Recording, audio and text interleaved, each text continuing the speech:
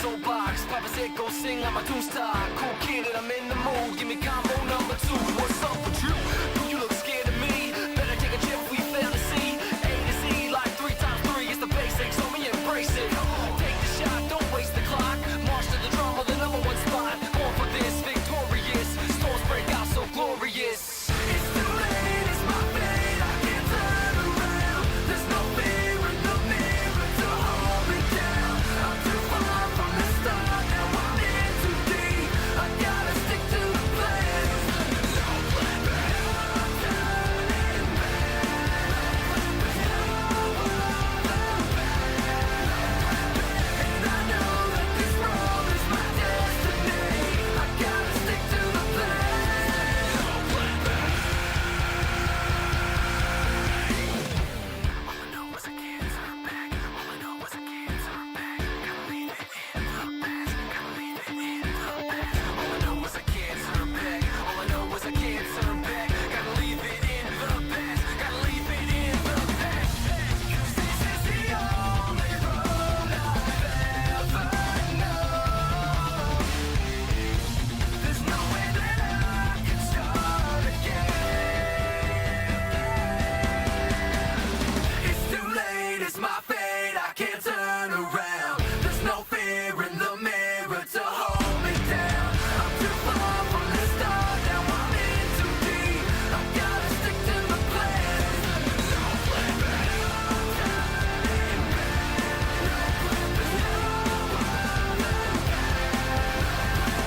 And I know that this road is my destiny. I gotta stick to the plan. No plan back.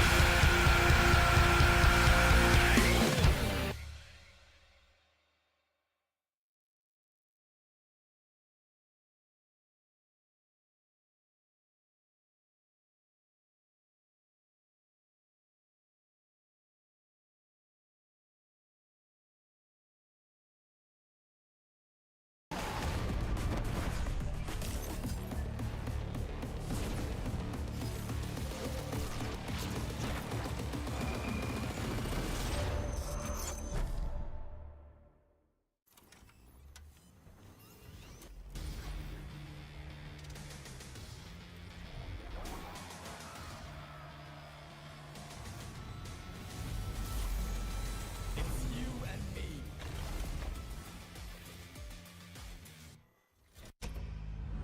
成为冠军一直是我的梦想，当无畏契约出现时，我知道这或许是我梦寐以求的机会。 I'm really proud of myself because it's an international event.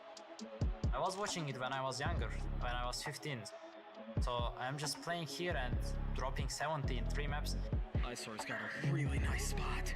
Is anyone gonna give him the target? Oh, but now he's giving his position away. Now he knows where he is. Meanwhile, Moon on the other side with 4. Isor drops 1. Can he 1v3 to close this out? No! The ace for Woot! Insane! Let's go, Woot! Bye! 我会全力以赴，精进技艺，力求完美。 Kang, we pranked 2 times. He's strong, I know, but we will see in the match. I can just feel crisp and kill you all. So just be careful. With Valorant, I found my calling. My goal is to be unpredictable. Always changing tempos. Go fast when they expect me to go slow. Go high when they expect me to go low. Boo's gotten Heretics that much closer than their 9th round. Oh wait, down to P in a 1v3. All staring at elbow. Benji Fishy will fall, make it 2, an ace to potentially close the map. Can he pull it off? They're both right there. The spam onto the first, they're both weak. He's gonna connect it all! And Joe to P aces his way to take G2 to playoffs! Honestly, I wanted to win this game extremely bad, and that's what we did. I want to play my best and be the best team that I possibly can for my teammates. Especially for Icy, it's his first event ever, his rookie year. I just want him to experience being on the big stage. Now that Jing is back, W Gaming is back to work, we feel complete again. Since you chose us, you better be very prepared, because if you lose, we're we're gonna air you out on Twitter.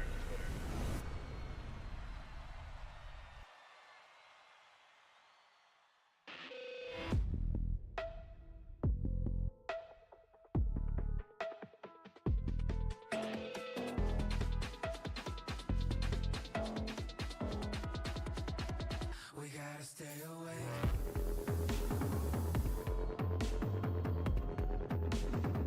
We gotta stay awake. We gotta stay awake.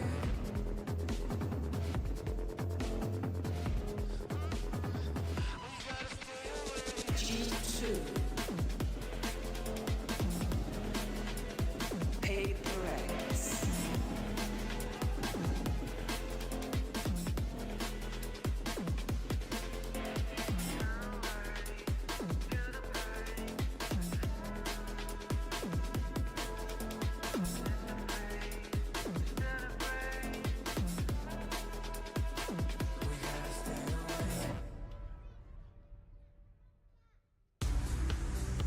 Here we go. PRX versus G2, our second day of playoffs, and it's going to be a clash of styles. You're going to have the G2 heavy prep work versus W Gaming on PRX's side. You couldn't have asked for a better way to kick off our day here, Mimi. The last time we saw this match, G2's core was a young team. It was their first international event. They got eliminated by PRX there. But now PRX has picked to play them in the playoffs, and they have a chance to make an upset happen. And as we look at the maps, we're starting off on 2 maps back-to-back where PRX is playing into these double duelist comps. I love the fact that Split is going to be the first map. We know that PRX didn't play it a lot in the region. They didn't even get to play it until the grand finals. They left it open as a third map time and time again, but they never got to that point. And Lotus being the second one there with the solo control. And again, as you're saying, the double duelist for PRX. There is some preparation that can be done here, and things are looking better than I expected for G2. Yeah, with limited options to reclear space on the mid-round, this like solo sky double duelist comp on both these maps for PRX is really going to be reliant on opening gambits to take a ton of space early off just like one piece of sky util and on heavy executes. If G2 can play around that well and give a little bit of space and then flood in against this comp that doesn't actually have that much to hold in the post plant, I think there's a real chance they could win this match. Or there's a chance PRX could just run them over. Well, that's what I was going to ask. Yeah. Like, what is the alternative to that situation? As the situation goes good for PRX, what do they do in that, against what G2 does? Just run them down. Literally, like if G2 is playing on sites on their defensive side, this comp can dominate them. They will be fighting forward, they will be disruptive, and they are some of the best aimers in the world. I think that there might be a reason behind picking the Split. It's not only that PRX, it struggled to close this map. I believe this was also the last map of the final there in Pacific. They struggle. They don't have that much confidence in it. They don't have that many reps. And the composition ain't that crazy, right? Like you have seen and probably played against a double duelist before. As I was saying, Split is the kind of map where, especially on that final, because it's the only VOD that I could watch, they started on that default, trying to cover up a little bit of the map, and they were not managing to get the rounds. Then Alex just calls on a timeout and says, honestly, just send it down a side. Send it down a side. Time and time again. And they were being very well shut down. Well, let's get into today's first pistol round and throw it over to your casters. You got Achilleos and Paper Thin, and they're totally going to be unbiased. Ain't that right, guys? Nice. Absolutely. Always. No bias here. All we want is good gameplay. Yes. And these two teams should absolutely deliver on that. But we've all been waiting to see PRX take to the stage here in the playoffs to see what kind of form they come out with. No doubt. I mean, this is one of the tournament favorites for sure. A lot of people are picking this PRX team, feeling like this is their moment. But I'm telling you, this G2 team is so good right now. I love the way they play off of each other. You've got some insane cracked players on that squad who can turn rounds on their head. You know, Valen and Leaf in particular have been super impressive. Jonah P, you saw it in some of the highlight videos on this particular map where he had that crazy ace. So this G2 squad is definitely, I think, going to give PRX one hell of a fight. Well, we're off to a roaring start already as Jing going forward, able to find a first kill. Valen going to be taken down. Crowd coming alive. Leaf going to be noted. Dealt with there by Divide with the Sheriff in hand. Plant now going to be coming through just 20 seconds into the round. Jing very far forward, collects himself a second. Notes the third. Fault line coming in, but he already has the headshot. And Jing, welcome back to the stage.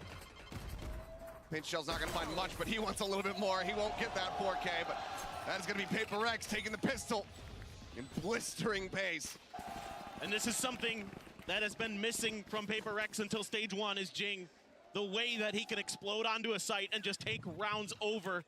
Of course, he's just so good at identifying these positions out the rip. There is a little bit of help from the flash, but there was a good opportunity there for Valen to challenge on that, and then he just starts taking space. I mean, this is what makes Jing so dangerous, is he does not let go. Once he's got that opening kill on a site, he's going to keep going at you.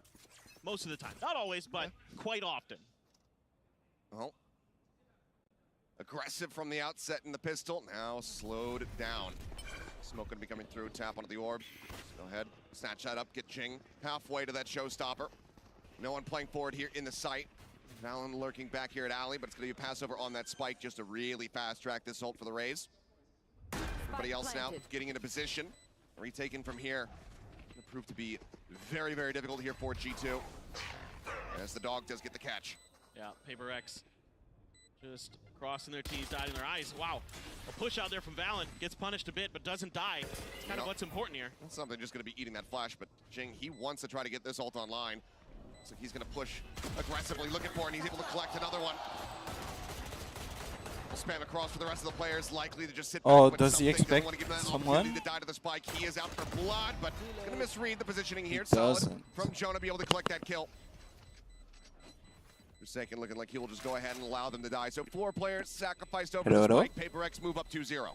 Yeah, this is good identification here by PaperX of that positioning, using that Trailblazer to figure out where G2 was setting up to die to the spike and trying to punish that as best as they could. And like you said, it's fine for Jing to die there. You don't care either way. You know, you want those ult orbs. You're so close to the showstopper already. You're 2 away. You can farm an orb here, and he gets 1 kill, and all of a sudden, they can bonus you in a heartbeat. See if that's going to be the play here for PaperX, as rifles abound now, full buy for G2. Did their best there, expecting the aggression from PaperX, covering their angles nicely, and you know, only lost 1 player to it. So for what it's worth, that's not bad at all, frankly.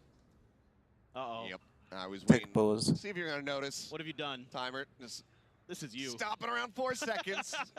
Hey, everything's been smooth so far. That's true. We've minor pause in the action. We've been very lucky. And we'll see what's going on here. Looks like something in the PRX camp. Forsaken needing to make sure that everything is taken care of. Just maybe have to unplug it, plug it back in again, you know? That happens. That's the go-to IT solution for sure. But yeah, it's a good start for PaperX. One thing I'm really curious about here, Kilios, is with these 2 comps, you know, how important is it for G2 to have a really good defender side? Because it's the double duelist, right? And generally, PaperX is doing their damage on the attacker side, whereas G2's comp is generally going to do its damage on the defender side. So in my mind, I'm starting to wonder, like, what's the round score that G2 needs to get to that I feel comfortable that they switch over to attackers? Because they've only played this map twice in stage 1 against 100 Thieves both times, and their attacker side was pretty anemic both times. Sure. So like 3 and 9, and I think 4 and 8 or something like that. So what is the actual score line that they need to get here on this defender side to have a good chance? I mean, you'd want it to be as many as humanly possible for the G2 camp. Sure. And we'll see if they're going to be able to get one on the board as we do get ready to go into that bonus round here. Best opportunity for them as the firepower will be in their favor for the most part. A couple half armors, but we'll see what the final assembly is going to be looking like for PRX once we get everything squared away here with Forsaken on stage. Curious if something thinks about an outlaw or something like that. I'm very, very intrigued as to what he's going to end up buying. I would be bold on the attack, but I mean, something is just known for doing bold things. Yeah. Given that outlaw, and the man is going to put it to good use, so it could see a purchase like that come through at the moment. We can still see the game. It's just shy of 4,000 credits, so can afford to go ahead and pick that one up, but likely wants to have a bit more money going into the next round, just in case they aren't able to convert here. Then I think maybe a judge. That, you know, that is also very much his speed. Yep, and that's a PaperX thing. They will grab a judge and maybe pass it over to Jing. Jing will give him the Spectre. Something like that might happen. It just kind of depends, but... Yeah, you know, give him the Wisey treatment. I mean, it was on split. He was just... That's true. Absolutely breaking ankles. I had people sort down, of forgotten about that. I think I wanted to... Energy hasn't. They'll never forget about it. But, you know, now they're changing their roster up, so... Yeah.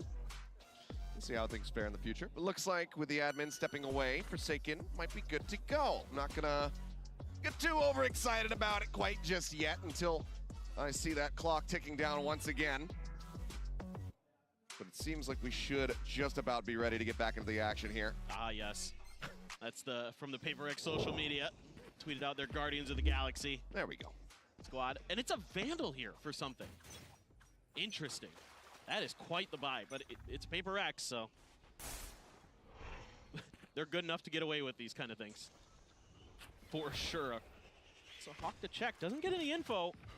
So let's see if they're going to be wary of a trap or something like that. Something just trying to take space, but the spike hasn't been picked up. So this is all just kind of an info gathering mission for the PRX squad. And they've been a little more cautious this year, I think. Jiggle peek out there from Icy. He's spotting plenty.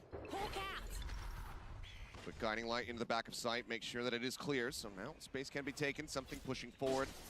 Look at Jing. TP up to heaven. There's Icy. Trying to force them back. Something does get tagged up, and the paint shell keeps him at bay here for the moment. Mind Freak setting up another smoke, trying to keep himself protected, but Icy's able to find the headshot. Does get knocked down to 21 HP. As Jing lurking away. Has he missed this one? Oh, now noticing it. Takes down Leaf, and that's going to be a weapon recovered. Middle now in hand for him. Clear out of the haunt. Boombot to try to get himself pushed up here into heaven. Something finding one. Oh. Right, trying to peek. One apiece, but now something. Picks up a second kill. A 2v2 here. It's Forsaken. Clearing out that Prowler, but cannot steady the aim. Dash around the back. Something with the updraft. 7 bullets remaining here in the Vandal. Now down to 5 as he clears out the Prowler. Playing ring around the Rosie here. Sees the gun barrel of 1. Swing out. Finds it. Swap over the glass. Second. Something. Gets the 4K Red Bull clutch. PRX. Damn. They convert the bonus. Yeah, definitely worth the investment for that Vandal. Puts it to great use and plays the time so nicely. Something just beautiful on site. Hitting some great shots, anticipating Icy's peek around the corner. Jonah P, so good on elbow on that breach. Was a nuisance the last time they played this map. And that's the PRX that you come to know and love. They are just so deep as a team, able to pull off these unbelievable plays, and now you have the showstopper for Jing. Playing pretty far up is G2 this time. Oh, something just trying to eat some of that paint shell damage to come away with the kill, but Icy is able to put him down. Haunt out for Trent. Gonna be destroyed, but that is a solid start. Weapon not gonna be recoverable here for them. Fight goes across. Little smattering of damage there on the Trent. Showstopper still here in the back pocket of Jing for the entry if they want to commit to this site, but it looks like PRX maybe wanting to go and suss out the other side of the map. Yeah, against the Nico, PRX definitely feeling like, okay, there's too many players over here that we've seen. Let's try something a little bit different. It feels like a trap, and they made the correct read for sure. Mind Freak, clean there, taking Leaf out in mid. Catching the one, setting up a smoke, trying to fake that. They're still going to be pushing their way over onto A, but the read is good here from the side of G2, so some damage can be dealt. Valen has that stinger in hand here on the side. Paranoia exchanged here on both sides. Haunt not catching anybody as he TPs over to the side. Showstopper now going to be coming through, but Valen instantly shuts it down. Jing dead. Jonah P there for the backstab. Does an immense amount of damage. The aftershock going to be coming through. Divide just respecting that. Swings ahead of it. Does manage to find that kill. Now with 30 seconds. Looks like they might be wanting to try to fake a pivot, but G2, they're very much stuck here. Valen is unbelievable with stingers. Just insane how good he is. Push forward. Mind Freak able to find one, but again, HP bar's falling low. Valen coming away with that one. Divide swinging around the side. Forsaken's going to be the one collecting that kill. Now it's all on Trent. Recovered Vandal in hand. One shot into Forsaken takes down the sky. I've got your trail. As the Seeker coming through just to confirm his position. Swing out, Defy. Damn. Just pushes for it, nearly loses his life, but PRX, they keep on stringing them together. 4-0 now to start. For what it's worth, this is a great round from G2. They do a ton of damage. They read this nicely. Valen, he is the best stinger player in the world. I have watched so many VODs of G2 coming up to this event, and like his stingers are insane. You've seen it here in this event as well, but the guy is just so crisp with that gun. It is unbelievable how accurate it is. Like, nerf be damned. He's just so clean with it, and I love that G2 has so much success on their ecos because of it. Attack op now in play here from something. Let's see what kind of value he's going to be able to find here. Jing just taking a couple pot shots in towards Mail, trying to see if he can connect a stray. They just got a lot of info to G2 that there's nobody over in A main. The haunt wasn't cleared, so that allows them to take a lot of space. Really, the only site they're giving up is B. And Paper X is actually going to be rotating in that direction, but no real trap setup with all that attention in the mid. That's drawn both Jonah P and Trent over along with Leaf. So Paper X has an opportunity to maybe get through. They can get this opener, but something going to be leading the way with the operator. I see such a deadly position here.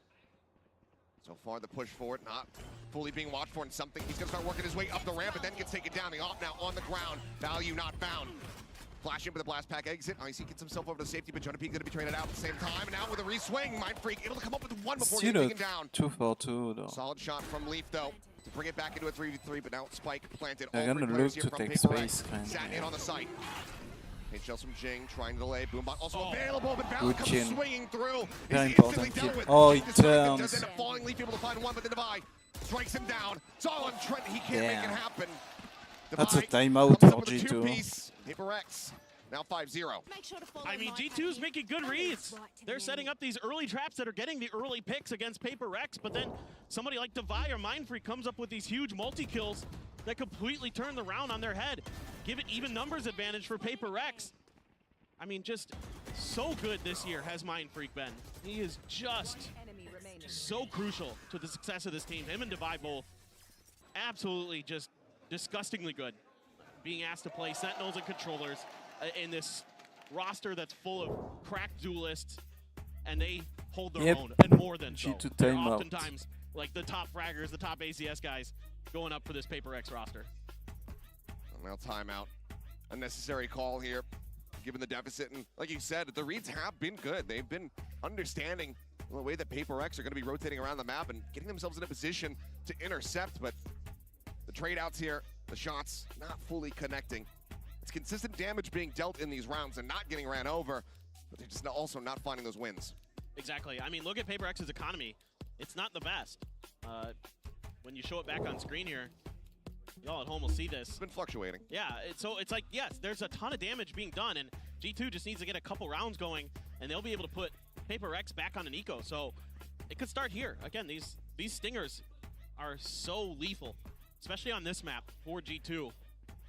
Just kind of look and see if they can maybe get that showstopper online with Icy. They could easily turn this around. Get the Viper's fit for Leaf. He's 2 away. A lot of things could absolutely give G2 a big, much-needed thrifty. Oh, quick swing in and a swing out. They don't want to mess with that stinger again. Yeah, I wouldn't either. No damage dealt. Able to back away. Icy now. Looking to try to reinforce this mid position here. Got Leaf tucked away in mail. And for now, looks like Paper X is going to be more than happy to just leave Devi here. Let him linger. The rest of the team turns their sights back over in towards Garage. Valen's repositioned, though. They're pinging out, expect him to be back behind the box, but he's actually just rotating around pillar. And Paper X really taking their time with this. There you go. Such a minor timing to play off of, but something comes away with the kill. Valen going to be taken down. Half your smokes now gone. That paranoia not going to be in play. Fault line held. This would leave something on a bit of an island. He does have the tailwind to try to exit as the push starts coming through. Fault line set. Stinger in play. Jonah P able to do quite a bit of damage there. After shock. Try to force somebody out from behind box. Jing able to pull away from that and not take any damage, but decent damage dealt. Forsaken down to 23. Does get something back up to 100. And Leaf taking him some forward space is able to take him down to the backstab. Getting ready to come through. Trent on this big, all the way through their spawn. But he needs to get there sooner rather than later. Jing's able to find one to buy, getting another. Spike down B. And now it is all on Trent. Can't make a noise, can't make a sound. Needs to try to catch them off guard, but Jing is watching for it. Now they all know where he's at. Does get the headshot, nice little wall bang there. Do some additional damage here. Haunt out, not needing to be cleared. Both pulled back here around the pillar. Spots one high, has to go for the reload, and Mind Freak has the timing. 6-0, Paper X continue onward. And this is the new Paper Rex. They're a lot more patient. Yes, it still looks kind of aggressive because something's starting to push angles, but he's doing it quite late in the round. He's waiting for someone to give him an opportunity to find that pick, and he gets Valen with it off the dissipate of the smoke. Just so fast is something. Jing as well. So quick to react to these things. It's what makes Paper X so darn difficult to fight against. Trent, that lurk just came a hair too late. He was almost there in time to maybe spin that round back into G2's favor. Just not quite able to. A little bit of confirmation on some information the pit used in mid.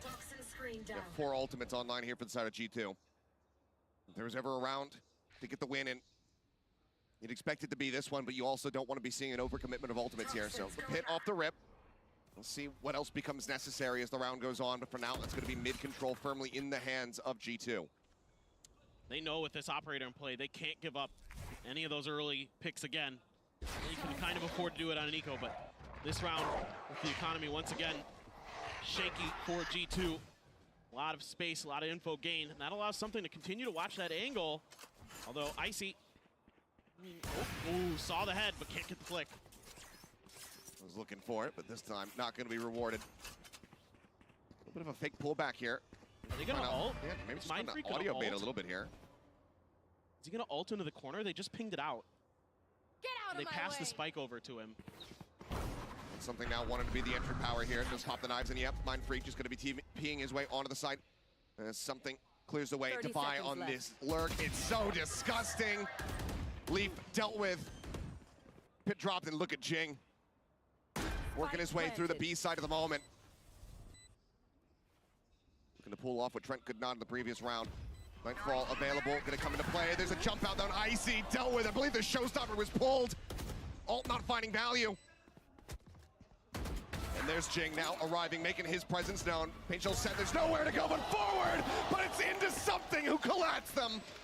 It's a flawless from PRX, both in the round and in the map so far, 7-0. The on-the-call flying here from PRX is so good. They get so much info, and they're given so much space, and their plan around that is, okay, we just need to keep screens under control, get onto the site. We could pass the spike over to Mind Freak. He can bring it over and plant it. Jing's going to be lurking. Devi's holding an angle from Ramen. And they're going to win the round flawlessly. I mean, they're just so good. It's not just their shooting. They are very aware of their surroundings and how to exploit what their opponents are trying to do. Well, clear on the haunt, not really. Stopper, Valen, it's that paranoia and a stinger. Well, Valen now going to be noted. Smoked his base. He still comes away with one, but the jump forward from Jing, looking for the kill, and he's eventually able to fish it out. Finds that kill. Jonapi taken down. Divide trying to intercept. Eventually he's able to steady the aim. Finds that pick off as Leaf goes down. And it's now just Trent and Icy left alive. Sheriff's in hand. Spike planted. Well, unfortunately, not much hope in hell. One now noted. Jing watching over and ramp. Drop shot coming their way. It's the swing out. Jing trying to challenge here on to both. Does end up getting taken down. Icy finding that kill. Dink on the Mind Freak as well. Wow. And take him even lower. As the C's now gets chucked out. Swing around the back though, Forsaken. Ready on the back step. Can't find that final shot, and suddenly, Icy may just be able to bring this one back, but time is dwindling. Devi working his way over here towards ramp. Here's the entry. Paint shell. It's a solid read from Icy, just trying to create some space. Gets in onto the defuse. Tries to stick onto it. Tries to get the half, but right as he does, Devi takes him down. Again, a decent effort. So very close to getting that first round win here for G2. But PRX, they just barely managed to squeak by with the win again. Yeah, it's great to see Icy coming alive here, having a great round. After getting shut down with showstopper in hand the previous round. You see, they're so clean. Usually, our PRX, a little bit of whiffy from Jing and Devi, but able. Yeah, You're all right. Why not? Good enough. I mean, they're just so efficient.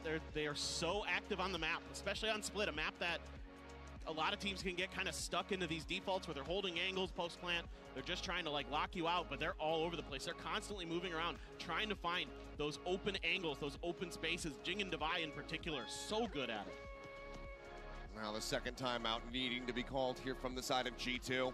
And you were asking the question earlier, how many rounds on the defender's side to feel comfortable? I don't think there's enough available at the moment. No, they're not. 8-4, definitely not where you would like to have been going into this one, but right now I think you'd give up the world just to be able to get those 4 rounds, to close out this half, to start building up some of that momentum.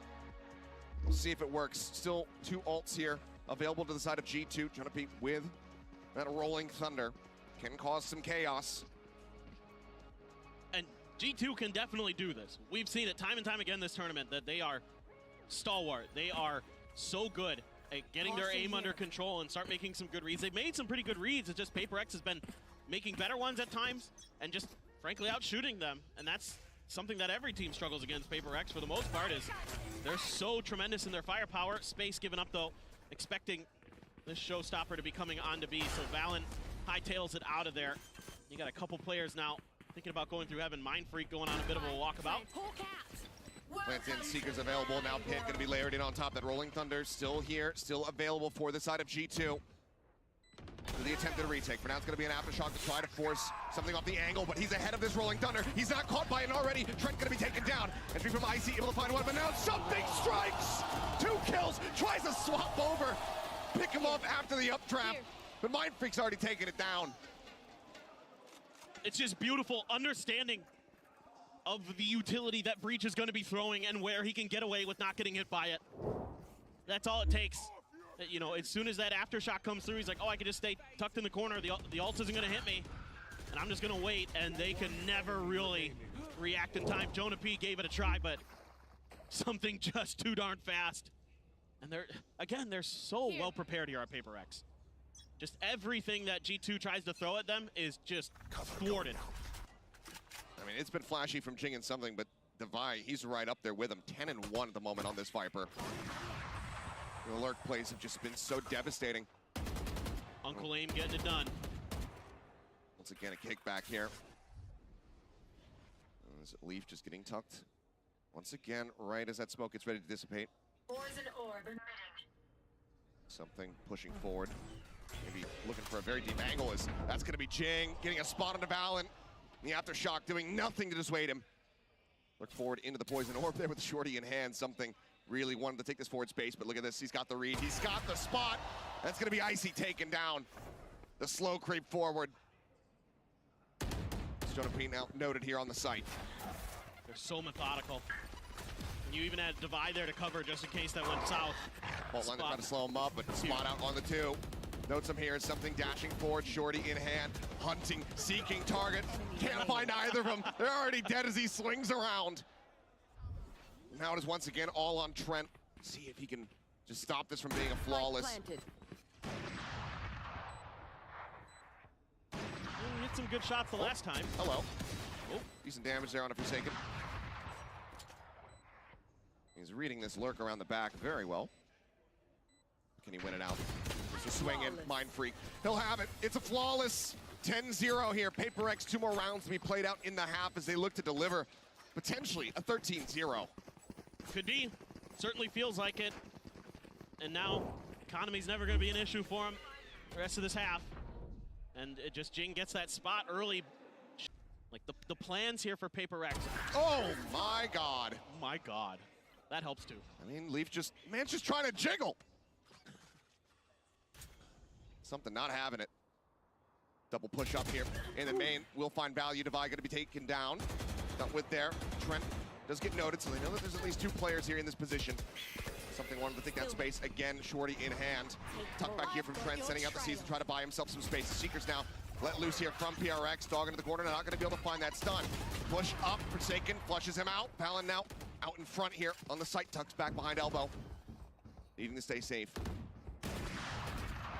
Full rotation still not called in here from the side of G2. Icy, okay, now starting to make his way over here towards A to try to reinforce his position, but Valen for now is all on his lonesome with 16 HP remaining. Oh my in around the back, and he's able to find his mark. Valen dealt with. Now the double approach. It's Forsaken, just playing off this one way. Swings, thinks that he gets the kill, and then runs out of bullets. Jonah P able to take advantage there. Now a 2v3. Something looking for another flick of the century. Can't quite make them happen though. Paint shells connect there into backside. Showstopper now comes through, but again, he is dealt with. Something just not allowing for these showstoppers to even get drawn out. Mind Freak TP's up into heaven. It's 11-0. No rust for PaperX. Coming off a bit of a break. Had the first part of this tournament off. Didn't have to play in the Swiss stage because they win Stage 1 of VCT Pacific, and they are not missing a beat. Something in particular is feeling it with that op. You could just tell with those flicks. And that's Jing, the best in the business when it comes to blast pack landings and recovery. No one does it better than him, and he does it with a Vandal. As we get ready to take a look at the scoreboard, you can see, I mean, the duelists here. Inseparable. 13-5-3 between both of them. Just perfect parity. As they look to deliver utter destruction here to G2. Well, Flash is going to be committed there from Forsaken. Just trying to draw some attention over towards B. Meanwhile, A completely opened up. It's going to be the plant getting ready to come through. Jing one off the showstopper here after the plant. This time it's Forsaken on the late lurk. Or PRX, so it'd be difficult on site. Devi with the op. Gonna be trying to lock down. They're coming from every angle. Mind Freak able to catch Trent there. Seize does connect, but Leaf on this backstab, on this flank alongside Jonah P. Comes up with a kill. Devi gonna be taking out full flash, connects there on a Mind Freak. But now scooped up, Forsaken. A bit of a riskier position as he goes pushing out. Valen takes him down. Now it's all in the duelist. Something on the first. Turns for the flash, but he's taking too much damage, and there you go. The cleanup comes through. G2, at long last, fight back. They get themselves around victory here to close out the half. But 11-1 is a hell of a road to try to run back. Yeah, and this time around, they're a little bit quicker to react after giving up all that space to PRX. They completely cede the A site to them, and they say, here you go, have fun. And they do a great job coming from a bunch of different angles and striking together. Yeah, this time just very much noting where all these players were going to be coming from. Getting that really nice timing, swinging the back around through main to come up with those kills. And that's going to be the first bit of frustration dealt over here to the side of Alex, but I think even he not going to be too upset given the game state here for them. He shouldn't be. You would hope. In a very strong position, G2, everything to do in the second half. But for now, as we go into the halftime, give them a breather. We've got a very special guest standing by with Mika for an interview. Hey guys, we have a special surprise for you. We have the whole Sasanto family right here in the venue. We have Yenny, who is Forsaken's mom. We have Ari, who is Forsaken's dad. And we have Hannah, who is Forsaken's auntie. That's right, the whole family is here. Now, of course, the world knows that you have a very talented gaming family. And this all started when you opened a PC shop or a LAN cafe many, many years ago. So is that where Forsaken and Xcure learned how to be pro gamers? Yes. Yes. That is where they learn how to be pro gamers. It runs in the family, right? And since the whole family is here with your two sons, did you get to spend time in Shanghai? Did you get to spend time as a family? We come support my son and Team PRX. Oh, yes, of course. I can see that. And where did you go as a family? Did you see any sites together? Yes, my son is on the television watching us. Oh, see, it's a whole family affair, right? So right now, the score is 11-1 in favor of PRX. And I know that, Ari, you are a gamer yourself. So what is your assessment? What is the analysis of the map so far? Yeah, I'm analyzing. I'm trust and I believe PRX can be win this map. Yes, of course. I think so far, you know, everybody agrees with that. What about you, Yenny? Do you have any words for PRX right now? I will. I wish PRX will be the winner, champion. All right, PRX will be the winner. You heard it from them. Let's get back to the game. Thank you very much. Good to see the support. Good to see the fam coming out. As Forsaken taking a glimpse across the stage, and his family as they will take back to their seats. It might not be too much longer until they're on their feet once again. It's PRX 11-1, utter domination in that first half. They start off with a pistol. It's all but over. Yeah, I mean, 11-1, monumental. If G2 can get this done, but it's going to be really tricky. This is a 4-1 setup here for the side of PRX. Got all your duelists, an initiator util over there on the A site, and a toxic screen setup for what I assume is a retake if they pivot towards B. But of course, it's PRX, so here we go. Something rushing forward, but it's going to be Leap collecting 3. Excellent response, some damage taken. But widely, G2 very much coming out dominant on that exchange. Yeah, Shaken still creeping up. Oh, doesn't note him. Does manage to take him down, but an immense amount of damage now dealt to him. Trent? Not much more pressure here, going to be pushed onto Devi, and Forsaken is not ready for Trent. Solid lurk from him. And now the pivot back over towards the A site. Devi aware that there could be somebody coming through spawn, or they're just going to be making their way over towards A, so that is going to be the direction he starts. Valen will be coming down the stairs behind him. Can't find the shots. Yeah, Trent It's going to take him down, and G2 gets what is literally a must-win pistol. And it's off the back of just some good patience off the rip, Achilleos. Well, that is the round that they absolutely needed off the rip here. Economy going to be in a good spot. PRX, of course, going to be respectful, not going to be seeing any kind of force-ups here. A very good opening volley here from Leaf to just gun down 3. Try to fast-track that pit, and there's that frustration starting to come through.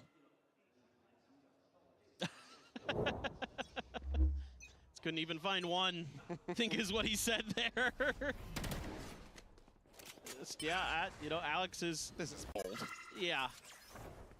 I mean, I'm not surprised. Look at the stack here in the mid.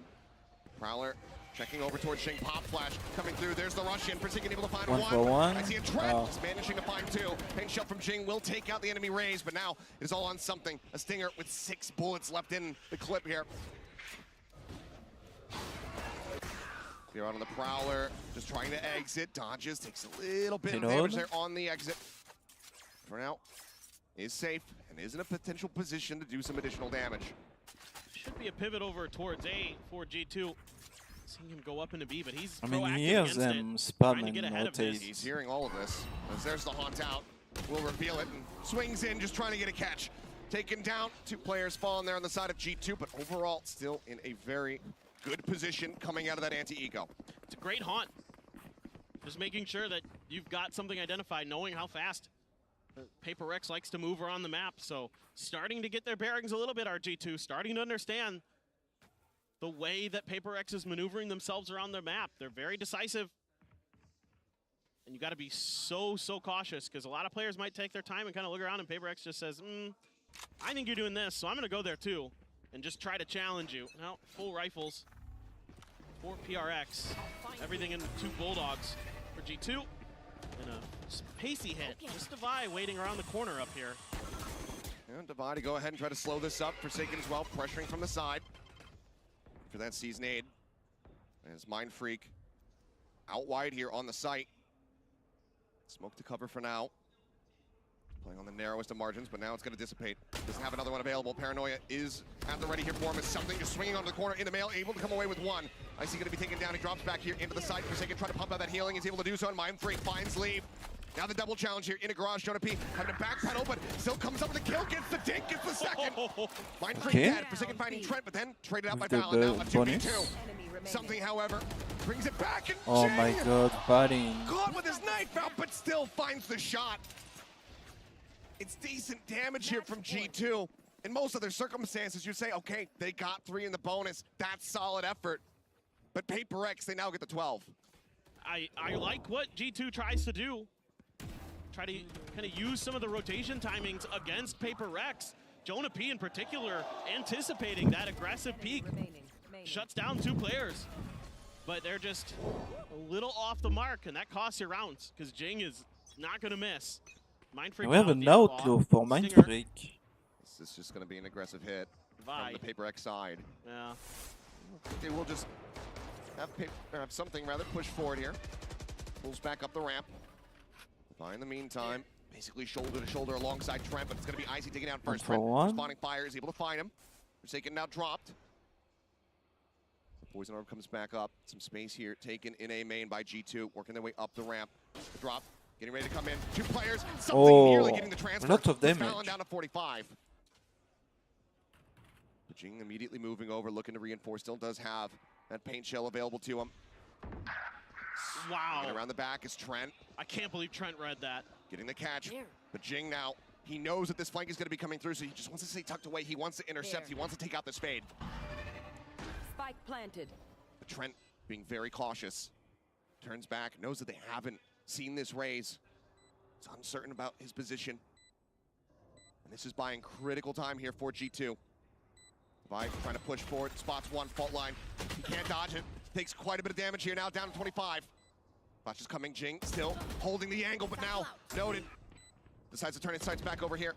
In towards A, Divide finishing off Fallon, but time taking Jing dead. It's all in Divide to try to see if he can finish the map right here, right now, but it's a 1v2 with the time. Not working towards him.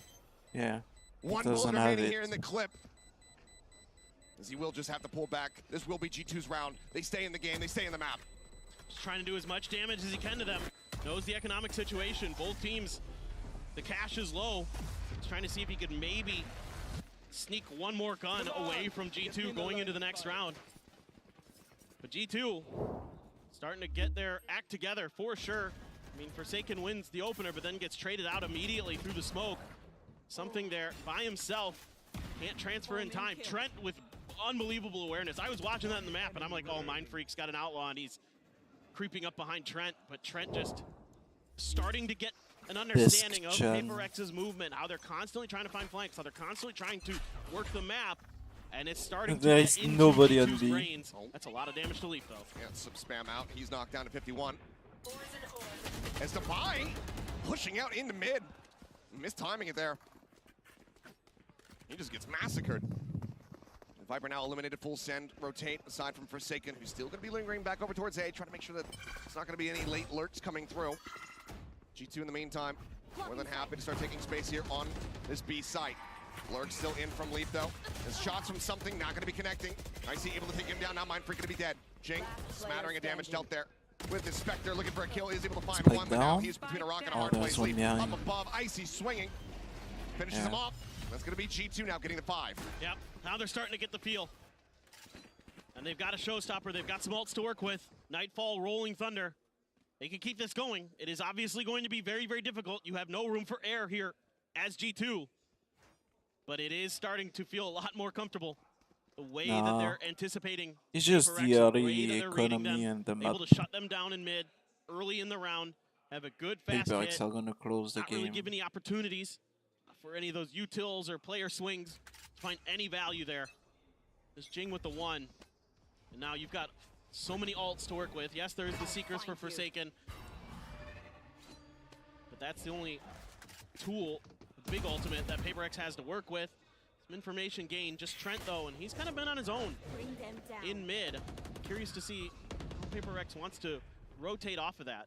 Looks like they are going to start stacking a bit more towards A, knowing that Trent is usually a lone wolf over in that area of the map. Something again, just playing here at ramp this time. Poison Orb not set up for the approach. Poking, pushing forward, Leaf. Staying alive, knocked down to 20 or 70. Misreading, as Icy is able to come away with that elimination. Snakebite now sent from Divide to try to slow down the approach here onto the site. Seekers needing to be used by Forsaken. Trying to track these players. It's all leading towards this A site. Face your fear! HL sent in towards main. Showstopper used. As he swings around in from behind. Icy seeking targets, but he's short set and Jing still dealing it a little bit of damage. Finishes off Leaf. Trent trading that one out. Mind Freak now occupying space here at backside. Levi as well starting to push forward. Mind Freak playing it out patiently. Finds the first. Forsaken out in heaven. Finding another. Down A. But now it's Mind Freak in a 1v2. TP dodges out on the Rolling Thunder. Icy knowing where he's landing. Oh my god. Ends up falling. Plant getting ready to come in. The paranoia goes across, but he still sticks for this. Jonah P. Can he clutch? Yes, he can. Damn. Shuts it down and extends Jonah the game P's even playing further. really, G2 really now well. at the halfway point. Yeah, some good maneuvering from Jing there to avoid the showstopper, and Mind Freak finds a perfect time to use his TP, but G2 able to stabilize, was able to wait this out. I'm a bit surprised that we're continuing to leave something by himself in a corner here for PaperX. That's something that G2 is exploiting. They're sending at least 2 at him to make sure that he's dealt with. PaperX time out. Just gives G2 more and more confidence. Certainly it's going to be tough to get to overtime, but going into the next map even, they're going to be feeling like, okay, we can go toe-to-toe with these aimers, no doubt. It's all at the start, but it's been coming alive here. Boombot checking forward here in the vent, nothing going to be noted there. Showstopper and knives on the opposite side for PaperX. We'll see if those come into play. They want to save those for an actual full investment round. They've completely left the A side open, hoping that G2 will continue this mid-contestion. A push out, I mean, something going for the challenge. He's rushing forward, he gets the kill somehow. 1-4-1. Traded out, but it feels like he should have never been able to get that. Icy as well, tagged down to 5 HP. Well, nobody does that. That's the most fucking jet play ever. Something Like. does. Snakebite forward, Divine in a rough position. Down to 20. quite a bit of damage. Aftershock to try to force him back. Swings out, just wanting the challenge. One Going, damage, missile the shots go knife. wide. Missile the knives. Space And now then taken here dash from in the A with a site. pistol. Gonna be Leaf lingering around heaven, looking to try to get the catch here. Meanwhile, Jing and Forsaken pushing their way through sewer. Freak now arriving. The slow swing. Oh. The one tap of the Guardian. Leaf gets taken down. Now a 3v3. With that showstopper still in play. Exactly. Jing might just be able to try to finish this one right here, right TP now. out. Kid going forward, Balance swinging out. Jing not really anticipating that one, but now jumps up over the top. Puts him down. Balance dead. Gets the spot on the icy. Finishes it. He's 5 HP. Paint shell into the corner. Aftershock not connecting. It's 10 bullets and his stinger now 8. Swing back around here to elbow. Looking to challenge. The tap on it. The force space taken. Oh. And Jonah P again. The last one standing. He keeps him in it. I'm telling you, Jonah P is They're giving him everything so they can fucking handle. solid. And G2 has been weathering the storm just enough here on this attacker's side to keep this map in play. Come on. It's unbelievable that he can get away with this. But look at this movement here from Jing. He lands on top of that after using that showstopper. It's insanity. But Jonah P has been incredible in these 1v1 clutches. Absolutely stalwart for G2. The Professor doing a great keeping this map from being over just yet. 5 rounds away now, G2. That's what you need. 5 more just to send it to OT. Multiple attempts at map point here thus far from PRX, but G2 continue to hang in there. So timeout called from PRX. Alex looking to intervene, looking to get split done and over with. Just how much more gas is in the tank here for G2? It's what they've been showing so far on this attacker side. It has been a breath of fresh air compared to what we were seeing in the first half. Yeah, and they've been running away with this so much that they had kept the op out of something's hands until this round. That's a huge piece to the PRX puzzle, it feels like, on this map, especially on the attacker side. There is a Viper's Pit for Leaf, so if you can get to a position where you can get that plant down, it could kind of nullify some of that ability that PRX has to use that long-range weaponry to their advantage. Let's see exactly what this looks like. I mean, you got a lot here. This looks like a fault line into a fast hit up ramp. Something like that, or maybe just a flasher. Flash at the ready. Yep. Get ready to push forward. Trailblazer just going to be cleared out, but taking a decent bit of damage there, down to 51, but Icy is well tagged up. Op now right out in front of main. Gets the spot, gets the kill. Icy taken down. A lot of the entry power now out of G2's hands. Now they got Call everything. end up being. Yeah. Oh, this is insane. He's going to go pushing forward. Oh as he my swings through the God. wall. Just a bit too aggressive, and Trent is easily able to deal with it. Fault line being sent off the back of the Prowler. Just look at the chase. Jing does get caught, but not Forsaken. Going to be taken down. Eliminated. Clear out on the Haunt. That's a big entry here for G2, who now have the site, and now they have the pit. Leaf cutting off all access there through screens to Vi. Lurking forward into that position. Find value from here, trying to find the round win. PRX feels nigh impossible. Good luck. I mean, Devi's going to try to push this. He might catch Leaf off guard. Waits out the Prowler time, and he finds him. The pit now dropped. That Does goes he check 3v3. it? Push down, Jing, getting Valen. Just Trent and Jonah P now left, and Jing. Jonah P dead. It up. Trent, Trent. last one standing. 1v2. Time on his side. Quick little jiggle peek. The double face. He finds one, but he cannot get the second. Mind Freak will be the last one standing as the defuse comes through. Plenty of time to spare. It's PRX taking split, 13-7. I mean, after 11-1 start, to ring it back to 7-13, a hell of a performance by G2. Very much is. That's just the first map. We've got Lotus coming up next. PRX's pick. We'll see how G2 fare there when we come back from the break. People die. All I care about, right? I have Dying PRX to winning though. People gonna die. If people not dying, I'm gonna call tech boss. Like, Yeah, people, Jason. We talked about this. Like this.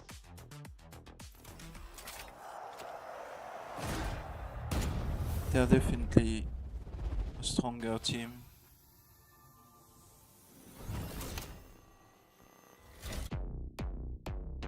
I also have Heretics winning.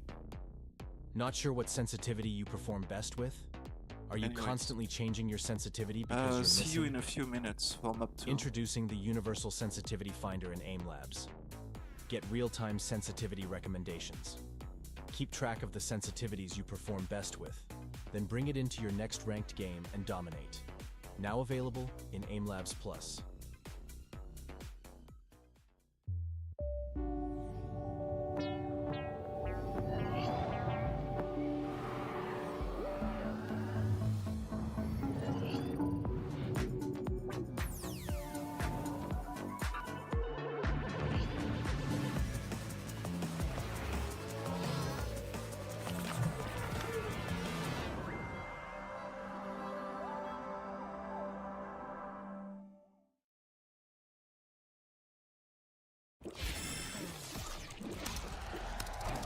Red Bull gives you wings.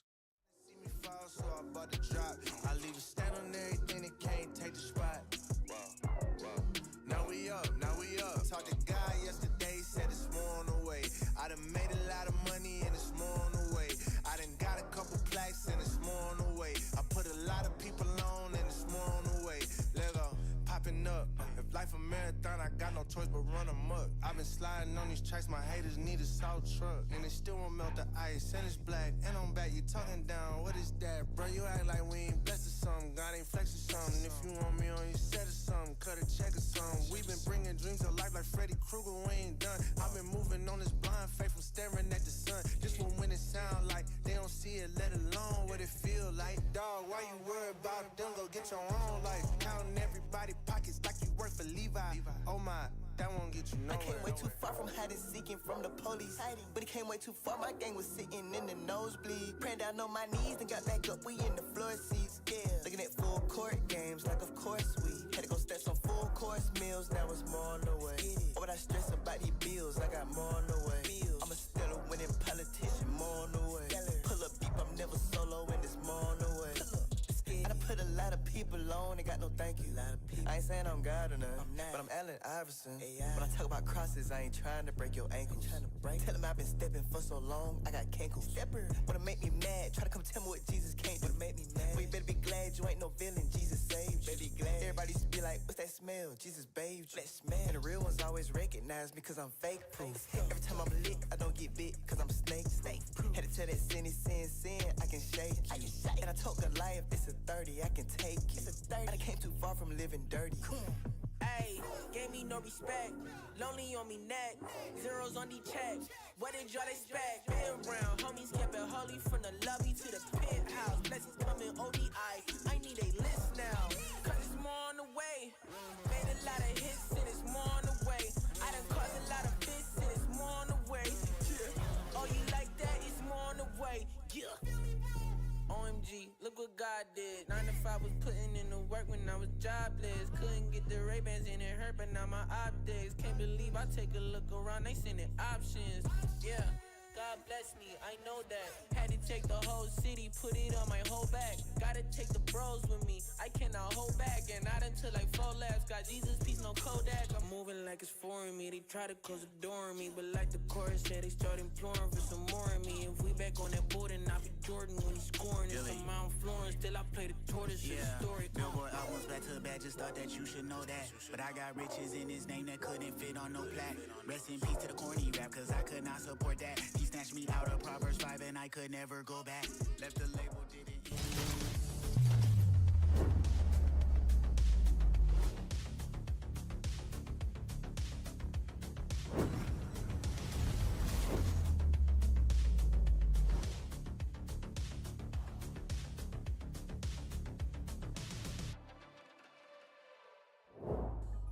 Hey guys, I'm here right now with Coach Alex of PRX. Congratulations on that first map. You mentioned that you were a bit relieved to be coming into Shanghai with some more downtime than usual, especially since you weren't playing until today, this very day, right? So how did PaperX spend their time off?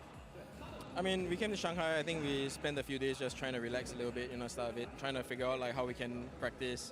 After that, it was just practice as per usual. We tried to spend like maybe 8 hours a day practicing, I think that's what we did.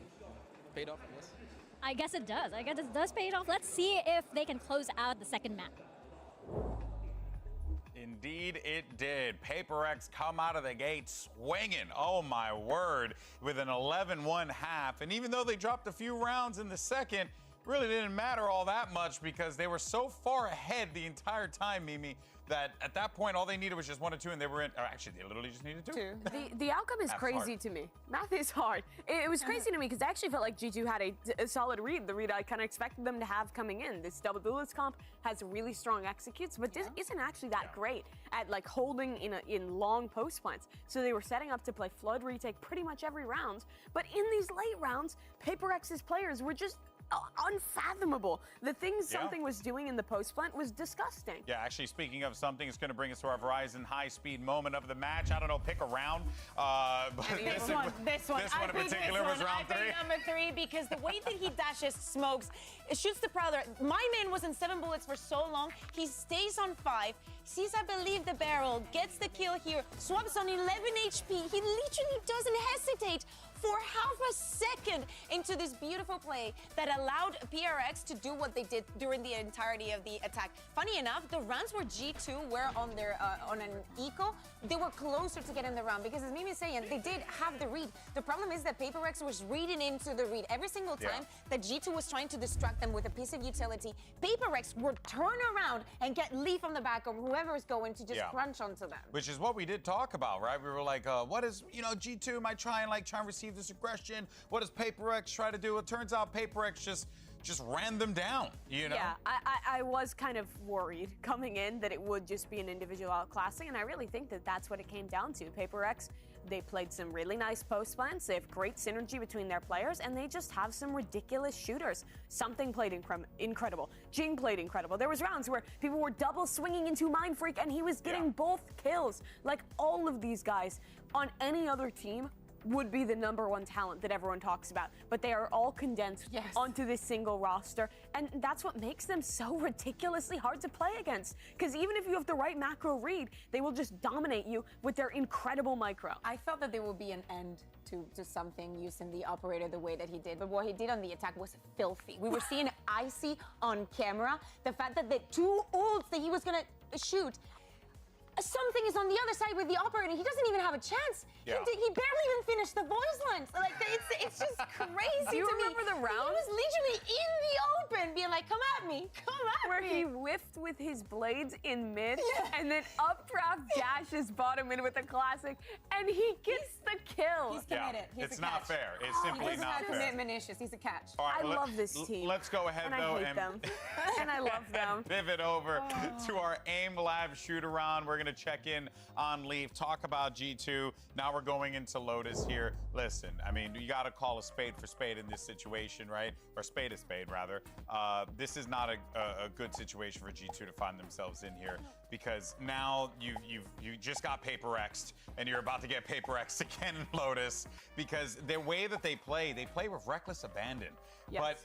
But it's like coordinated reckless abandon. You say that the late rounds look like it, but I think the mid-rounding and the early rounds from PaperX was really on point. But Paperthin was talking about this a lot in the cast, but I feel like this is a PaperX who takes their time a lot more, who's really actually quite thorough in the way that they're calling these rounds.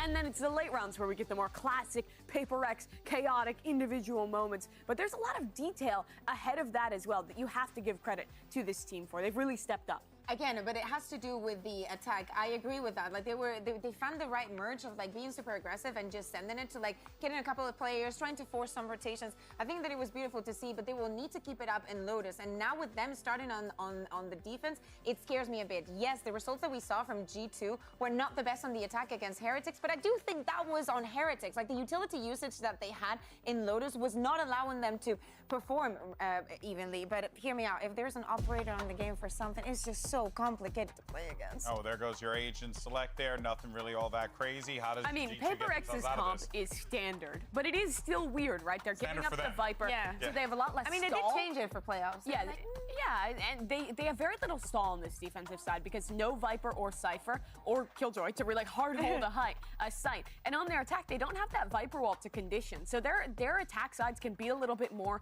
telegraphed, but I still really feel like it's going to come down to the individuals and how well they perform in the late round. PaperX is just unbeaten in that respect. Yeah, exactly. And for the stalling utility, I'm looking at Forsaken. We talked about how he is a flex god and he needs to show up in this defense if they want to take this home. Well, let's find out if G2 can manage to make this series go the distance. Send it over to your casters. Here's Clinton and Paper Thin. Who? All right, changing it up after yesterday, I see. I don't know. I don't want to be either. Oh, no. Come on, man. I'll be Paper Thin. Come on, man. I'll be Paper Thin. You can That's be unbelievable. I took Seth. Which one? Okay, fine. Whatever. You know what? You know what? This round is you. You go ahead. All right. Roger that. Well, let's go ahead and get ready to jump into the action. Lotus once again for the side of PaperX. Talking about, how do you get a read on this team? Teams have been able to do it on this map in the past. You think about Gen G going up against each other in that grand final. This is one of those maps that Gen G was able to take away from PRX. So while they still are incredibly strong on it, there are weaknesses that can be exploited. Well, I mean, this is, again, just like Split, a very important side here for G2, because usually on their Lotus, which is very, very good, they're 4-1 in stage 1. It's this attacker side that gets it done, like most of the world. However, going up against PaperX, they're tricky. They love to isolate fights. This lurk from Jonah is absolutely gorgeous. Forward at Mound, something not ready for it at all. Fantastic headshot coming across. Now things very much slowed down. Silence here. As PaperX do have a 3-man stack over here towards A. They hear the Prowler checking back Rubble. Ping's coming down, but G2 seemingly not satisfied with this, so they themselves also going to drift away. It is a bit hard on the early part of the round to read off of just killing something. A lot of times it's going to be like Forsaken or Divide backing him up. So you got to be worried about that. If something gives it away over on this A site. And so therefore, they've got enough info. Leaf's able to sit there behind Mound long enough, doesn't get any other attention. And he says, guys, I'm pretty sure C is open. Let's make a try. And they read it correctly. Nicely done here by G2 to start this pistol. Competition now coming through, but do they read Leaf's position at the moment just outside of B? Tucked away. The spike plant comes in. Looks like starting to swing. They're starting to watch for it, but he still puts one down. Forsaken, taken out. How much more damage can he deal? The double push coming through. They're able to flush him out, but out. Trade back as Jing ends up falling. Mindfreak finding Jonah P. Paranoia not going to be connecting, but door still has to be retapped. 2v3 with Icy tagged up. PaperX look to try to retake this C site for themselves. Mindfreak wary about the corner, sends it there, but everybody playing on the site itself. Push up over the top. Trent find the headshot, takes out Divine. Mindfreak being encroached upon as Icy comes down over the top. Kill's gonna be found, and that's gonna be G2 picking up another pistol. Phenomenal mid-rounding here from G2. Kind of understanding some of the lack of information that they're getting and putting the pieces together to know that they can make it go towards that C site. And it all starts with that opening pick by Jonah P. This is a huge win. I don't think something really anticipated that he had already gotten to that side of the mound. He's kind of got caught with his pants down a bit there. And yeah, it's gonna bother Alex. I mean, you and I are used to seeing that. That's a common occurrence in Pacific. For anybody who hasn't watched PaperX, in which case, welcome to Valorant. They've been here for a while. This is normal. Yes. You don't have to be concerned. Might have to be concerned though. As that's going to be a double kill coming through here for Icy, down to 20 HP, but still solid value found with that stinger. 2 solid picks as Jing still just sat back behind the box just outside Baby Door, frenzy in hand. See what kind of damage he can really deal. Something wanting them to push over towards him. But Trent just banging through the box, gets the headshot, gets some follow-up damage there on Forsaken, setting up for the easy kill for Jonah P. Now it's just going to be an orb take here for something, see what kind of damage he can deal, but still a turret, noting him. I don't know exactly where he's at. Dash at the ready as the plant will come through. Icy going to be getting himself just past the halfway point towards that showstopper. It's so good from G2. They're so well coordinated with pushing and pulling, taking turns to trade. Well, can't quite find the connection. He's got to be ready for this forward presence, and he is. Snappy with that headshot. So he looks to deal a little bit of increased damage. Swing out, gets himself a second. 1 HP, another shot down at the corpse. Some more shots down at the corpse, and says, okay, I'm ready. Come take me. Phantom will be carried over. G2 will start off 2-0. Okay, something is going to get his, but this is just a great start for G2. I love the way they're working the map, being really methodical, using those high pen weapons to great effect through the boxes, all the things that you would want. I mean, yeah, that's pretty darn nasty something.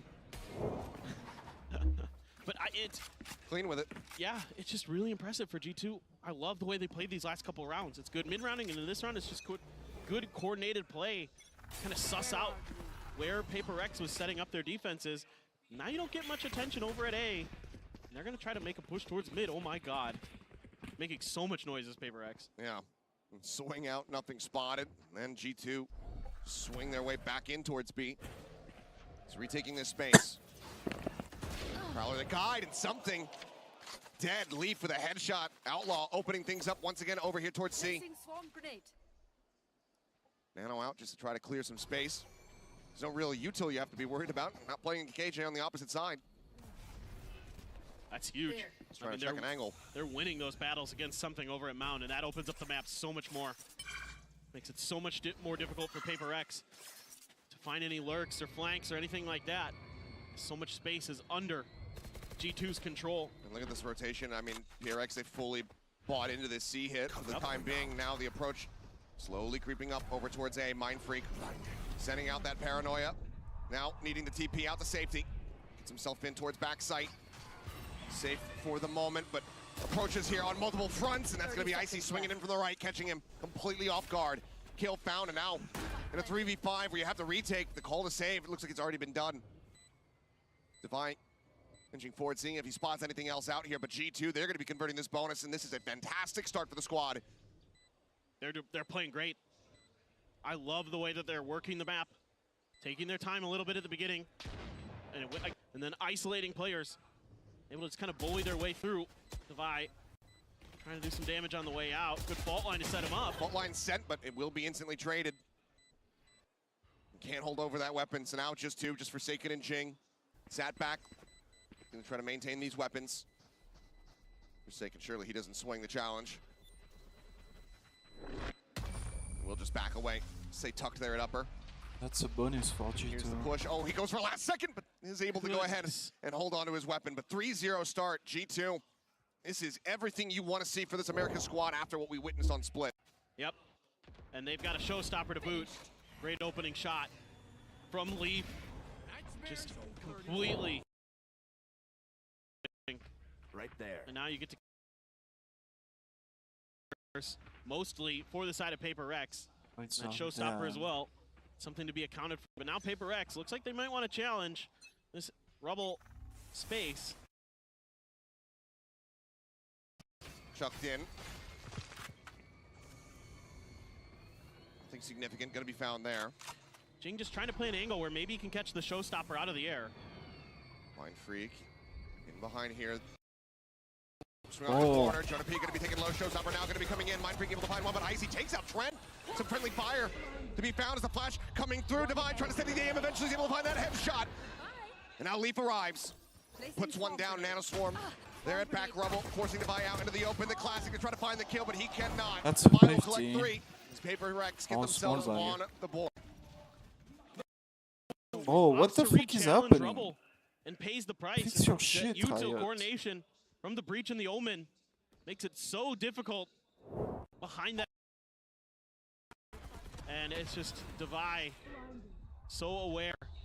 Gets a good flash for himself as that Sky.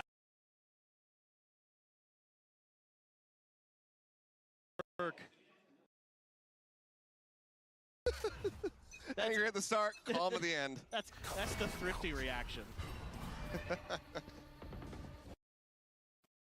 Again, big presence here towards A from G2. Slow creep up towards this orb.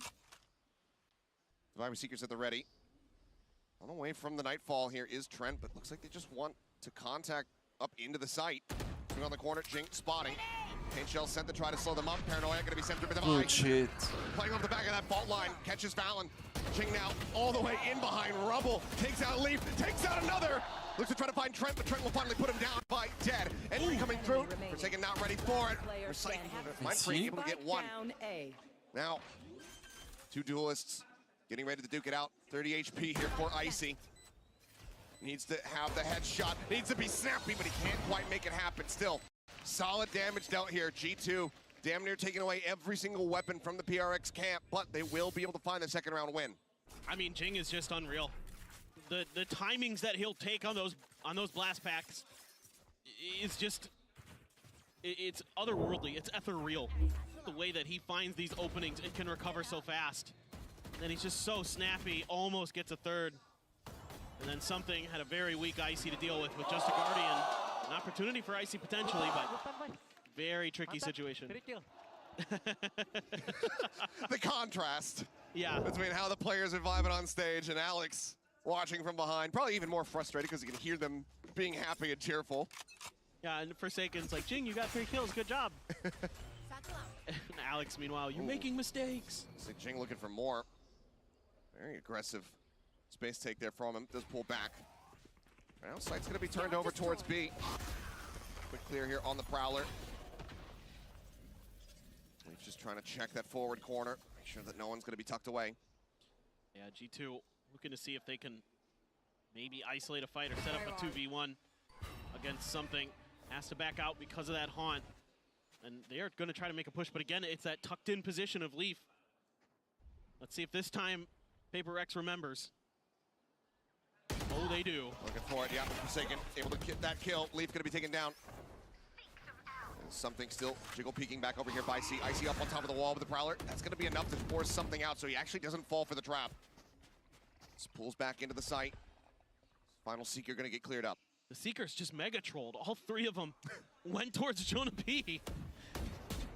I guess they had to because of the door. A dangerous jump across a dangerous challenge, but he still comes out on top. Icy, dead. The paint shell not getting much damage dealt.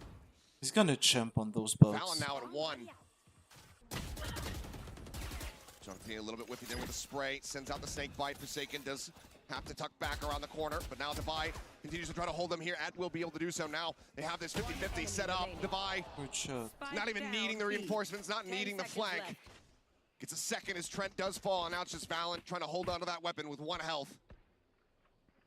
Yeah, just good proactive play here from PRX, clearing that corner where Leaf was hiding. Doing a really nice job this time remembering problems that occurred previously. And they're just doing a great job of holding the line at the front of B. Yep, just 1 and done. I love that. And then they use a Hawk to check. Don't get any confirmation on it. I mean, something is gonna hit those shots.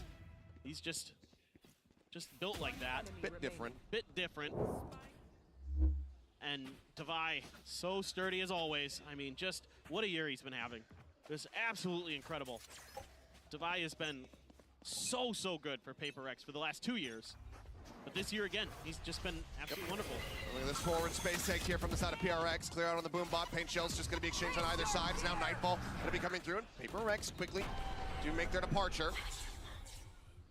It's just a util dump with everyone walking away completely unscathed. You don't get much out of that Nightfall. You do get another orb. You still have the lockdown. Flashed out. Mind Freak pushing on the back of it is able to collect 1, but Icy Trent responding in kind. Trent gets himself a second. Jing trying to push forward. It's going to be shut down now. It's all on something. Last man standing in the 1v2. The lockdown also available. They're going to hightail it over to A. They should have a decent timing on the ult. Something's reading this, knows where they're going to be headed. But can he clutch it out? Oh, it's going to be stacked against him. Leaf playing that first contact, staring in towards stairs here. Tucks back. Turret set up. Something spotting it. Just trying to inch forward, take as much space as he possibly can before alerting. Swings in, gets the headshot, lockdown. So smart. Not going to be in play. Rush around the backhand side, looking to peek in towards tree, spots nothing, but now he knows that he's going to be approaching in from main, especially as the Prowler comes in. He wants the fight. Sees connects. Time ticking. He wants this kill before he goes for the defuse. He swings in. He's able to find it. Something clutches it out. And PRX will take the lead. Unbelievable. Let's go. I mean, this is just a straight aim duel on Mound. And G2 comes out ahead. Kind of an over-aggression, I think, from Devi there with that last peek in a 2v1. But that gives something an opportunity to go to the other side. He's so quick with the rotation again. and he gets the info immediately as he gets over there. He hears the bunny hopping, he hears the door open from tree, and then he gets to see where the turret comes. So he's able to isolate these fights. That's so smart from something, and very aware of his situation and the timings that he has to push Trent. Trent threw literally every piece of util he had at him and still couldn't buy enough time. And it was still Trent who was doing his damnedest at the beginning of the round. Those 3 kills that got him into that position, having that advantage, was on his back. Just can't quite close the PaperX now in the lead by 1 round. Leaf again. It's just his happy place. Tucked away, listening for these rotations. In the meantime, Icy entering over in towards C. Showstopper out. As there's the aftershock, they're still aware of it. And they flash him right into the damage. They flush him out. And they say, you're not getting away with it again. Hit invested, however. They're trying to make things a little bit more difficult. But Showstopper in the corner. That's going to be a double kill. Jing picks up Balance, picks up Icy. Paint shell lobbed in. Jonah P. Just trying to play elusively, trying to play quietly. Shorting out in hand. Fault line across. Jing pops his way in, pops his way out. He finds him. A 3-piece, the cleanup, and PaperX broadening the lead in flawless fashion. They're unbelievable. They're absolutely unbelievable. The speed at which they can play is unmatched sometimes. This is just one of those rounds. They do a good job early. Mind Freak abandons the site. They isolate this kill with the aftershock and the flash, and then Jing finds the Showstopper, blinded by the paranoia, still hits 2, and then knows that likely he's got a player, Jonah P, just near him, switches to the shorty, takes it down. So aware, our PaperX, and it's going to be a timeout for G2 as they looked so good getting that bonus Achilleos, getting those first 3 rounds. Since then, 5 in a row for PaperX. I got to do him like that. This man's playing a solid game right now. Well, timeout going to be called here from G2. It's a very solid start with the run back. 5 consecutive here for PaperX. Building up that momentum here on Lotus once again. Very scary prospect, especially considering that this is the defender side to start. Right, and this is usually the better side of the map for G2, is this attacker side. At least so far this year. This is where they've been doing their damage, and it looked like they were. And I mean, I'm very impressed with G2 here today. They're oftentimes able to go blow for blow, but when you get dragged down in the mud with PaperX, this happens to everybody, happens to every team. They just can kind of outthink you and outplay you in the heat of the moment. Yeah. That's what makes them so tricky. And Jing's, these blast packs he's having today are some of the best I've seen all year. And that's saying something, because we've seen some good ones, but he's finding these unbelievable timings. That Showstopper was ridiculous. Gorgeous from him. Still no operator here in sight. As things bouncing back into front line. Yep, no, Icy still has his. Icy's on the opposite side of the map. He's doing a little bit of trolling and doing a lot of damage. Able to find Forsaken. Doing some revenge for himself there after the previous round. But now Valen going to be taken down. Man advantage here for the side of PaperX, and weapons not able to be recovered here. Are they going to invest in Nightfall? That's the big question for me right now for G2. Tap onto the door, the approach getting ready to come through. It might be a bit of an overcommit from them, but now Trent finding a kill. Shuts it down, re-swing in, Jing. Hesitating for a moment, but now entries in around the back, finds the first one. Blast pack to try to offset, continues to swing in. It works a treat. Icy collects that kill. Now a 2v2. Out in the open though, Divine collecting the first, can't quite find it, but now into the 1v1, but Jonah P's just so damn low. Mind Freak, it's served up to him on a silver platter. Time decently close. G2 a solid effort off the back of the timeout, but it will be PaperX getting themselves up to 6. I mean, again, it's good Sound in patience, defense is waiting, really good on expecting that Lotus. aggressive push from Valen. Try to gain a little bit of space, able to cut that down. They trade 1-for-1 with Leaf. Again, they're reading those positions that Leaf was trying to tuck into pretty well. But he this time has a Sheriff in hand and just hits a great shot. Then they come through, and it's Jing again. Hits a blast pack right as he anticipates that fade util coming. He gets right over that C's, gets in the back line, and they have no idea. And it throws the round completely awry for G2. As good as they played that round, Jing just played it better. Oh, Paranoia, the fault line in, but Valen's still going to be standing tall, finds both kills. Jing, Mindfreak now going to be taking down Divide, dead on the back end. Rolling Thunder committed something in ahead of Jonah P, is able to get the catch there on to one, but do they suspect the player from behind? It's like something does. Can he do anything about it is the question. Continues to swing in, he's going for this, the something wide swing, and Jonah's having none of it. He just waits for him to stop dead in his tracks, and he does take him down. A solid and clean reply here from G2, breaking the win streak of PRX. That is the something swing. Just a great positioning here from Valen, unaccounted for. Yeah, that Paranoia hits a lot of players, but Valen doesn't get hit, so it makes it easy for him to just cut PRX down as they try to push that angle.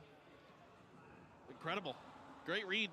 Yeah, and anticipating the aggressiveness, and yeah, he doesn't like it. Fairly costly as well, the Rolling Thunder. I mean, committed after two players that had already been taken down. That's true. Something now. Does get the operator into the mix. Quick break on the baby door there from Forsaken. Paranoia across, a little bit of damage going to be found there off the paint shells. As it's just blind spray across. Jing, quick exit. How does he know? Dodges out on that season. I don't know. He just knows that it's coming his way. Just incredible, the senses he has.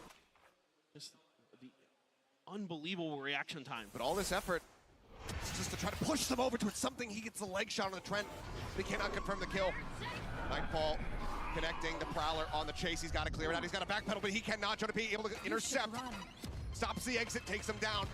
And now the lockdown sent inside tree. Right there. Forsaken in a very committed position. Fault line. Ooh. Now counter spam. Jonah takes him out. The rest of the team have to respect this ult. Scout destroyed. No blizzard spots on the one. A reposition necessary there from Trent. Drops back down. Shadows traveling. PRX though. Ash decent on a lot of the players. Do they actually commit in for this retake? The 3v5 Snakebite to go ahead and further delay, and Icy on a very deep line all the way back. Here behind Rubble. Waiting for his moment. Jake, the push up into smoke, he's able to find one. Tries to backpedal out. They know Icy, but they should know as well that this round is over, that this is going to be completely unsavable. With Divine out, onto a bad position, does get taken down. Mindfreak able to put two down. And Valen will be the last one to survive.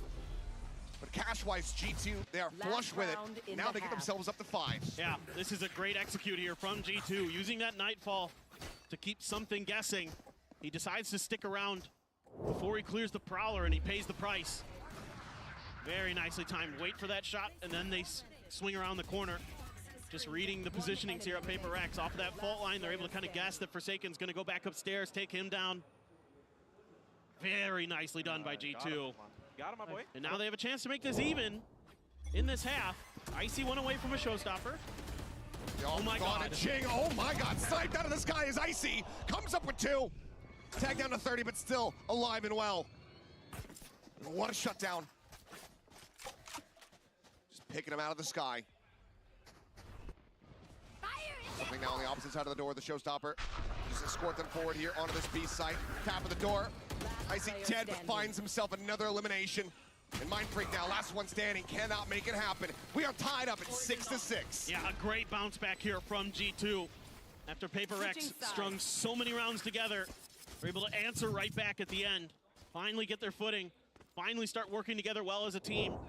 Winning some of these opening exchanges again. And that's just insanely good shooting from Icy, the rookie, getting it done there. With the transfer onto the second. Gets the showstopper, gets the third. Awesome stuff from Icy. Incredibly solid round to bring us to complete parity between these teams. Tied up 6-6. Players will take a moment, take a breather here during the halftime. But for now, let's zoom in a bit more on Jonah P with our Omen player moment. Yeah, this is Jonah P from G2 Valorant. I mean, honestly, I wanted to win this game extremely bad. Not only to get us into playoffs, but we had a Berlin boot camp back in December, a while back, and Heretics, we scrimmed them quite a bit. They destroyed us, but yeah, it was not very clean from us, and you know, but just making that comeback and having that, you know, storyline for us, it felt great. We're not known for making big comebacks like that. We're known for the reverse, choking 9-3s, 8-4s, 10-4s, you name it. Like, we've had so many games like that, so having that 9-3 comeback on the third map just felt great. Oh, wait. That's a really good fault line. Jonah P in a 1v3. all staring at elbow. Benji Fishy will fall, make it to an ace to potentially close the map. Can he pull it off? They're both right there. The spam onto the first, they're both weak. He's gonna connect it all! It kind of makes sense why people underestimate us. Like, our regular season was pretty inconsistent. And, you know, if you're an inconsistent team, you're going to get, you know, some criticism, which is totally fair. So, yeah, just coming to this event, we don't really care what people say. We're just focused on why we're being consistent and, you know, just every day work to be better and work to fix those mistakes that we make.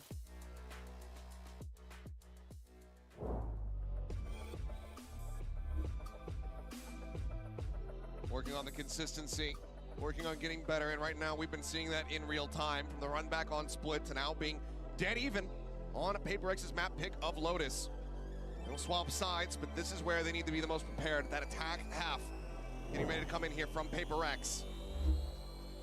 And they had a solid defender side against Heretics despite losing the map. They went 5-5 before it was closed out by Team Heretics.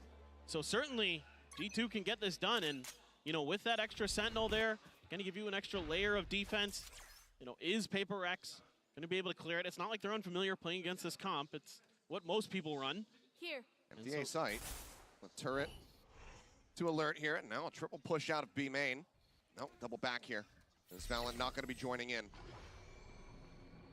Turret recalled the alarm bot. Still set up. Look at this flank. Are they gonna be ready for this crunch from behind? Shots coming across. Trent is giving up the game, and he can't confirm the kill.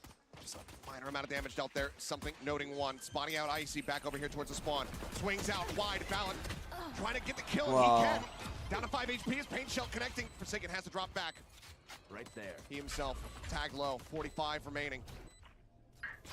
Bolt line going to be sent. Jing looking to swing off that one, but nothing really going to be noted for now. He's just keeping Icy held back. Jump across the way. It's going to be Valen collecting another one as Mind Freak dead. Valen with 3. Divide gone. Jing put down, and Forsaken can't find anything. A 4K for the IGL as G2. They will take the other pistol round here in this map. What a retake here for G2. Just on their horse off the rip, just reading that PaperX isn't going to change direction if they give up that space on A. And they're just pushing through attacker spawn as fast as they can, and they're hitting some great shots. And he got flashed down to 5 HP, and then he's still able to win these battles. Unbelievable, Valen. Unbelievable. Huge 4K for him. And yeah, I mean, PaperX just couldn't hit their shots. That's all there was to it, to be honest. Free sight, trying to get into that post-plant situation, but just picked apart one after the other. Let me see. Triple Bulldog purchase here coming through from the side of G2. Stinger Inspector alongside that is Forsaken. Gonna try to escort them forward here onto C. Something getting a little bit of damage. Just get the headshot there on the leaf. He'll be knocked down to 46. Spots out Jing, who swings around the back, Bucky in hand, able to find one, but Valen puts an end to that. Entry power now taken away. Bucky into the hands of the Devise. The plant tapped for a moment, but not committed to. I have the spike. Give it over to Mind Freak. See if they can set their positions up with this Bucky. Do some more damage with it. Great sees. Yep, sees in, looking for the kill on the paint shells, and Divine now dead. That Spectre is left stranded on the floor, and Forsaken, he can't get over to it. Mind Freak, he doesn't want to move a muscle. Push up into the smoke, just looking to try to play a timing, looking to get a catch. He cannot. And Icy, despite being dazed up, headshot into the kill. Leaf the only casualty. G2, they'll move up by 2. Now 8-6. Yeah, just brilliant stuff here again with their util combos. Yeah, you lose a player to the Bucky, but so what? That Seize Nade combo works a treat there, isolating Devi and Mind Freak on the back of the site, so they can't really get much done. Devi gets taken out by it. It's just so nice here from G2. You can see the confidence starting to flow for this G2 squad. They're starting to play together, and that's when things get a little bit scary here. PaperX is looking a little bit off at times on this map. Looking to grab a judge here for Jing. As it looks like to me they're gonna consider a pretty big C hit as Rebel control completely taken. Device just dead off the rip. Leave with the peek out. Outlaw in hand. He'll shrug off that damage taken. And Smoke now try to stave off this push. Probably checking outside of B there from Trent as well. Now for these rotations to start to come through. Entry in.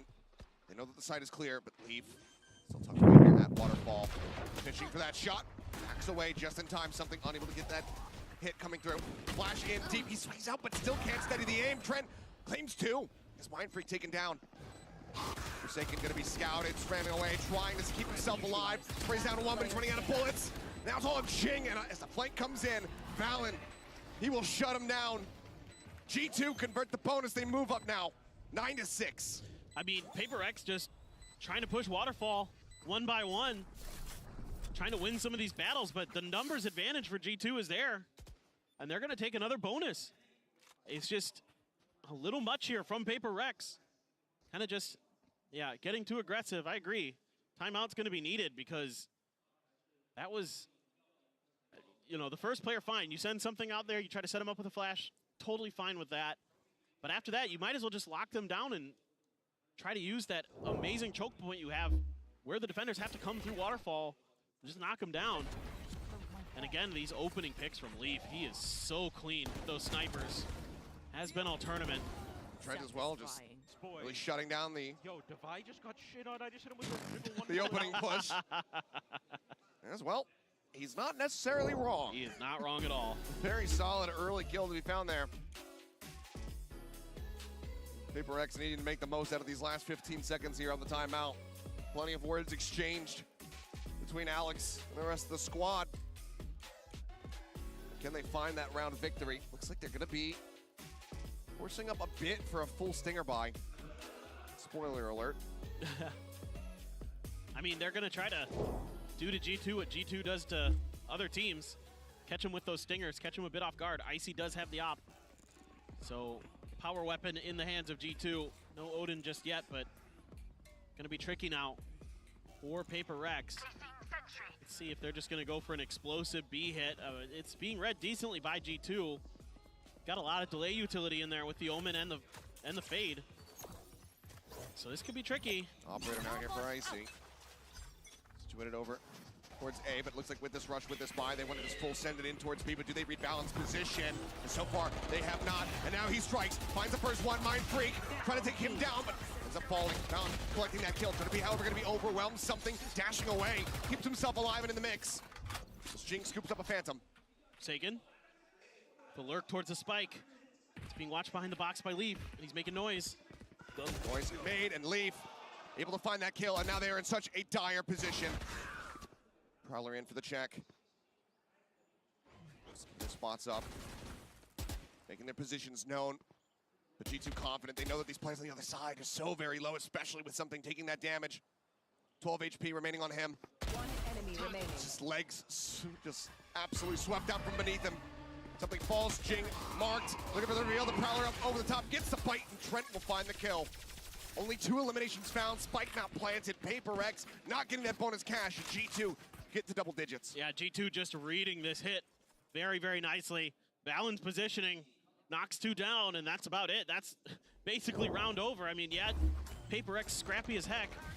Trying to do what they can is something. He gets 2, and then he's able to dash away, try to buy some time and space, but never really able to get comfortable, as coming from just about every angle possible. RG2. One down. They look very clean right now. PRX is struggling to get anything done on this attacker side. I don't even necessarily know if they noted the operator, because Icy was just on this A side the entire time. The rest of the team, they were the ones dealing with PRX. Do they know that he has this? Right now, he's sat up just watching in towards tree. Gonna try to reinforce Jonah P's position here. Will full swing shot, free tap on it. Trailblazer checking forward, but not scouting him out. Something rushing right into the spider's web. They've got a great read. G2 is just all over everything PRX wants to do. Paranoia. Yeah. Not sure if that got the catch on to both of them. Either way, slowed up. Plant now, getting ready to come in. Jing needs to try to hold here. Outside the baby door, checks close with that.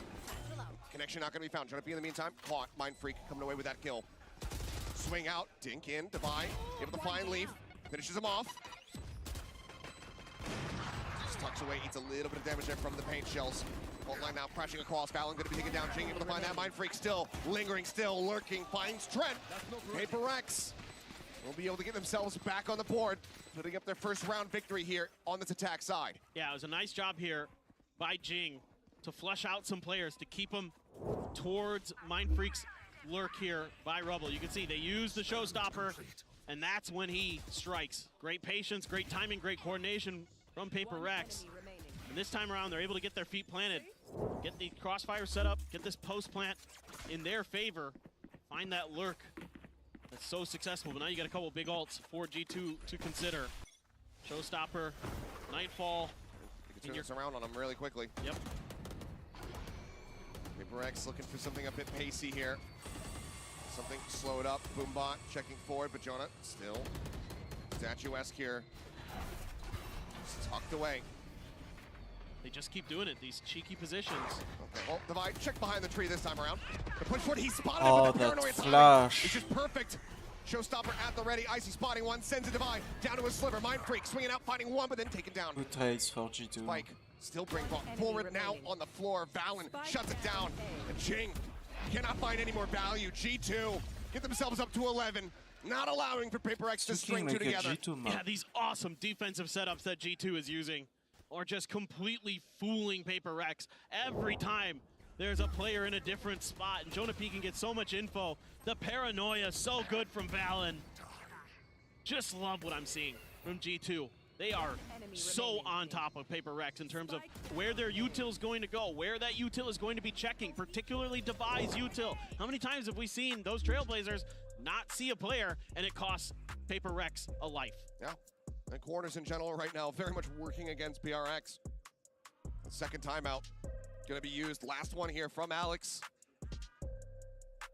Casting them out to sea and hoping that they make it safely across to the other side. For now, G2, all advantages pretty much theirs. 3 ults for PRX available at the moment, but that Nightfall already online for Trent. Lockdown not too far off from Leaf. It's going to be tough. It's going to have to be one of the most impressive comebacks. Not the most we've seen in this tournament, but because we've seen quite a few of nutty ones. But it would be a very impressive one for sure for PRX. They could string this back, but in my mind, G2 just too good on this map right now. PRX pretty one-dimensional for the most part. One of the few rounds they had success was taking A control and then pivoting towards B. You know, they've tried some explosive hits towards C. They tried just kind of W-king their way into A, and every time there's been an answer from this G2 squad. Let's see, Devi is the Seekers. They're gonna pop them.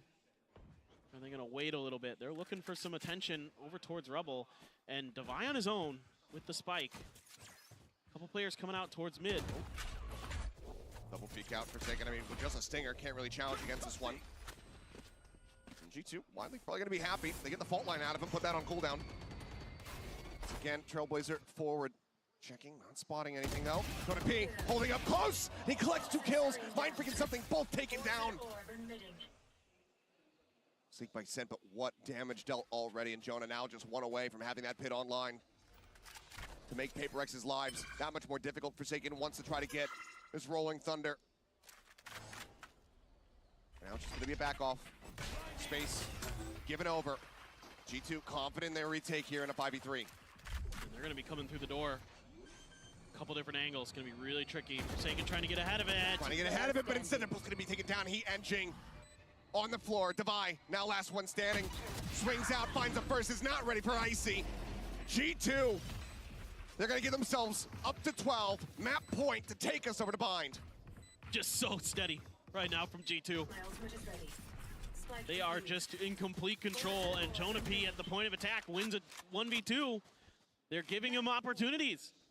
You know, they're not swinging together sometimes. You're not trying to maybe go for that something peak there where he goes out first and tries to buy a lot of space, but it's just because Jonah P's just a little bit ahead of it. Nice. Takes Mindfreak down, and then, of course, something's going to try to reswing.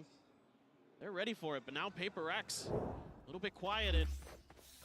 And there's a ton of ults here for both sides. Nightfall, Viper's Pit, Could get G2. messy. Yeah. Get out of my way. It's going to get messy. Well, for now, Knives pop something. It's playing off solo towards this C site. All the Killjoy utility set up to try and interrupt him.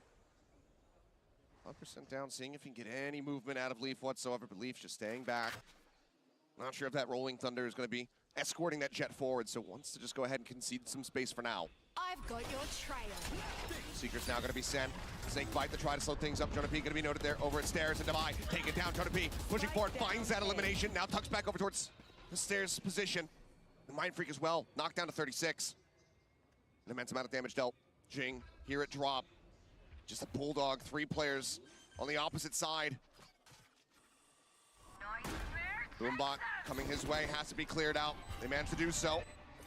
Vault not spotting as the Seas comes out. Now it's going to be the Rolling Thunder to try to push them back. Connections on the multiple, but Pain Shell's not finding the value. So well timed on that Rolling Thunder. Yeah, Pit still in play here for G2. Not able to drop that one, but Forsaken finds an opening kill. Valen going to be taken down. Won't use Mind Freak repositioning, gets himself over here by Rubble. Jonah, another kill, a third. Jing dead, something tucked away, finds the first one. Drifting around the backhand side, knife pulled, finds himself a third elimination. As Leaf trying to hold for the fuse, push onto the corner, the right click, not taking him down, but has the time being bought. Yes, it has. Something. He's really, really feeling it right now. And something finally getting those blades to do what he wants to on this map.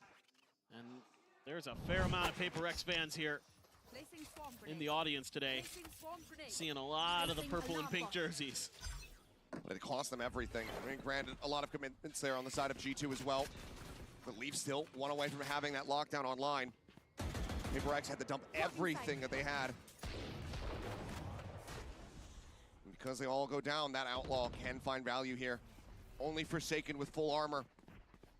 Now they're back to kind of taking their time, spreading the map a little bit, trying to find some of those open areas. Leaf again with this Outlaw. He's been so good. A great flash to clear that angle by PaperX. Now they're going to be able to kind of work their way through. Something going to be the one left behind this time to potentially try to cut off these rotations. There's a toxic screen in the way.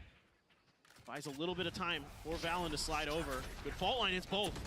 Connects on the 2. They managed to pull back though. Get themselves up to safety, and the Trailblazer doesn't go deep enough to spot them both. Oh, they reposition aggressively forward here. Just jumping, see if he can spot anything. Knows that Mind Freak's going to be playing up on top of that box, but Mind Freak not giving the time of day, not given the opportunity. Not going to be peeking out. If he spots a pixel out of place, Leaf could absolutely devastate, and he has. Forsaken, dead, lockdown, now online. And there's the investment. Sent through the paint shells, they've been committed. Can't just send those through. They have a tiny little corner to try to tuck away in, but that's going to have them all corralled together, and Leaf finds himself a second kill. Something now dead. Swing forward. Divine Mind Freak answering back. Divine finding another Jing. Closes out the last 2 kills. And lockdown beat down to PaperX. They stand their ground together. And they keep themselves in this map. There's nobody but PaperX. I thought that round was done. I thought, again, that we were going to bind. Great shots from Leaf. That angle he takes to give himself that lockdown. Then he finds a second onto something. Able to just see over the lip of the sight. But Jing so snappy. And now you got a showstopper for Jing.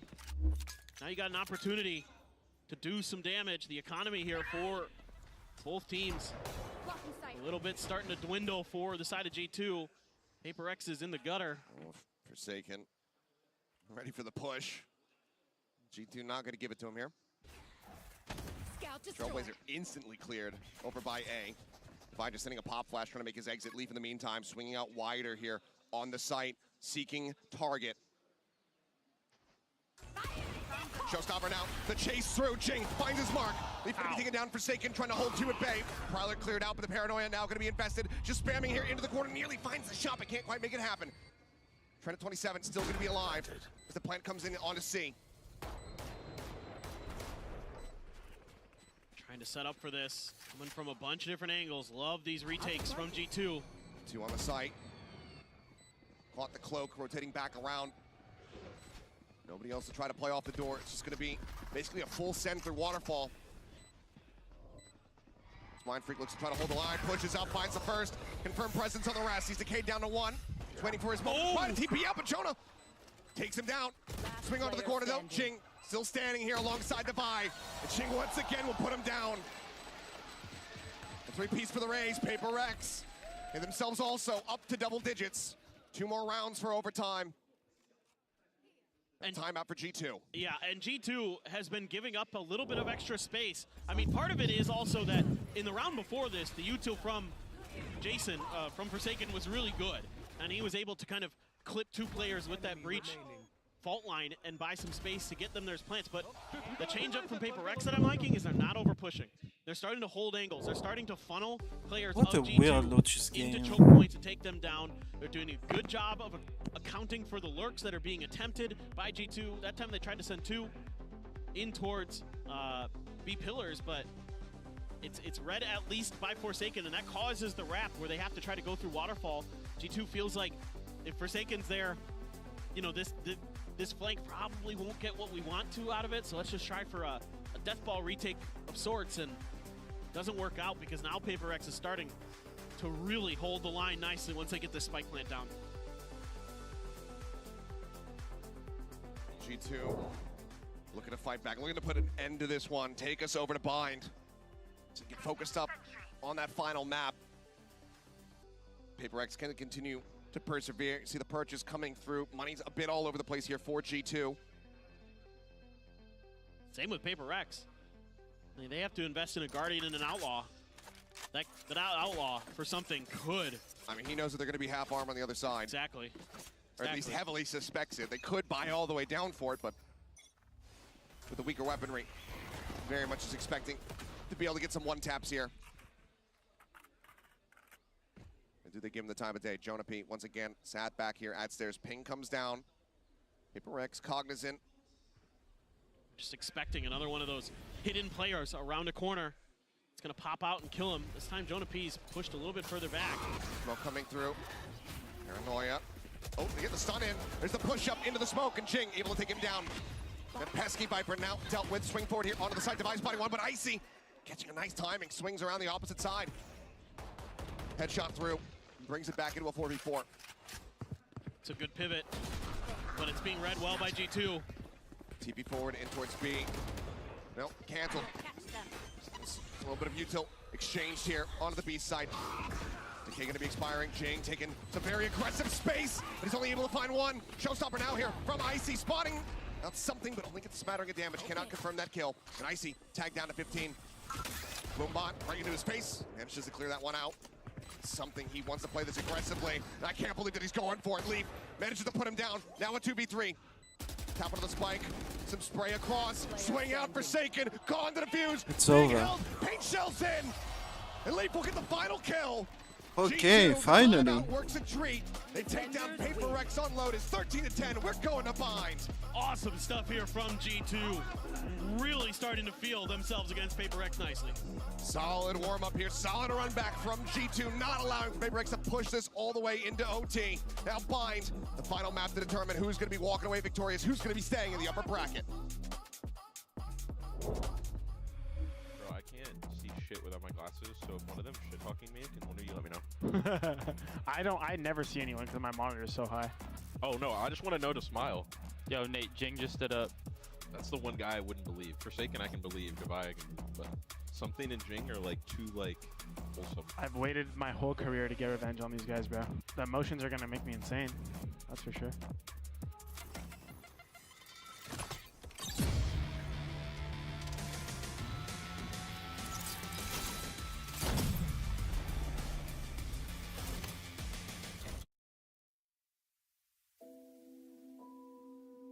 Is there something on your mind that's haunting you like a ghost?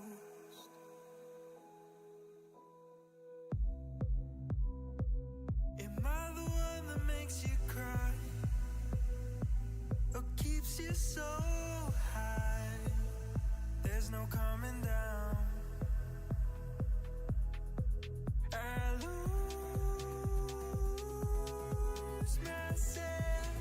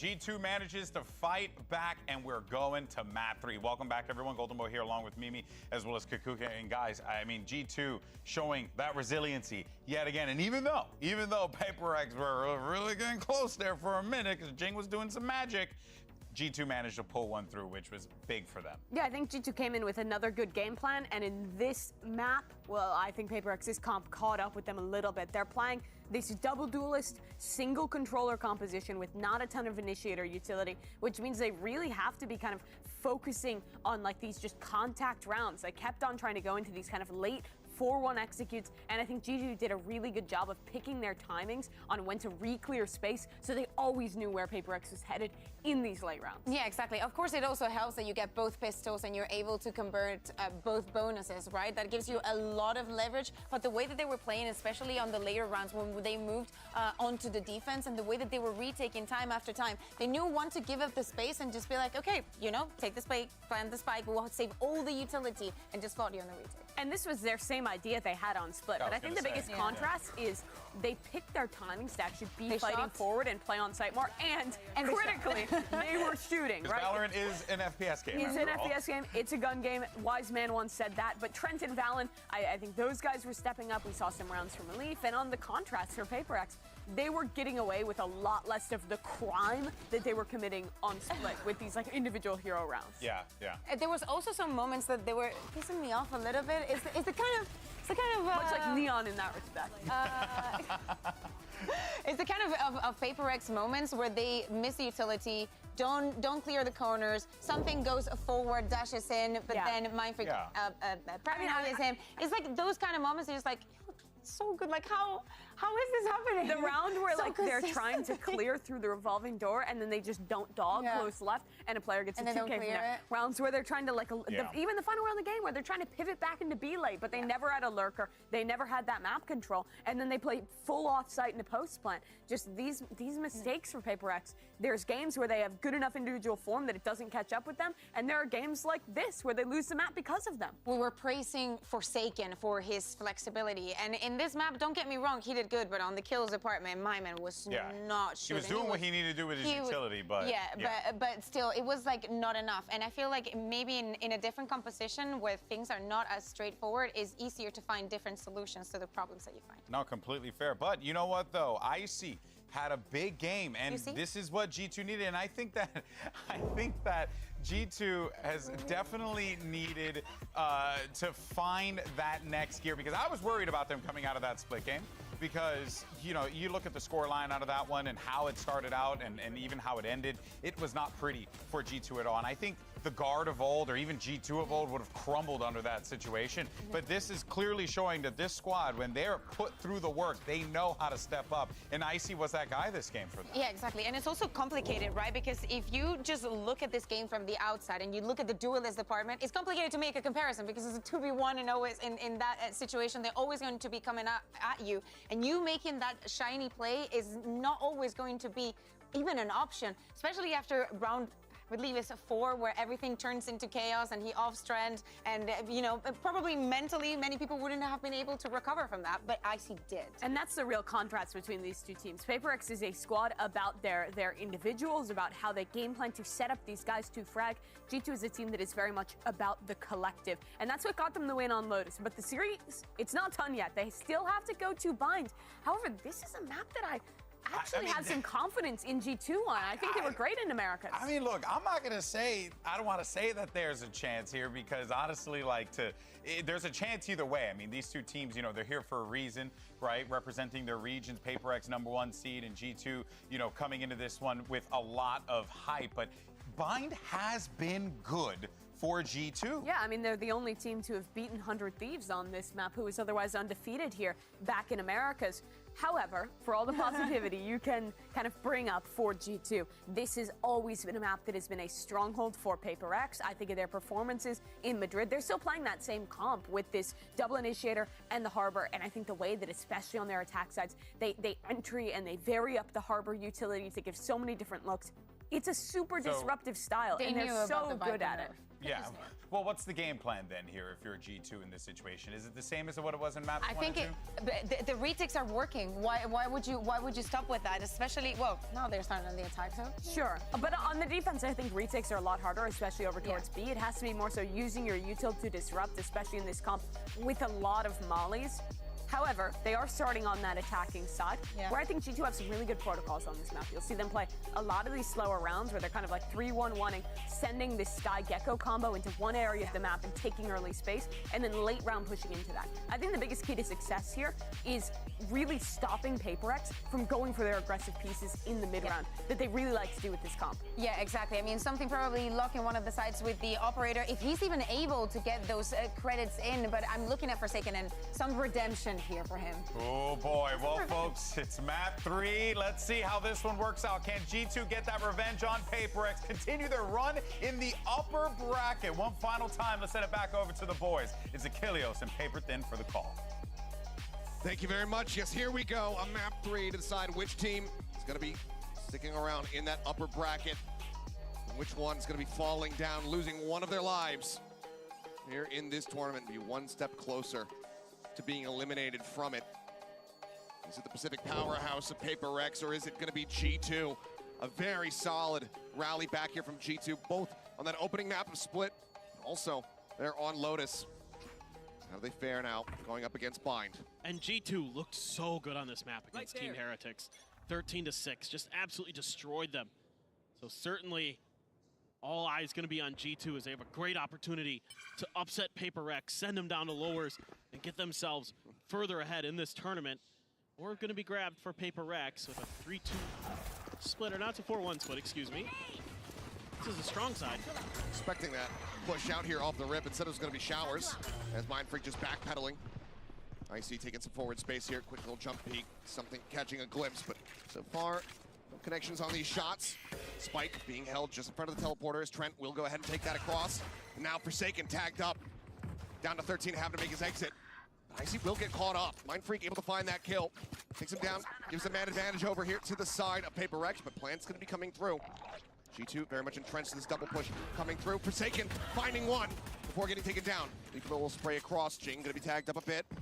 Falls to 50. Heal's not available from Devi here in the pistol. Got a couple smokes though. Dizzy at the ready. Wingman as well online.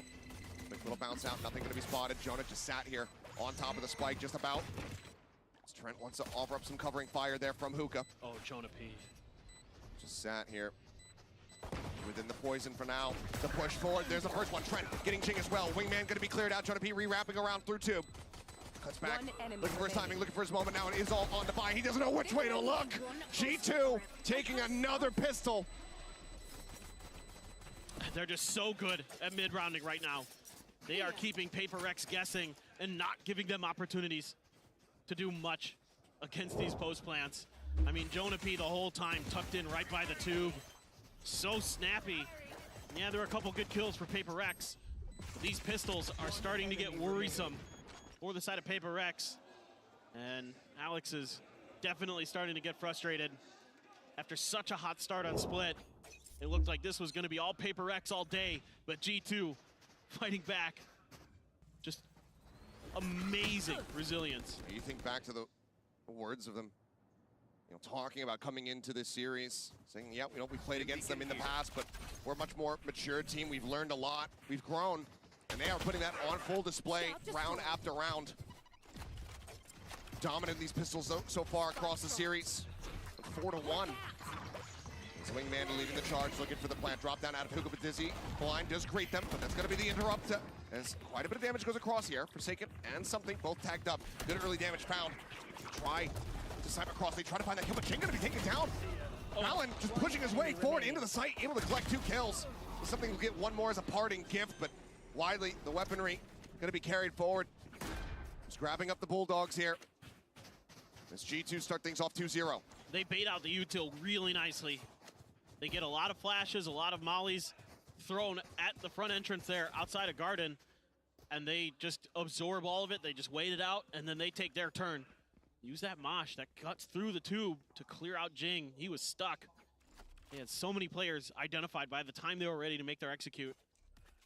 They just do a great job pushing through, knocking players down. And a buy round here for PRX. Starting to feel like they can't afford to drop any more of these. Forsaken has to use the Cascade to get out, stuck in the corner. Sends it, decent damage dealt, but Jonah just gonna go ahead and be able to push Trent back up to 100 here.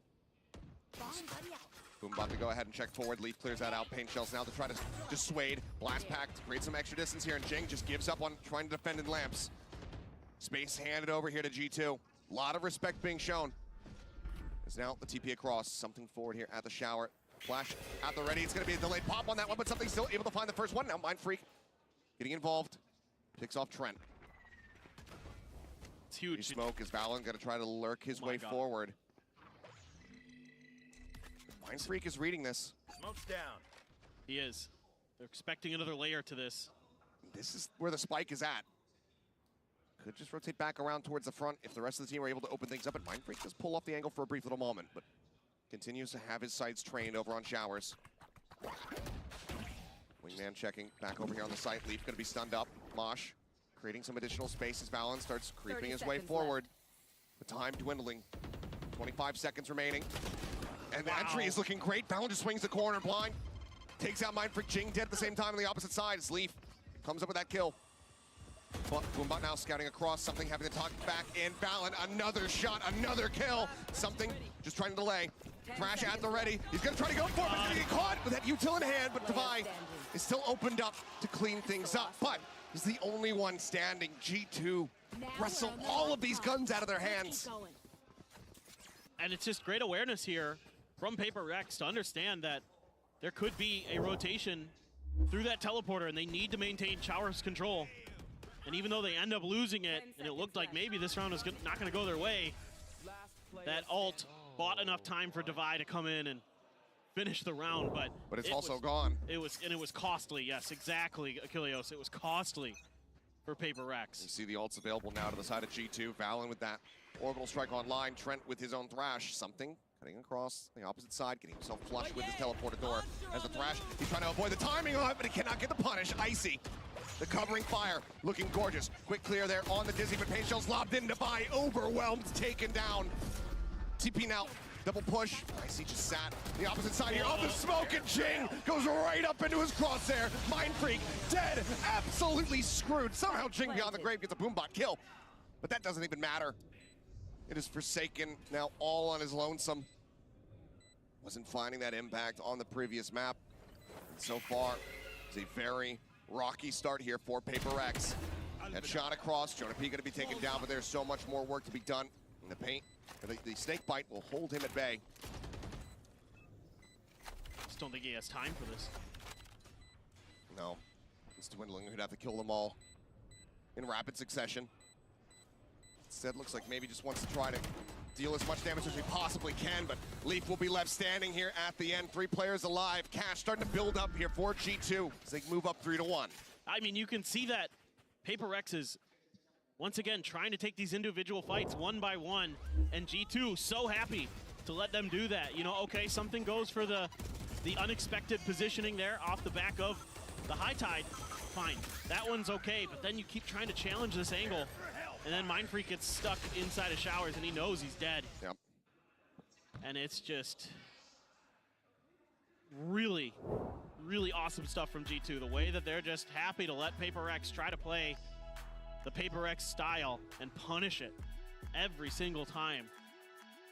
And now you gotta figure out what you can do differently here.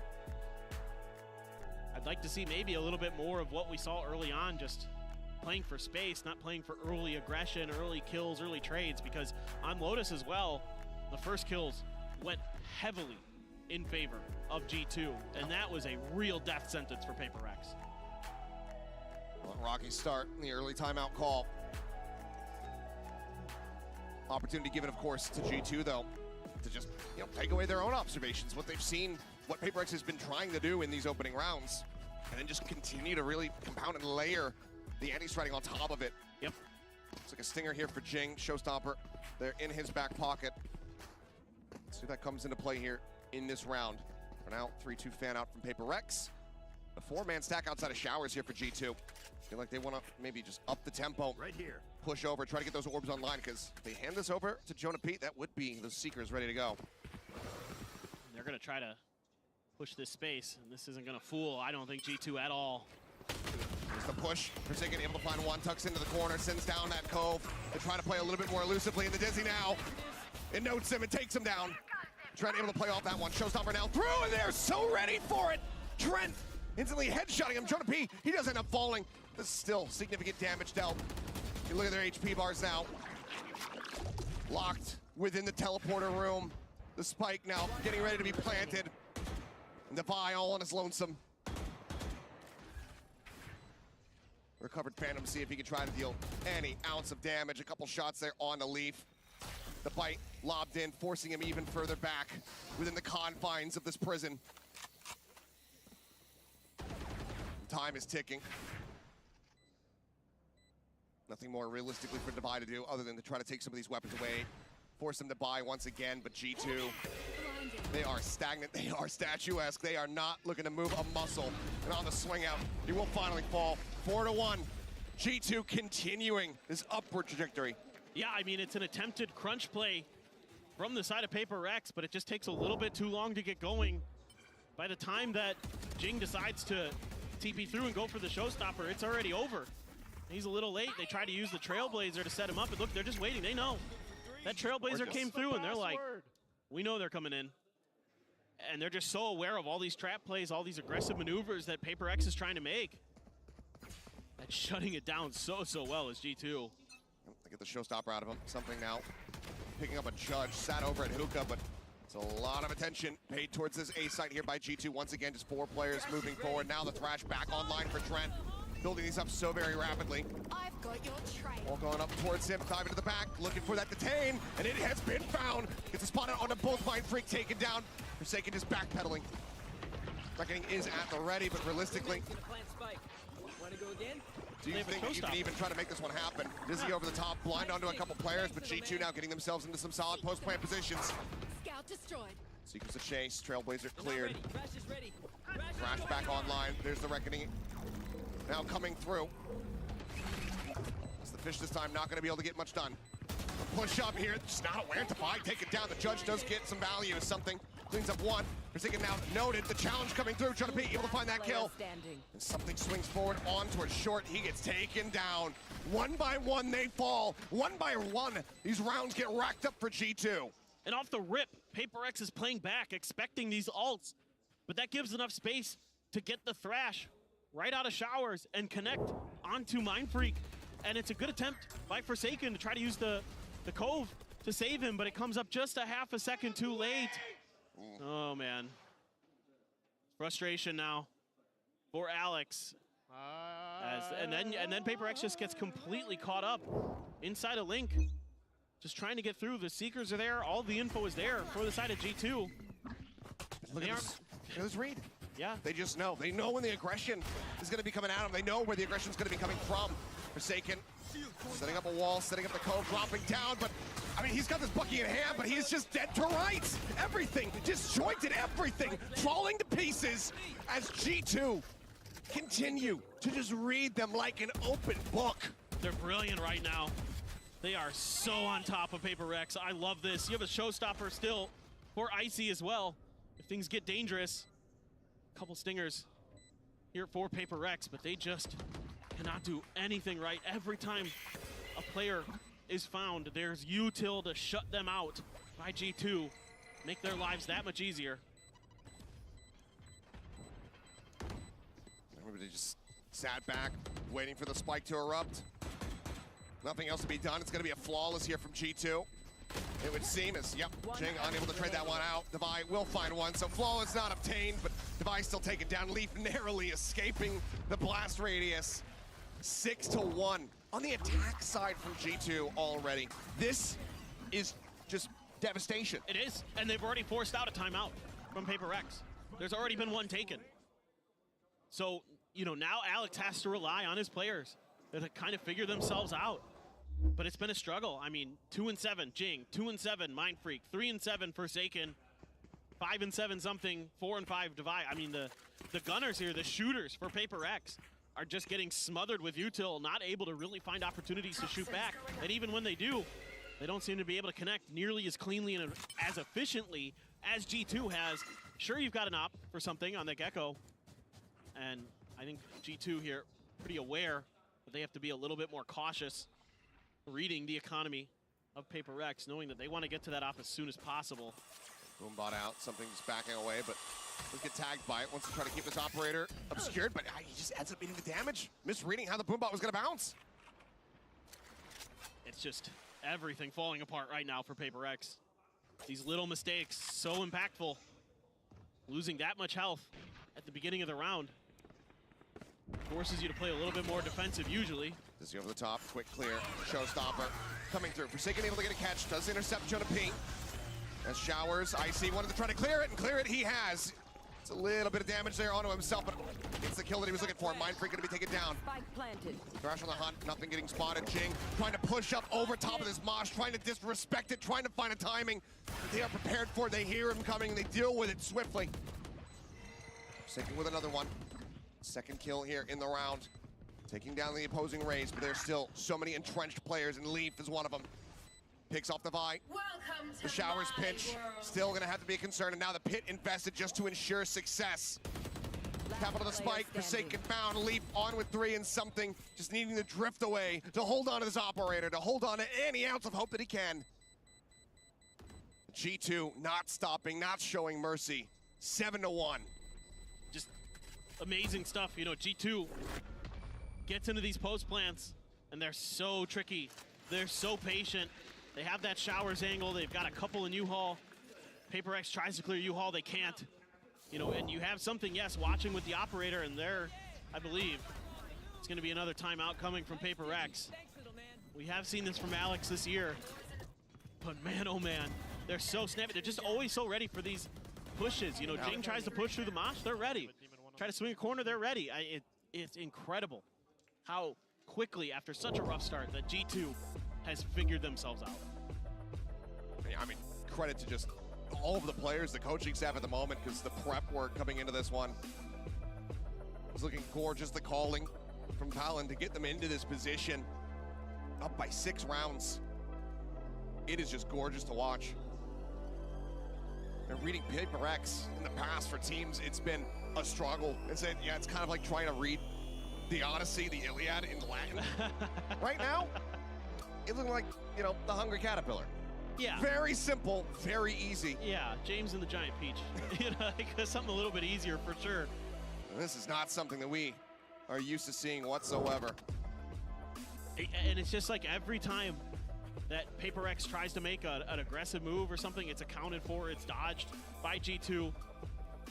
And they have their util ready to counter it. Like the protocols that Mimi was talking about on the desk have been really, really good for G2. They're so reactive, and it's been so impressive on this map. And it has to start here for Paper X. It feels like, I mean, your economy's in the dumpster, you're growing bulldogs, half armors, and you're losing opening trades. Icy just drifting back, Jing dead off the rip. The aggression once again, not finding success, and Forsaken continuing to try to hold steady out here in the open. Clears out on the Trailblazer, just backing away. He is alone on this site, so rotation has to come through. Devi moving over to try to reinforce that position at B. Oh, but they get everybody. They get everybody except Mindfreak to go. And they get util out of the side of Paper X. It's so good here from G2. They're playing such a smart, disciplined game right now. And they're very aware of the space that they've given up. Icy just going to go creeping forward. Can clear that angle there for Trent. Now get ready to turn his sights back over in towards B. But they know exactly what space they've surrendered. They know exactly where Mindfreak could be. Wall now coming up. Mosh into the back. Forsaken just setting up the cove. Gets himself up on top of tube. Something's going to start counter-rotating back over to A. It looks like they're anticipating this pressure to pivot, but G2, they're just cutting comms. They're cutting noise. Yeah, and Mindfreak should be able to relay the information over, but it's too late. Paint shell right there at Forsaken's feet. An immense amount of damage going to be found, and he cannot come up with anything on the back end. No kills found. Now a 5v2, and given the op and play, just going to have to go for a save unless Mindfreak can pull off a miracle and start opening things up here outside of Hookah. But now he's been spotted. Swing out wide. Jonah P saying, you know what? You like the wide swing? Here's how it feels. Shot gonna whiff and something now noted. Nothing to go on the run. And look at the hunt coming through here. The rallying call from G2. They want this operator out of his hands. Oh, he's screwed. There's no way. Gonna take some fancy sniping, but he's not even gonna get that single shot in. Valen delivers the headshot, the death blow. Is everything PaperX do, none of it is sticking. No. Every time they try something a little bit different, there's just so many players. That flash maybe went a little too deep as well from Devi. 30 seconds left. They're just so clean, so aware right now. Being so patient, getting util out. Singular, they had 4 there. And it's awesome to see. And the heartbreak on Alex. You know, they knew coming into this tournament how important, how good of an opportunity they might have to potentially finally get a win, not just for themselves, but for Pacific. And G2 was having none of it. Certainly not. Crash into the back, gonna be dodged out. But an immense amount of space given up here to G2 as the plant gets ready to come in. Forsaken on the corner. Does he want to try to swing out and clear it? The answer is gonna be yes, but he cannot. Instead, it's just gonna be Icy taking his head clean off. A minor amount of damage found there, but Leaf boosted up over the top, able to spot out Jing. Strikes him down. Molly coming through. Mind Freak with a nice little one-tap. Will be able to find that elimination, so Leaf goes down. Damage across on the Jonah. Push up in the smoke. Icy finds himself another. The defuse started, interrupted. The Molly to buy further time. Devi and Mind Freak with everything to do. Mind Freak does manage to find 3, but catches a stray, swinging back in towards the site, and now is all on Devi. A little bit of damage found. He cannot stabilize the spray, cannot find that extra little kill. G2, 9-1. And they're doing to PaperX what PaperX did to them on the first half of Split right now. Just absolutely rolling. I mean, Icy so good on the point on this site. Not even. I would disagree with you there because in that, G2 were fighting back. A lot of those rounds were close. We saw how inconsistent the economy was from PaperX. This is a complete and utter dismantling. We're not seeing really any fight back from the side of PRX. No, you're absolutely right. I mean, Mind Freak there in that round with the Guardian got 3 kills, but you know, these plays just aren't working, and they're getting aggressive again. They're gonna use the Cove and a bunch of flashes, but they're ready. They're playing anti finds that opener once again! Says, throw whatever you have at me! I will bear through it! I will shut you down! They played anti the whole way, Achilleos. As soon as that Cove came out, everybody just backed around the corner and waited. And those blinds caught basically no one on G2. And Icy, these last couple rounds, has been cold. Living up to the name. What a breakout year for this guy. Absolutely astounding. And Jing now just trying to see if he can find some value. Picks up 2 kills. Starting to work his way forward here towards the site. See if he can fish for a little bit more. Try to take away some of these weapons, but it matters not. The cash, the damage is already dealt. G2. With only 1 more round to be played out in the half. There's no real damage that you could deal. The showstopper's already online. And the economy's gone again for PaperX. Continuously on these ecos. So he has to save this Vandal. So they can afford a little bit extra coming into this final round of the half. But just look at the way they play it. They just wait it out, and then just great re-peeks from Icy. And then he's using his util so well to just smother Mind Freak in that corner. Boombot into the blast pack. Just making it so difficult for their opponents. G2, man, they are so strong on this map. And then they obliterated Heretics, and now they're about to obliterate PaperX as well. Fairly different fashion. It's looking like, again, more aggression to be had as Showstopper over the top. Not going to be able to find the kill, and Trent turns back, finds one. Icy taken down by Forsaken, but then he's traded out. Valen coming away the elimination. Teleporter used to get themselves out away from this orbital strike to safety, but Seekers still chasing, and Leaf doesn't swing the angle. B site now opened up, plant coming through, back site. The man advantage once again here for G2. They even have the thrash for this post plant. Oh yeah! Monster on the loose. Sent to check. Scouting around the back of elbow. Nothing going to be spotted there. Trailblazer forward. Does suss out Jonah Pete forward at 2. Oh, Valen. Just holding the smoke, ready for it to fall. Something does manage to find the headshot, brings it back into parity, but time is still getting away from them. They have to get themselves onto the side here if they want the second round. Mind Freak with 1. Jonah P trying to stay alive. As that is going to be the cleanup coming in. They have to wait out the orbital, get themselves in onto the spike. Time going to be close, but I believe they just have it here. And that's going to be PRX finding themselves with a second round win. A 10-2 in the half. G2 so far out in front. Yeah, the guns come alive at the very end here for PRX, but it's hard to imagine that that's enough. It's hard to imagine that 2 rounds is going to get them over the line, even as good as they can be on their attacker side. It's so impressive what G2 is able to accomplish. Comebacks of this magnitude, just rare sights for us. This one here becoming more and more common as this map continues onward. There we are at the half. We'll have the analyst desk break down the action for the first half. Well, here's the thing. We tried to tell you the G2's pretty darn good on bind, and that's exactly what happened. 10-2. Yeah, the read that they've had on PRX throughout this one is incredible. PRX, I think, playing a lot of these rounds where they're trying to like hard anchor on site and fight forward, and these G2 executes with this double initiator composition have really been on point. Yeah, exactly. And if we take a look at some of those rounds, we were talking about maybe a little bit of this uncoordination on the side of PRX, but as the defense was going on with all the utility that they have under it, everything is so out of place time after time, and that only it's feeding into G2's confidence. Yeah, and Icy has continued his momentum from the second map of this series.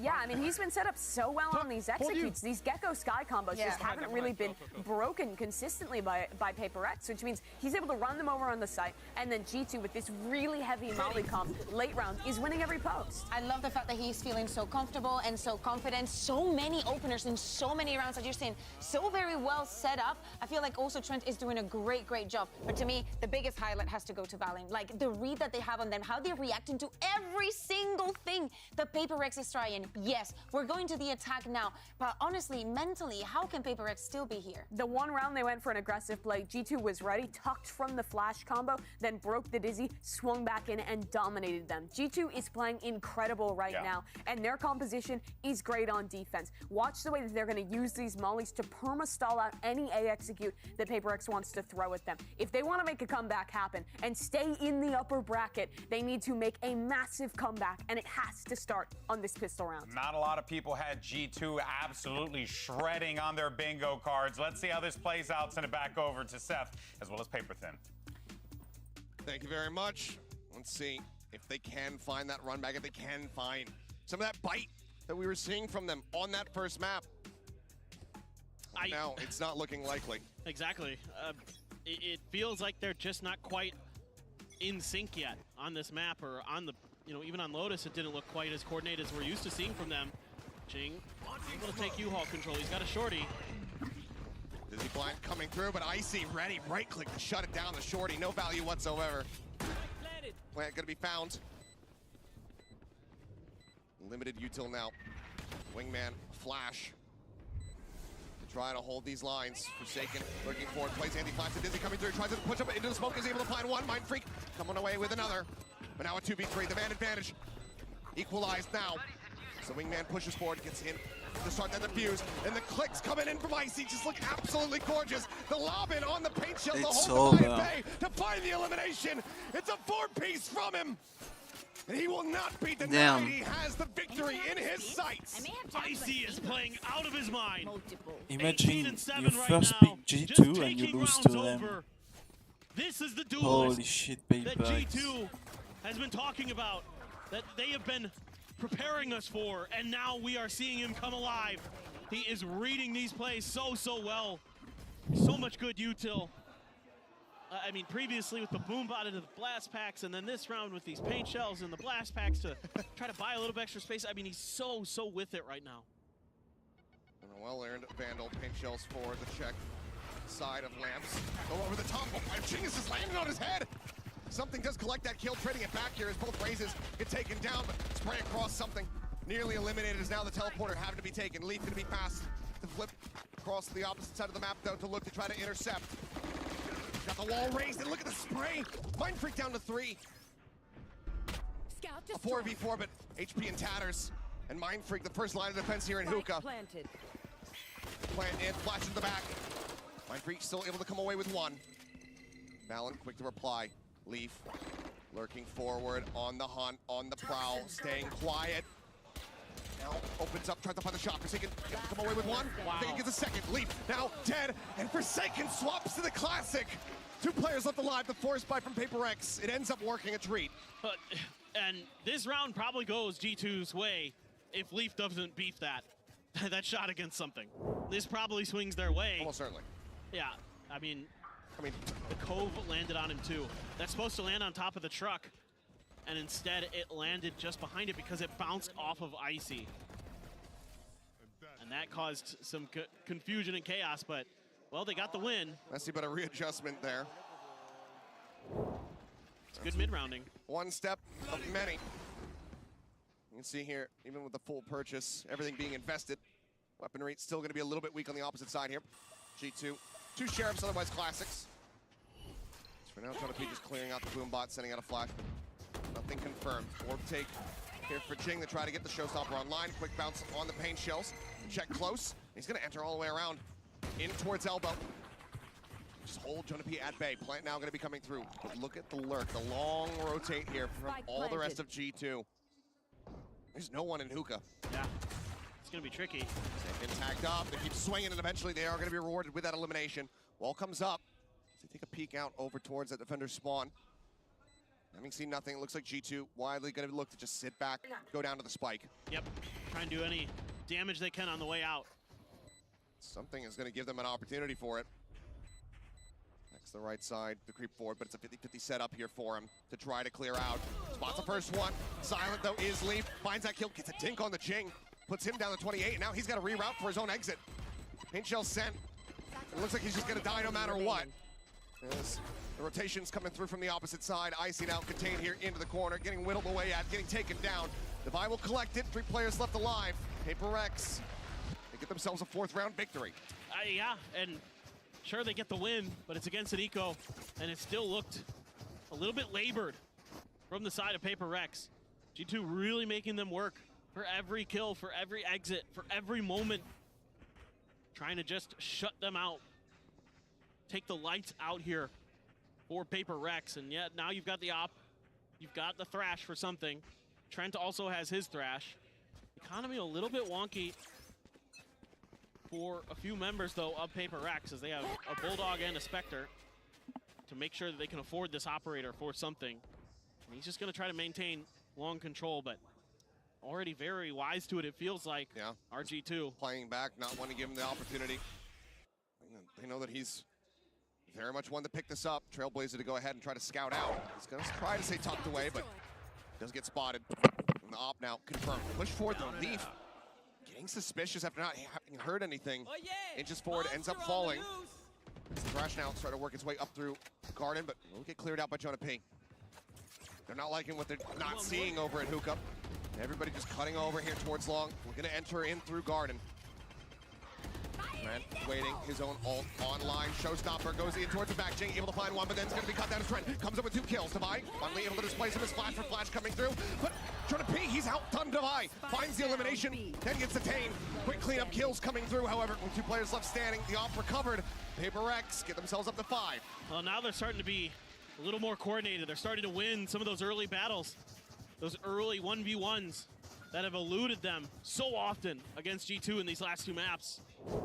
That could be what they need. It could be the tide swinging a little bit, but we'll see. It's, again, a road very, very far before it feels like there's much hope for the side of PRX.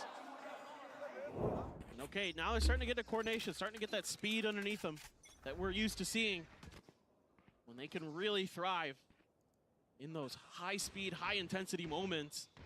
Now they're going to make a different change. They haven't really made a push towards showers just yet, so we're going to see if they can catch G2 kind of being a little too aggressive with the free space they had been given previously. Not wanting to tap on the orb. It's going to be a slow creep up. Icy holding the line, finds the headshot. Something going to be taken out and swinging from Valen. here. Down A. 2 kills scooped up now. The man advantage here for G2. Long rotate. Going to be necessary there from Jonah P, making his way all the way across from B. Out at Fountain as Mind Freak catching a quick little glimpse there of Trent. Swings out a little bit more, but tag not going to be found. Blocking fire. Got both ults here for Forsaken and Mind Freak, so a lot of delay, but Forsaken, dangerous. Lobbed in, Jonah on that jiggle. Forsaken now noting it, but still wary about lamps. Orbital strike. Going to be sent. No one getting caught by that. Look at the patience. No one far enough forward. Flash now, sent, Forsaken looking to try to challenge, looking to try to find that kill, but there is the ult going across. There is the cleanup, Mind Freak, dead, off the detain. And Forsaken now, the last one standing. The spike, unplanted. A rotate over, he'll grab it up, but shot still being spammed across. A tap, a check towards short, but it's a rotate over into the shower. Jonah now with a Phantom in hand. Teleporter gonna be taken, does he have the time for it? It's gonna be so damn close. He doesn't have time, does he? Oh, no. Reckoning sent, but he's got to get the spike planted. I think he might have just been a second too late. Just a hair off as the push coming through, and there is a thrifty. Trent delivering it as G2 get themselves up to match point. Match point. It's another mental mistake for PRX that hurts so much. I mean, at least get the plant down. I mean, yes, it's looking really good for the side of G2, and this stinger for Valen might as well be a rifle with how good he is with that gun. Just shutting him down in the detain, setting Leaf up, and just a little bit too long. And all Alex can do at this point is shake his head, as they are 1 round away from going down to the lower bracket. The momentum was starting to build, but just like that, a MasterCard thrifty to take it away, to get G2 up to match point. Now Trent takes Jing's head off once again. They dive forward here onto the site, something trying to lead the charge, snapping with a headshot, manages to find and displace the enemy. Jonah, good for 1. Showstopper in, Icy not getting that kill, but draws down with the Vandal. He picks off Mind Freak, and now it is Devi. The Sultan, the uncle, the last one standing. A 1v3 clutch necessary. And right now, this is all G2. Has been since Lotus. So much to do, he has no util. It's just gonna have to be gunplay. Meanwhile, there's boombots, there's mollies for the side of G2. It has to be one of the clutches of his life for Devi. There's just so many angles to work through. So many places that he has to note. All coming back up. He's in front of it. 30 seconds now remaining. The corner check in from Leaf spots him. Valen immediately hightailing it back over. Look at the join in with the rest of his squad. Devi waiting on the angle. Now just has to go for the plan. Paint shell, the molly, lobbed at him. He's down to 45. Everything in the kitchen sink sent at this man to make his task impossible. The shots are found. Leaf gets the finisher, and G2 get their win. 13-5. Damn. They keep themselves in the upper Clearly bracket. not They say to PRX, you asked for this. the You upset picked I us. was expecting. I love this from G2. Stellar performance after a rough first map, able to bounce back and look so convincing the rest of the way through, especially on Bind. Completely delivering a knockout blow to PRX, who could never recover, never find their footing. And this G2 team says it's not just 100 Thieves from Americas. We're also a force to be reckoned with. 5 first bloods in total for PRX on that map. It's even of worse Bind. than Lotus. Absolute devastation. Icy had 7. Trent had 6. Yeah, they were frying. They're absolutely frying. Unbelievable performance from G2. A well-earned victory and a well-earned place in the upper bracket. What a performance from everybody on this roster. Absolutely dismantling the Princes of Pacific. Yeah, I mean, their reads on how PRX wanted to play, when they'd be aggressive, when they could avoid util, when they could counter with util of their own. All of these things were so good. Once they got past split, they felt so in control. The awareness, the comms are so good. I mean, there's so many amazing plays from G2 throughout this bind that are just leaving PaperX stunned. No answers really ever found, because they're just too disciplined, too clean. And it certainly not the best showing from PaperX, but that to me is all credit to G2. I love the way they played. The prep work here was just gorgeous to witness. The individual, the micro plays from all of the players, just everybody having a solid read, everybody being on top of their mechanics. Yep. A soft start in the series, but my God, what a roaring finish from them. As this could just be the same clip over and over again. It basically is. Yeah, I mean, there's just nothing they can do. Well, despair for PaperX, but elation for G2, for the America's faithful. Let's go ahead and send it down to the stage now, though, for the Verizon post-match interview. Hello， 大家好，欢迎来到赛后采访，我是维嘉。让我们再一次恭喜 G2 赢下了本场比赛的胜利。我们也是请到了 Jonathan 选手来接受我们的采访。Welcome to the post-match interview, and now I'm joined by Jonathan from G2 with us. Would you like to say hi to our audience first? Hello, guys. Thank you for cheering for us. It was a great game, and I'm glad we could deliver for you guys. 他说：“大家好，感谢大家今天为我们加油，我们都听到了。今天这场比赛是一场非常开心的比赛。那接下来也想问问 Jonathan 选手，因为其实，在面对 PaperX 这样一支大家都非常熟知的打法风格也非常激进的这样一支队伍，我们很想知道他们的准备工作到底是什么样的，才能在今天达到一个这么好的效果。So first of all, congratulations on this win. And what kind of preparations do you make before going up against such an aggressive team like PaperX? The preparation was more or less anti-strats and more just preparing ourselves to, fight people 130 into the round every round. So yeah, we just had to make a few setups to adjust to their playstyle, and it worked out except for the first map. The first map was just a warm-up game, so we appreciate them warming us up for the next two. 他说：“其实对于他们来说，准备工作反而会稍微显得简单一点。对于他们来说，可能更多的就是专注于自己的比赛，准备自身的东西会更多一点。同时，可能对于打法风格也好，他们提前的设定也好，这些东西都会相应的减少。因为在面对这样一支可能打法风格相对激进的队伍的时候，可能这些的设定也会相对减少。那对于今天的第一张地图来说，他觉得对方确实打得很好。对于他们来说，他提出了一个极高的赞扬。但是，可能对于他们来说，也更像是一个热手，在热手过后也会有个很好的效果。那接下来第二个问题，因为其实对于 G2 来说，在这个赛段，可能我们都会觉得他们来到上海大师赛很像一个童话故事，因为在最开始第一赛段的时候，他们的表现并没有那么的出色。但是今天他们击败了一支非常厉害的队伍，同时来到上海大师赛，我们很想知道他们都做出了哪些转变，才能让他们现在达到这么高的一个水准，并且有这么好的一个实力。So you have had a miracle run leading up to Master Shanghai after struggling through the beginning of Stage 1. So what was the shift you all made leading up to now and making it here to this event? I said the biggest shift for us was just confidence, mentality, and just staying positive even when we're getting destroyed. Like especially today, if this was in kickoff and we were down, we lost the first map 11-1 first half, we would be mentally boomed. So it's just the difference from that to now is incredible, and that's the reason why we can pull off these wins, just like T1 and now this.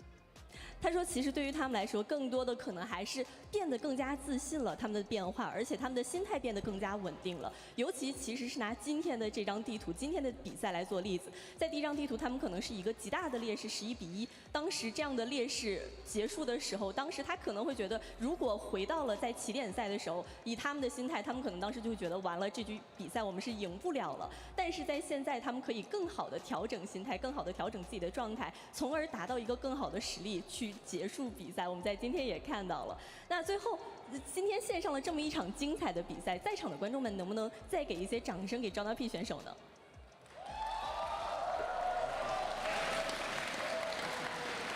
那我们的赛后采访到这里就先结束了。That's all for our interview. Thanks for joining me and congratulations on the upcoming matches. Thank you, appreciate it. 那让我们稍事休息，精彩比赛马上回来，拜拜。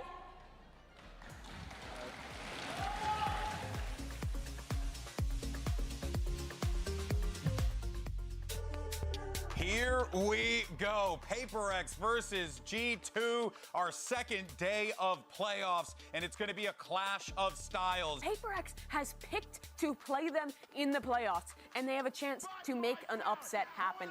Self pushed up here into heaven, something final one. Playing a ring around the rosy here, sees the gun barrel of one, swing out, finds it, swap over the classic, and something gets the 4K Red Bull clutch. And there's Jing now arriving, making his presence known. Paint shell set, there's nowhere to go but forward, but it's into something who collapsed them. Entry from Icy, able to find one, but now something strikes. 2 kills, tries to swap over, pick him up after the uptrap. It's PRX taking split, 13-7. Jing now all the way in behind Rubble, takes out Leaf, takes out another. Looks to try to find Trent, but Trent will finally put him down. Now Divide dead. Entry coming through, Forsaken not ready for it. Needs to have the headshot, needs to be snappy, but he can't quite make it happen still. Oh my God. Jing, oh my God, sniped out of the sky is Icy, comes up with 2. Icy dead, but finds himself another elimination. In towards B, but do they rebalance position? So far, they have not, and now he strikes, finds the first one, Mind Freak, trying to take him down, but something falls, Jing marks, gets the bite, and Trent will find the kill. It's a very aggressive space, but he's only able to find one. Boss, swing out, Forsaken, gone to the fuse, being held, paint shells in, and Leap will get the final kill. G2, the timeout works a treat. They take down PRX on load. It's 13-10. We're going to bind. Allen just pushing his way forward into the site, able to collect 2 kills. Something will get one more as a parting gift. There's the push. Forsaken able to find one, tucks into the corner, sends down that cove. They're trying to play a little bit more elusively in the Dizzy now. Trent able to play off that one. Showstopper now through, and they're so ready for it. They're going to use the cove and a bunch of flashes, but they're ready. They're playing it. Finds an opener once again. Says, throw whatever you have at me. I will bear through it. I will shut you down. Now opens up, tries to find the shot. Forsaken able to come away with one. Wow. Forsaken gets a second. Leap now dead, and Forsaken swaps to the classic. Oh, no. Reckoning sent, but he's got to get the spike planted. I think he might have just been a second too late. Just a hair off as the push coming through, and there is a thrifty G2 get their win, 13-5. They keep themselves in the upper bracket. They say to PRX, you asked for this, you picked us.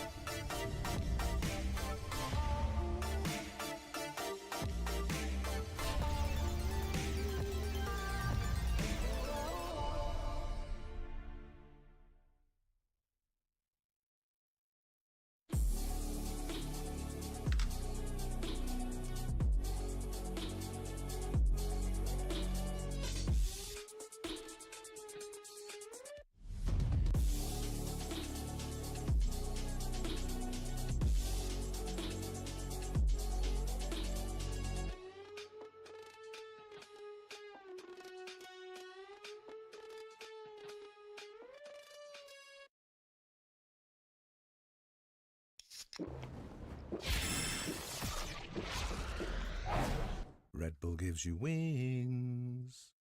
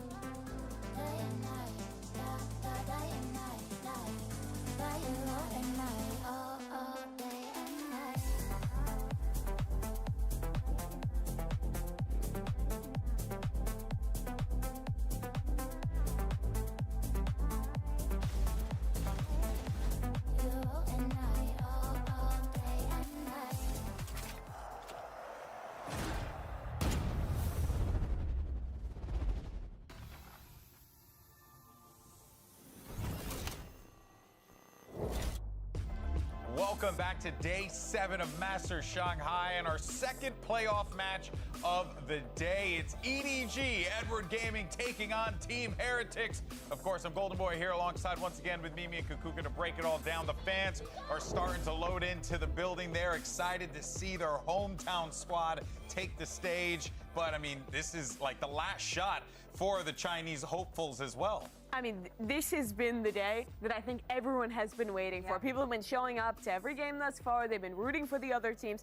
But EDG is the team of Shanghai. You go out on the seat, you'll see people wearing their jerseys. They are the ubiquitous squad of the CN region, and they have their chance to start making a mark here on the global stage. Yeah, exactly. And they're going up against a Team Heretics that, you know, has had their ups and downs, probably not coming in the best form for the tournament without meaning. But hey, they've been looking pretty good. And who would have told us that we'd get Wood versus Kangkang, like on a day like this one. So exciting there. So to give everyone a recap, you may not be aware, but this is going to be that last stand for the Chinese region, as both of the other Chinese teams, DRG as well as FPX, have been eliminated. But this squad is #1 for a reason, and this is their 5th straight global qualification. When you think about this team in their region, truly the word that comes to mind is oftentimes unstoppable with the way that they play. Yeah, exactly. I think that they've also evolved a bit since we saw them last time. I think that there is a barrier that they have to cross. Maybe making it straight into playoffs is going to give them a little bit more time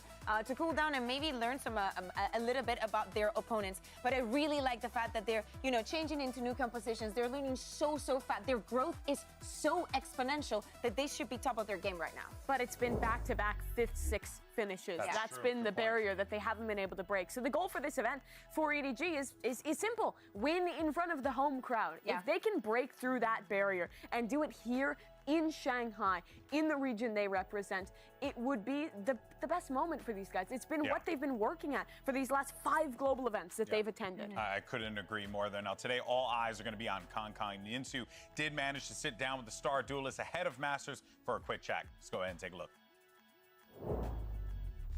We're in Shanghai, so of course we gotta take a second to have a chat with the one and only Kangkang. I've got Luna Dujing here to do some translations for me now. We've done this many times, Kangkang, in many different countries, but this is the first time that we're gonna be doing this, having a huge international tournament in your home region. So how does it feel? 就第一次在家门口的国际大赛，对我来说应该是特别激动的，因为以前从来都没有那种感受，就是能够在家门口与很多不同地区的选手同台竞争嘛，所以说这是第一次，然后真的特别激动。Because this is the first time that the first international tournament held in our home region, and I feel like there are so many players from different regions will come to Shanghai, so it feels really different and excited about it. I'm super excited to see you guys play. But of course, you've also played in front of many fans, different fans, European fans, American fans, Japanese fans. So tell me, what are the fans here going to be like? Are they going to cheer for other teams too outside of CN? 就是中国的一些粉丝，他们虽然说就也支持自己国家，就是自己赛区的选手嘛，然后与此同时，他们也有自己喜欢的队伍，就像 PRX 啊 Fnatic 啊，他们很喜欢那些很有个性、很愿意去表达自己的一些选手。然后其实我能够感觉到，因为我知道。就是 VCT CN 的那些观众，他们在台下，每次我们在 VCT 联赛 CN 联赛的时候，他们都会欢呼得很大声，所以说我觉得他们不会吝啬自己的欢呼声去给别的赛区的一些选手。对。Because the fans from China, we can see that they're not only just cheering for the VCT of teams from the VCT League, they also have their their favorite teams from other league, just like Fnatic or PRX and other teams. Of course, they will cheering for all of them. And because we play in VCT CN, we can always feel their enthusiasm, feel their passion on the stage. So of course. people cheering for them. I mean, if you play Paper X so often at it, that's going to be really interesting to see who they cheer for. Now, lastly, we've seen many different versions of Kangkang in the past. You know, even your hair, it changes very often from tournaments. Sometimes you op, sometimes you play rifle, sometimes, you know, you play agents we don't expect you. So what kind of Kangkang are we going to see in this tournament? What can we expect from you? 我觉得其实马德里的康康就比较内敛一点，因为我觉得我头发长了过后会显得比较乖，但是我剪短了头发之后，就是其实我感觉会有2个人格，然后我剪短头发过后，另外一个人格就比较狂、比较外放、比较嚣张的那种人格就会出现吧，然后也正好在比赛场上去感受一下，再次感受一下。就像大家会说我剪了寸头，会想回到东京那个时候，我觉得并不是。其实我想在上海有一个新的起点。Feels like when I was in Master Madrid, when my hair was longer, feel like it's like 2 different personality of me. At the time, my hair is longer. Maybe I looks like not that outgoing. But now I cut my hair with different hairstyle. Now seems like I'm more outgoing, more wild. So maybe some people will see that I cut my hair. If I want to go back to the Master Tokyo, I want to find the old me. I want to say it's not like that. I just want a new start in this Master Shanghai. Oh, I can't wait to see it. Thank you very much, Luna, for translating. 谢谢康康，加油，我们加油。谢谢。That's the same excuse that I give myself as well. You know, that's why I have no hair. It's because I want a new start. I mean, that's a sick metaphor. It actually is. You get a new start every week.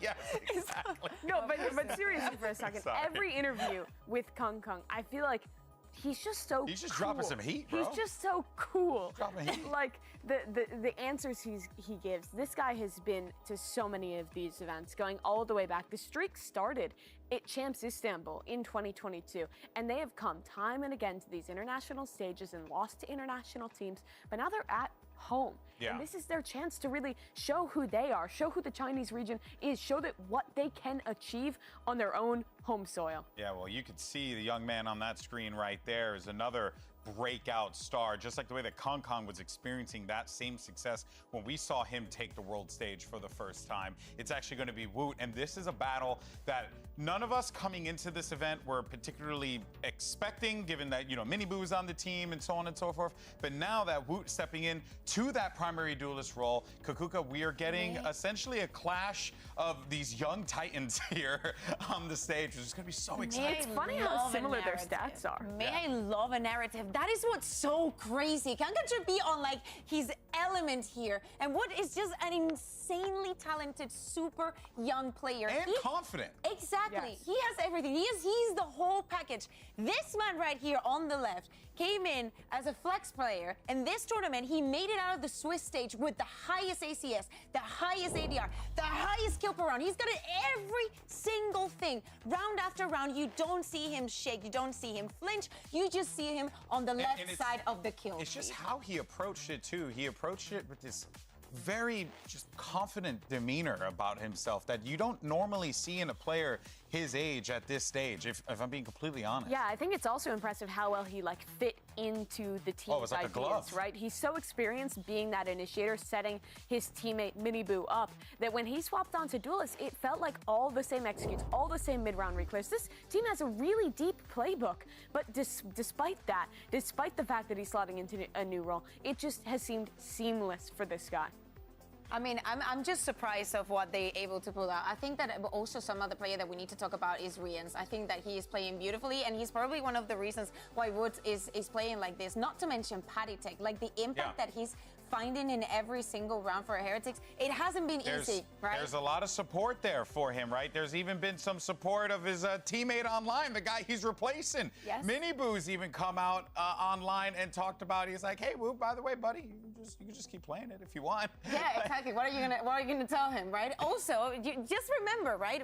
It's the first time that he's actually in the global stage. Yeah. But he's all right. He'll be fine. Yeah, I mean, this is the tweet right here, as a matter of fact. Yeah, Woo, you just played Duelist fully. Sometimes sometimes you gotta concede. Sometimes you gotta give in. my guy is just so humble. He knows exactly what the team needs, and the team needs more Woot in their life. I'm just like his name. But there's still a lot to prove. I think a lot of their games have been very defined Does by. he need to prove it as a duelist? No, Woot, absolutely not. He's proven it game after game. I mean, the last match they played, I think he was plus 28 to pull off the win against FPX. He's insane. But we have seen some trouble with this team. Against G2, they crumbled. They start making some mistakes. Like, it's still not the team that I'm in like the full form, ready to say that this is like a top 4 squad at the event. But you see the moments. You see the coordination. You see good reads. You see Woot playing the way he is. Team Heretics is the ultimate team with potential that could go on like a dark horse run here. Yeah, exactly. And do not forget, after the result that we had on the first match, only 100 Thieves from the first seeds has managed to win their first encounter. That's crazy. So just, you know, I'm saying that all the stars are aligning. Hey, it could very well look that way. Maybe not. We'll find out. But for now, though, let's go ahead and hear from Woot himself as Mika's standing by. Hey, I'm here right now with Woot of Team Heretics. Now, last week, Woot, we saw you debut as duelist, and you did amazing, but now you will be up against potentially one of the most popular duelists, and it is going to be on his home court. So how are you feeling about that? I'm really excited to play against Kang, but I think it's a good chance to prove myself, and I will prove myself in the game. Well, good luck. We're excited to see that matchup, too. Literally the response. The eye contact with the camera. He just, like, what? How does I love he do how that? everything's being analyzed like he does. I am very happy to go up against him. I'm ready. My boy is cold-blooded out there, man. Training this guy. I mean, when I was his age, I was way more pimply and did not have the confidence he had. Yeah, that too. I was not very bright. How old is he? It's like He what? just turned 18. He couldn't even play in the league. Yeah. That is, I had forgotten about that because he's just playing so well. But literally, that's why they didn't have him at Madrid. Across the globe, talking about all these players, and he was watching from home because he hadn't even finished high school. Like, he was just 15 watching. Wild this stuff team there. is so young. Los Niños. They're like all these new players who have stepped up in the last few years, and Uncle Boo on the team. Uncle Boo, the best one. I just think it's so impressive that these guys are so young and that this team is so well put together that they don't look shaken at all against these great teams on a big stage. But I do think today's a big test against that home crowd against EDG. But they've also done this a few times now, right? They've been in the blender a few times against some of the other Chinese They've teams. played them both. They've played them both. They've beaten them they've both. essentially had to deal with that hometown energy that was being given to their opponents. And, you know, like, they still managed to rise to the occasion when the moment calls for a Kukuga. I think, like, that is the thing about this team. No one was really sure what we were going to get out of them, especially with Minibu not being here. But what we got is a team that knows how they want to play with the pieces that they have right now. Yeah, exactly. Of course, it's very complicated to, you know, hear all the crowd cheering for the other team. Nothing personal, we have to say, you know? Of like course. it's just Cheer the for their matches that they guys. were given. But time after time, they've also been under a lot of pressure. I think that playing an opponent like FPX, when you add in that crowd factor, is what could have set the tone and the difference. Yeah, it absolutely can. I also think that, well, EDG is the best team from the CN region. We see a lot of similarities, I think, especially in the way they call their attacking sides. Most of CN teams play a lot of these really slow, like 4-1, like they're like 3-1-1 defaults, and are just late round going into hard hits. And that's really similar to how FPX play. I think it's a little bit more refined with EDG. You see more variety where we're going for some harder hits sometimes, and you see less of the silly rounds where they're fully running down the clock and losing out. But there are still similarities. You can't give things away in the mid round when you're a defender. And I think Team Heretics have to be used to that style by now, which could be an advantage today. Yeah, it could very well be. Yeah, still the problem is, of course, we have seen some maps from them, but just remember what happened on Split, for example, right? Against G2. Yes. It's a map that we understand that some things are not ready, are not prepared, some things you don't even expect to even, you know, get to that third map. It's a very unlucky situation to be in, but we can understand that they're just not ready in some aspect. Yeah, for sure. And, you know, as a matter of fact, we'll go ahead and hear from Woot because funny thing is that he actually doesn't want to play duelist. This is his Omen player moment. Check it out. Hey guys, I am Woot from Heretics. Probably because of the icebox, I lost my 5 years from my life. Like, it was so stressful. Also, like, playing duelist is making me like so nervous and making so much pressure on me. So I just want to play flex, not duelist. I'm so happy to play against Chinese teams because the Crow is going insane. Also, they are playing good and different. So we are just so happy to win against them and get the playoff. I don't think he hears him. Oh, but now he's giving his position away. Now he knows where he is. Meanwhile, Mood on the other side with 4. Lysor drops one. Can he 1v3 to close this out? No! The ace for Woot! About Kang, we pracked 2 times. It was so close match. I think he didn't tiff me, but I didn't tiff him as well, so he's strong, I know, but we will see in the match. Like, about my performance, I'm really proud of myself because it's international event. It's like 2nd biggest event of Valorant. And I was watching it when I was younger, when I was 15. So I'm just playing here and dropping 70 in 3 maps. So I'm so proud of myself.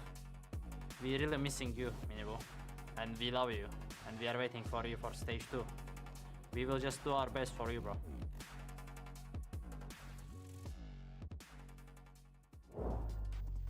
Of course, the team playing for their teammate, but again, it's just that confidence from him. He was 15 when Valorant was out? Yeah.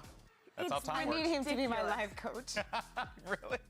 Yeah, like, did you see, like, of course, I'm super proud of myself, you know? I dropped 73 maps. I'm not supposed to be doing this. Man. Also, by the way, we miss you. We can't wait to have you back. How is this guy so Guy straight up happy? just says, I'd rather play Flex. Like, yeah. The player has he a reminds recipe. me of is Zekken.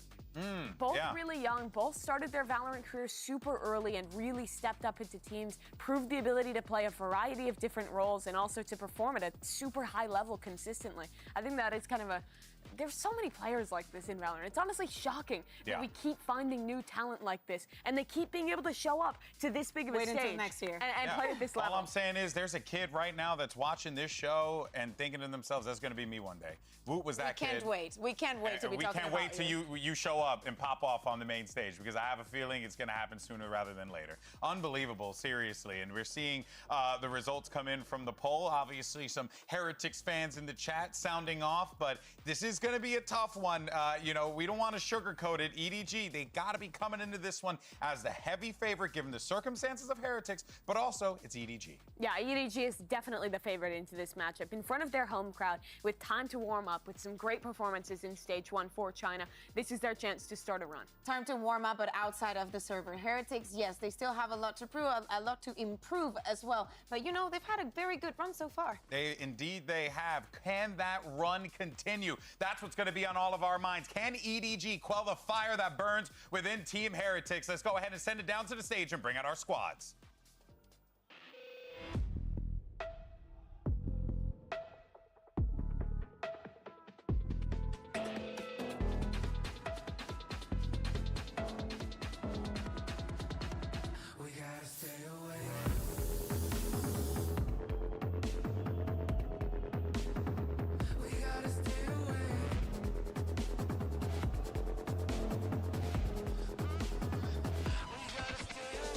Team Heretics. Edward Gaming.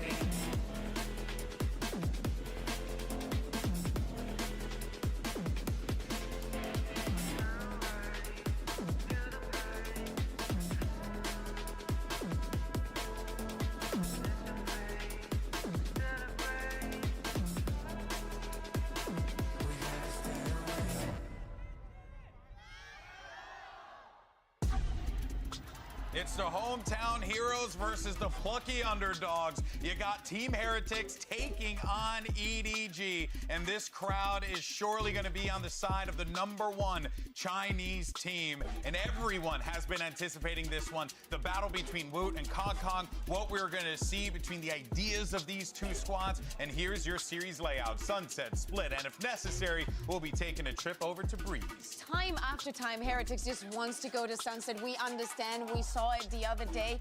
It's the second one that I'm extremely concerned about. I understand very well why EDG wants to go into this. Yeah, the last time we saw this from Heretics was against G2, and they really fell apart. I think Pat Attack on the raise and kind of the ideas between the teams, it looked shaky. It looked on the fly. It looked unpracticed, and that shouldn't be a surprise. This team said going into the Start of Swiss stage, they only had 1 day of practice. Now they've had 2 more, and they've had some matches to warm up. But still, this is a a squad who made a last-minute substitution, who has that kind of chip on their shoulder, but who also I think can play with nothing to lose because of that against an EDG who has so much pressure on them. But hear me out. You're Heretics. You've made it this far. Are you really going to count yourself out? I don't think so. Like, but I now think you there's want a difference between counting yourself out and realizing that there's not pressure for us to go on a run and we can just play our damnedest. I think that's a mentality that's brought them this far already. I think that that they can see themselves as winners. I mean, they most definitely could, right? I mean, look, everyone's here in this competition for a reason. These are, from stage 1 to now, these are the best teams of the stage. They have fought tooth and nail to get to this point, right? But I think that at the end of the day, when you break down both sides of the field here, Heretics, they're going to be playing with house money, right? They've made it this far in this tournament, to your point, Mimi. So they can't just keep going with that more. I mean, that mentality won champions for EDG last year. We've seen it before. And I really think that this tournament, when I'm watching EDG, is about managing expectations and managing pressure. You have this massive crowd. People have been waiting for you to come and step up, and they're starting on a bang. It's a comp change for EDG. They're taking a page out of their compatriots FPX's book and going for a double controller comp with an Astra and an Omen.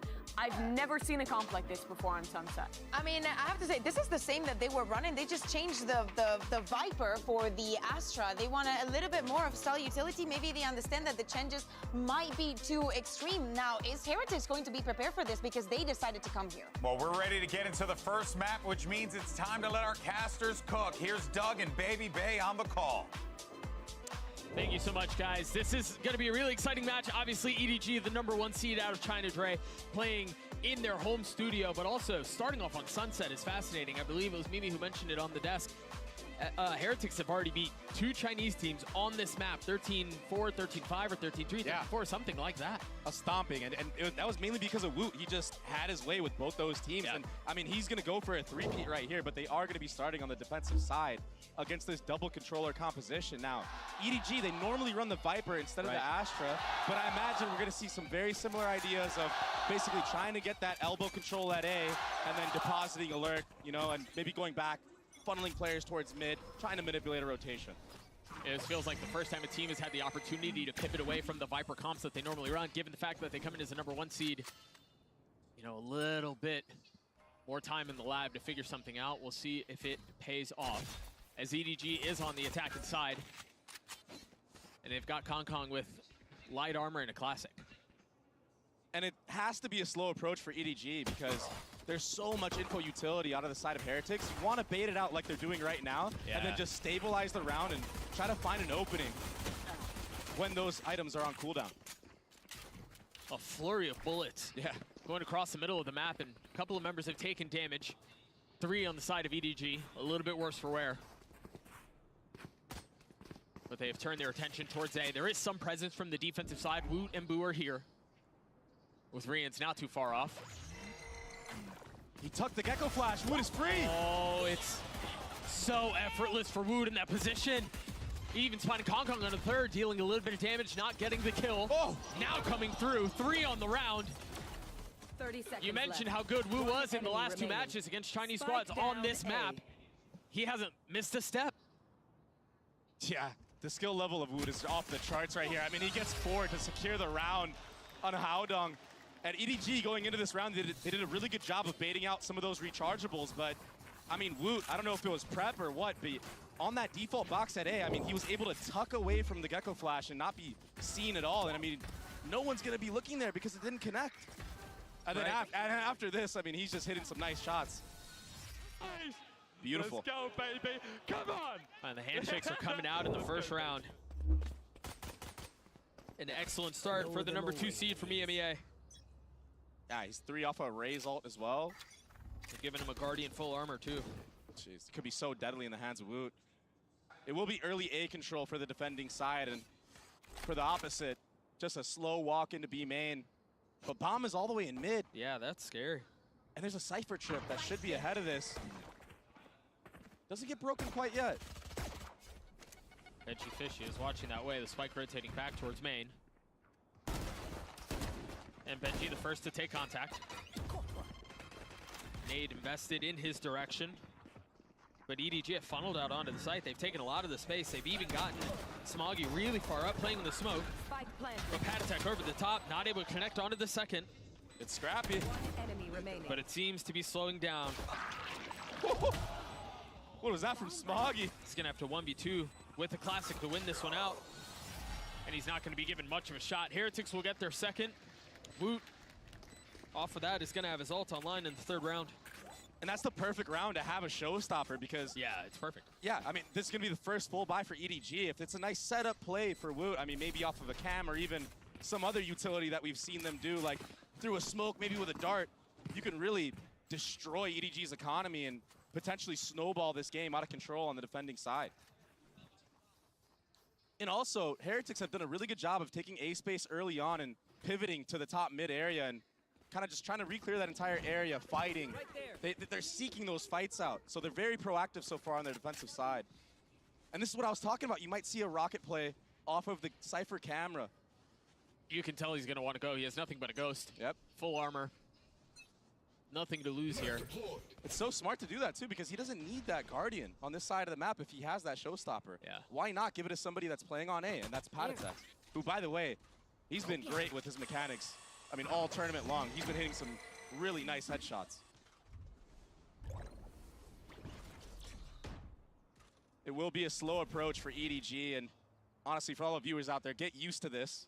Early on in the matches on Sunset, they like to play this way. They like to play slow, bait out utility, see what they can do, see what they're working with, and then they transition in the middle of the half and start playing more aggressive, and they change the pace. That's something EDG is really good at doing, but that camera... Oh, it's going to split it. Not connecting or anything. Remember, it was just a ghost on the other side. Yeah. Wingman will go out, or at least try to. Not tagging on anyone as a spike has not made its way past the threshold. Kong with 2 kills. Chi-Chu weak, but a little bit of space for the attack. A nade in his hand, too. And Patatek right now, he's just waiting for Buddha, link up with him, and potentially start the retake. But Kong, oh, the nade misses, so he's going to have to hard clear the close left. Hitting an awkward little crevice. That's unfortunate. So Omen Flash will be the cue for the retake. Patatek gets the entry. I spoke about how he's so good at one-tapping players. And all of a sudden, that freeze that EDG did, it's working against them. Smoggy has the tank, tries to get the spike, and he will fall. The bonus the way of Heretics. What a start. That was a huge impact from Benji to get that trade in B main after Woot missed that showstopper. But yeah, I mean, we saw in full effect what giving the gun to Patatek does in this scenario. I mean, he made full value of it.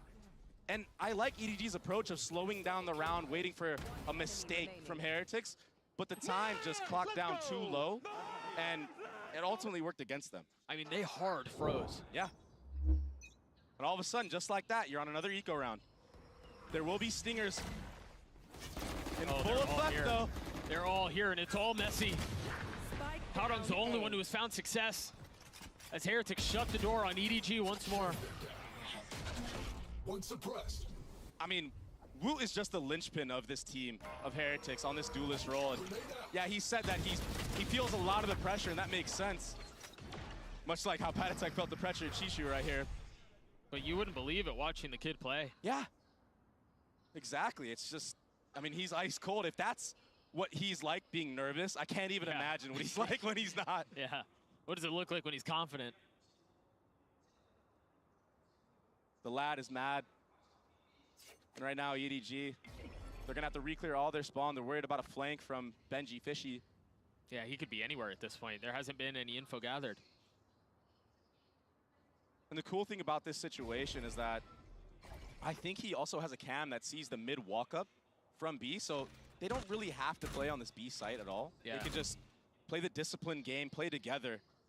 30 seconds I mean, both these players of EDG are sitting at 5 HP apiece. I mean, that's not something you see every day. I don't know how they're so synced up like that. But the IGL of Haodong, he's going to have to try to do anything they can to win this round. Planted the spike. My ultimate is ready. And I imagine it's just going to be so hard. I mean, Rians has Sova Dart, he's got the drone, he's got 2 shocks. I mean...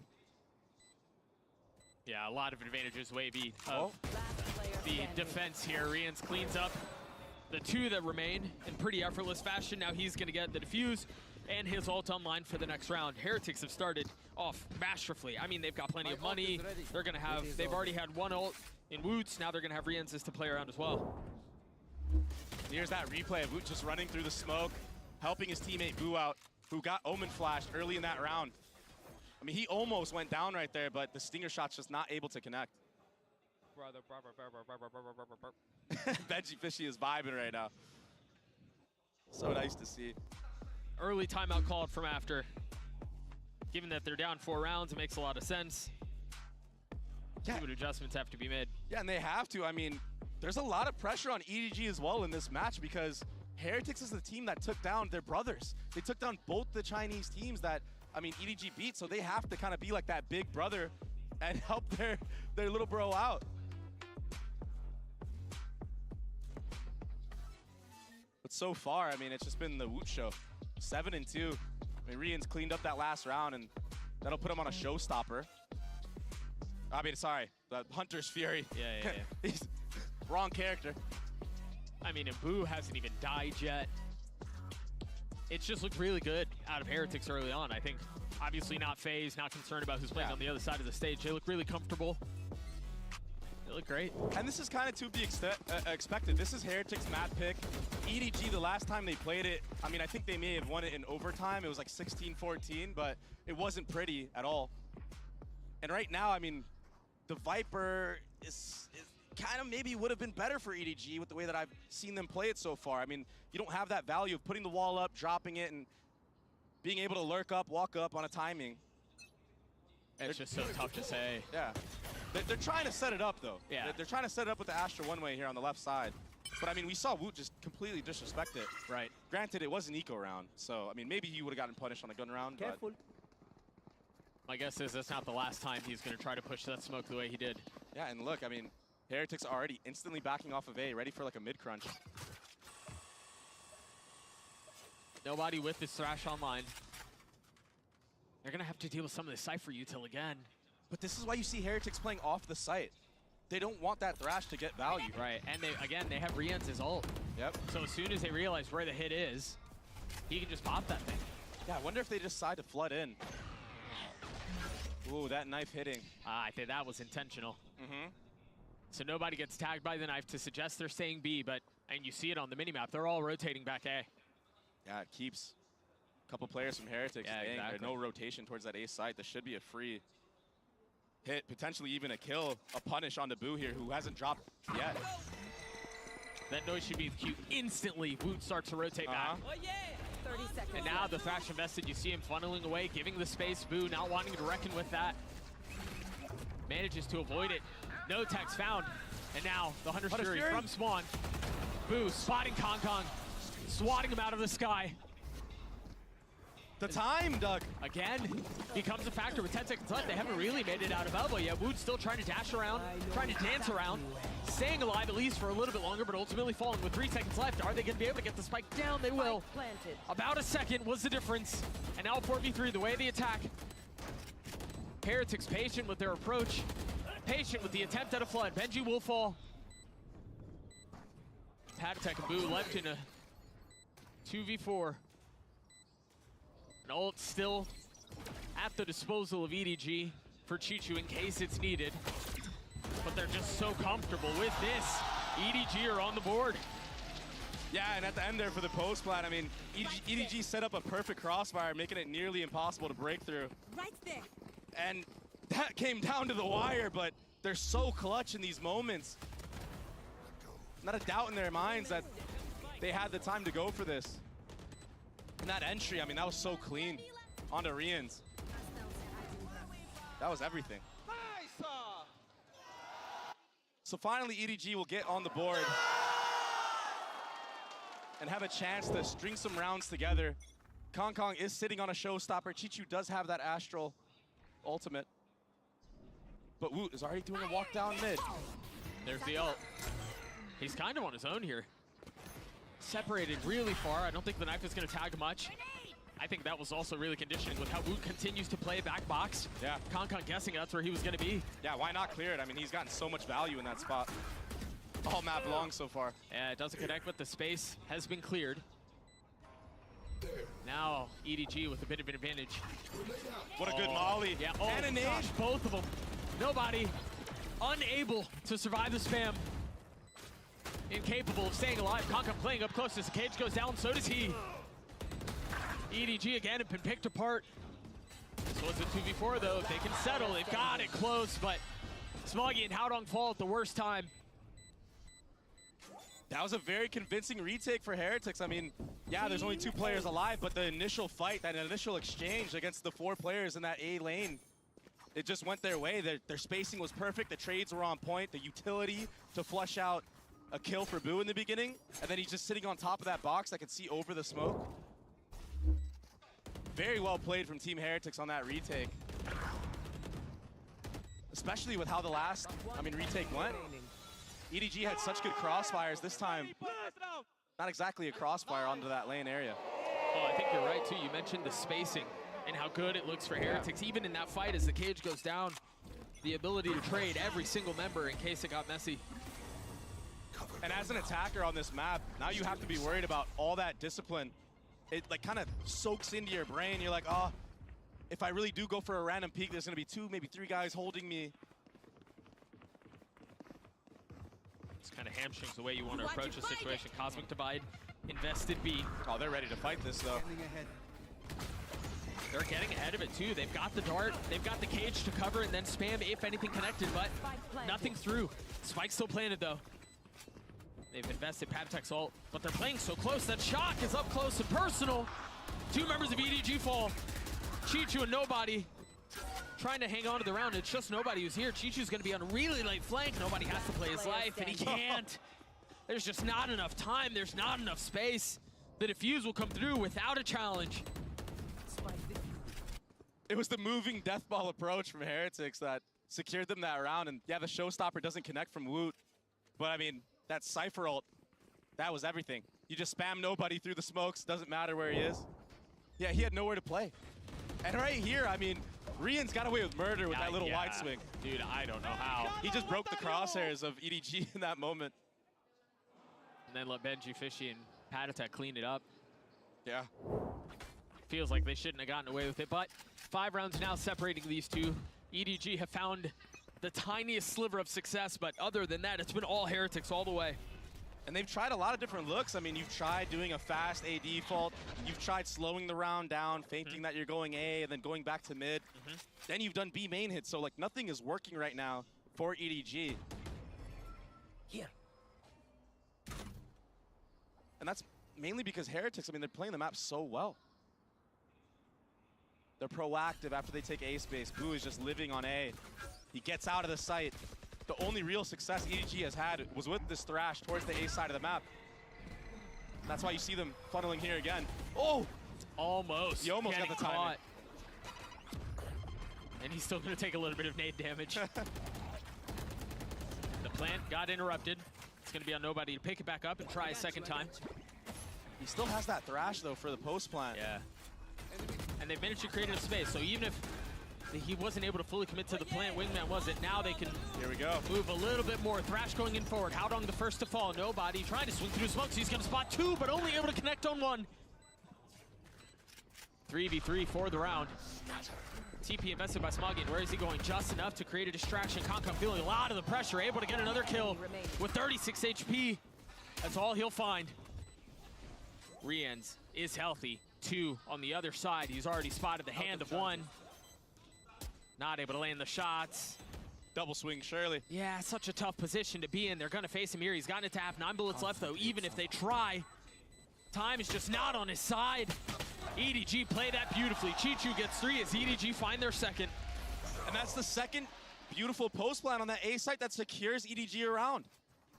They play those crossfires so well. This time, in that A lane, the trades go into their favor, make it a 3v3, and I mean, you saw at the end there, there's just too many angles to look at. And the whole time, Chichu was just playing in the back here, just toying with Rians. That was a very disciplined post plan. I really like that from EDG. Those are good signs. If they can emulate that on the B side of the map, they might have success there too. All right. Really high flash with Blue taking space and the Dizzy over the top to try to keep it back, but it got cleared instantly. That pickup star, it might be conditioning for future rounds. Maybe you'll see some players behind it the next time you see that. Try to catch off Woot or Boo, get a kill, and then that'll open up the entire map for EDG. But this time around, that slow approach that we've seen in the first couple rounds of the half. But even then, you know, you talked, Dre, earlier about how they have tried a number of different looks. They've tried being aggressive, they've tried the more slow, defaulty look. Even this, while it's a little bit slower, much like we've seen in some of the earlier rounds of the half, the way they're exploring the map is different. Yeah, they are. I mean, it's a change of pace for sure. And I mean, the success that they had was, I mean, the 2 rounds was off of that Thrash. But it's like the rounds where they don't have the ults where it kind of just falls apart for them. Right. You mentioned that they need to try to find some success B because it's look good on A. Can they do it here? 30 seconds. They do Before get leaning towards the site, you see the utility already dumped down, but Benji Fishy playing back site, getting 2. Standing ahead. This is going to be such a tough thing to hold to 3v5. I don't think they know that Kong Kong's in this spot though. And nobody's in market, so Kong Kong needs to go huge here for EDG. The paranoia traded, Kong Kong, oh, he's able to get 1, but the clip runs dry, he's not able to connect anymore. Benji Fishy with 3, Chichu left alone. The lack of success on B continues. Chichu's able to get his 1, Rien's holding the defuse all the way. Benji Fishy with 4. Heretics continue to roll. That's all because of the disruption that Benji Fishy and Rien's had on that initial B hit. You don't expect just a Sova and a Cypher to do stuff like this. I mean, you had full utility on the site. You have all 5 players alive. The bomb is going down, and all of a sudden you're being faced with this fire of Benji Fishy and Rien's. Heretics, their game plan is to disrupt, not allow it to go into that 5-on-5 post-plant scenario.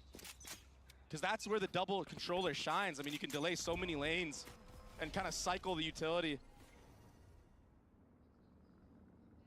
And if EDG baits out early utility from Heretics, I mean, they might not have even a flash to run through those smokes. So that's what they're trying to set up. This time it will be a walk into elbow, but if Kong Kong decides to walk up here without using utility, he's going to be met by a judge.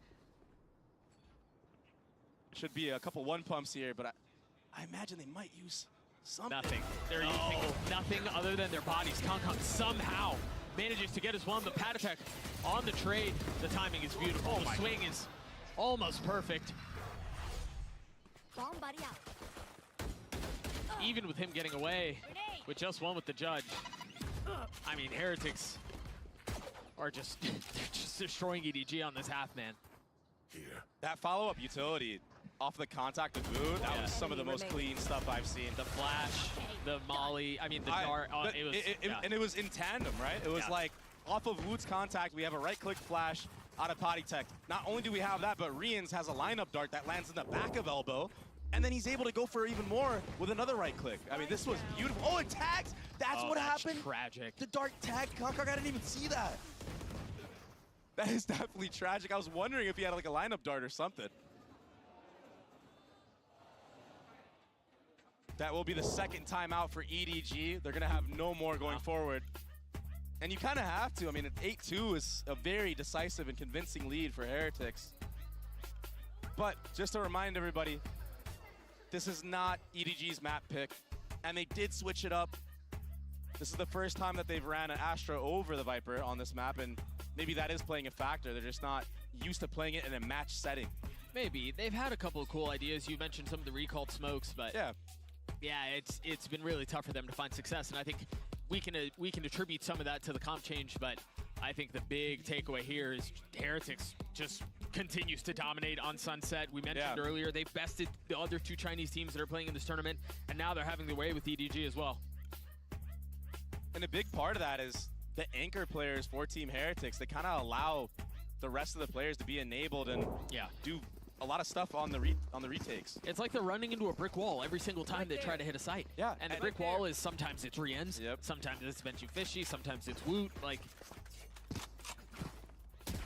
You on the other you kind of have to invest a lot of utility on these early chokes to get up with the comp of EDG. And the way that Boo plays this A side of the map, where he's consistently just jump peeking and then backing up, delaying you with the Omen flash, and this time he's going to get aggressive. I mean, all these things play a factor of him not getting punished and baiting out your own utility. A big round here for the attack. 2 ults online, 2 within 1 point. God, Patek getting a lot of info mid there. So confident.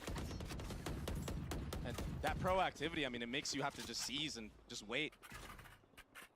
Makes you rethink how you want to approach the round. The thing is off of that first layer of utility, EDG don't go back up mid. And Heretics kind of give it. So they don't have a read on what Heretics is really doing after that first set of delay utility. The nade to clear the trip, the satchel forward, but Benji Fishy again has not been cleared now. Going down at the hands of Chi-Chi. The rocket not going to connect either as 100 Fury has been invested by Rians. Blue playing further back. Unfortunately having to watch as Kong gets the best of his teammate. But they're still keeping him back. Instantly on the trade, a 2v2 as the nade comes back out. How do Patek and Boo get back in on this? The Paranoia only connecting on one. Smoggy over Kong's shoulder, delivers the shot. Leaving Patek alone, a 1v2, a tap of the spike, the swing coming through. Not able to connect on the shots. Kong with 3 as EDG get there as well. Kong hyping up the crowd with that 3K. Brought his team back into it. Heretics did a good job of re-clearing the lurk in mid. But the answer back from Kong, that was huge. Look at this right here. Nice shot on the Woot. And then Smoggy, this kill right here to support Kong, who was completely Omen flashed. Nice work from EDG. Last round of the half, 3 ults on the side of the attack. And they have a Thrash. They're 2 for 2 on Thrash round wins right now. EDG do a really good job of using that first Thrash ult and then picking it back up and using it for even more value. And not only on a map like this, but other maps in the future. It's something to look out for if you're Team Heretics. They like to take initial space with it and then pick it back up, maybe go somewhere else. Something that they've done a lot. And this is another showstopper trap, but this time, Howdong, he's way ahead of it.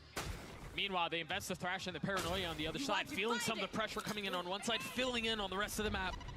Kong has already gotten all the way up into elbow. And here it is, he's able to pick up the Thrash again and have it for the post plant. The thing is, they don't have the Paranoia to clear out the box. So they're gonna have to try to get through that. They got lineups, but it bounced a little bit off the mark. You want more? Here's more. Still tucked behind the Cosmic Divide. Patek will get tagged, but not without taking one with him. One enemy remaining. Leaving Wood in a 1v3. Wood, who started off the half in electric fashion, is gonna have to close it, bookend it, if he wants to win this thing out. Otherwise, EDG will get to 4. Well, this nade will have Kong have to peek. That's heat-seeking, but Kong gladly takes that swing. 3 on the round for Duelists as EDG salvaged the first half. Yeah, 4 rounds. I mean, with the way that it was looking for Heretics, they were up, what, 8-2? So they definitely salvaged the half, and that was off the back of Kong. Who else? Who other than Kong? Beautiful play on this site. And even in the post plants, even if Kong drops there, you imagine that Howdong and whoever else was on site, I forget who it was, would just play that discipline. EDG are a very disciplined team in these scenarios. Kong popping off, getting the crowd back into it. As you mentioned, EDG have gotten all the way up to 4 rounds, and it's been in the best that Heretics has been able to throw. We've got Mika standing by with Chinese professional basketball player Guo Ailun. We have another special guest in the audience right now. We have Guo Ailun, who is a professional basketball player. Thank you so much for being here. What does it feel like seeing esports and gaming on a stage like this in Shanghai? 想首先请问一下，觉得在上海线下观看我们的电竞比赛，来到我们的5位竞技场，感受怎么样呢？开心、热血，为什么呢？因为这是一项国际项的大赛啊，因为很高兴就看到这么多来自世界不同国家的顶尖的5位契约选手聚在上海，然后这个城市，这个热情的城市，我觉得让我现在自己来说也替他们非常的高兴和热血沸腾啊。I was really happy and feel the passion about it. It's an international tournament. Also, all of the top players from all of the leagues, and I feel like deep in my heart, I feel so happy for them.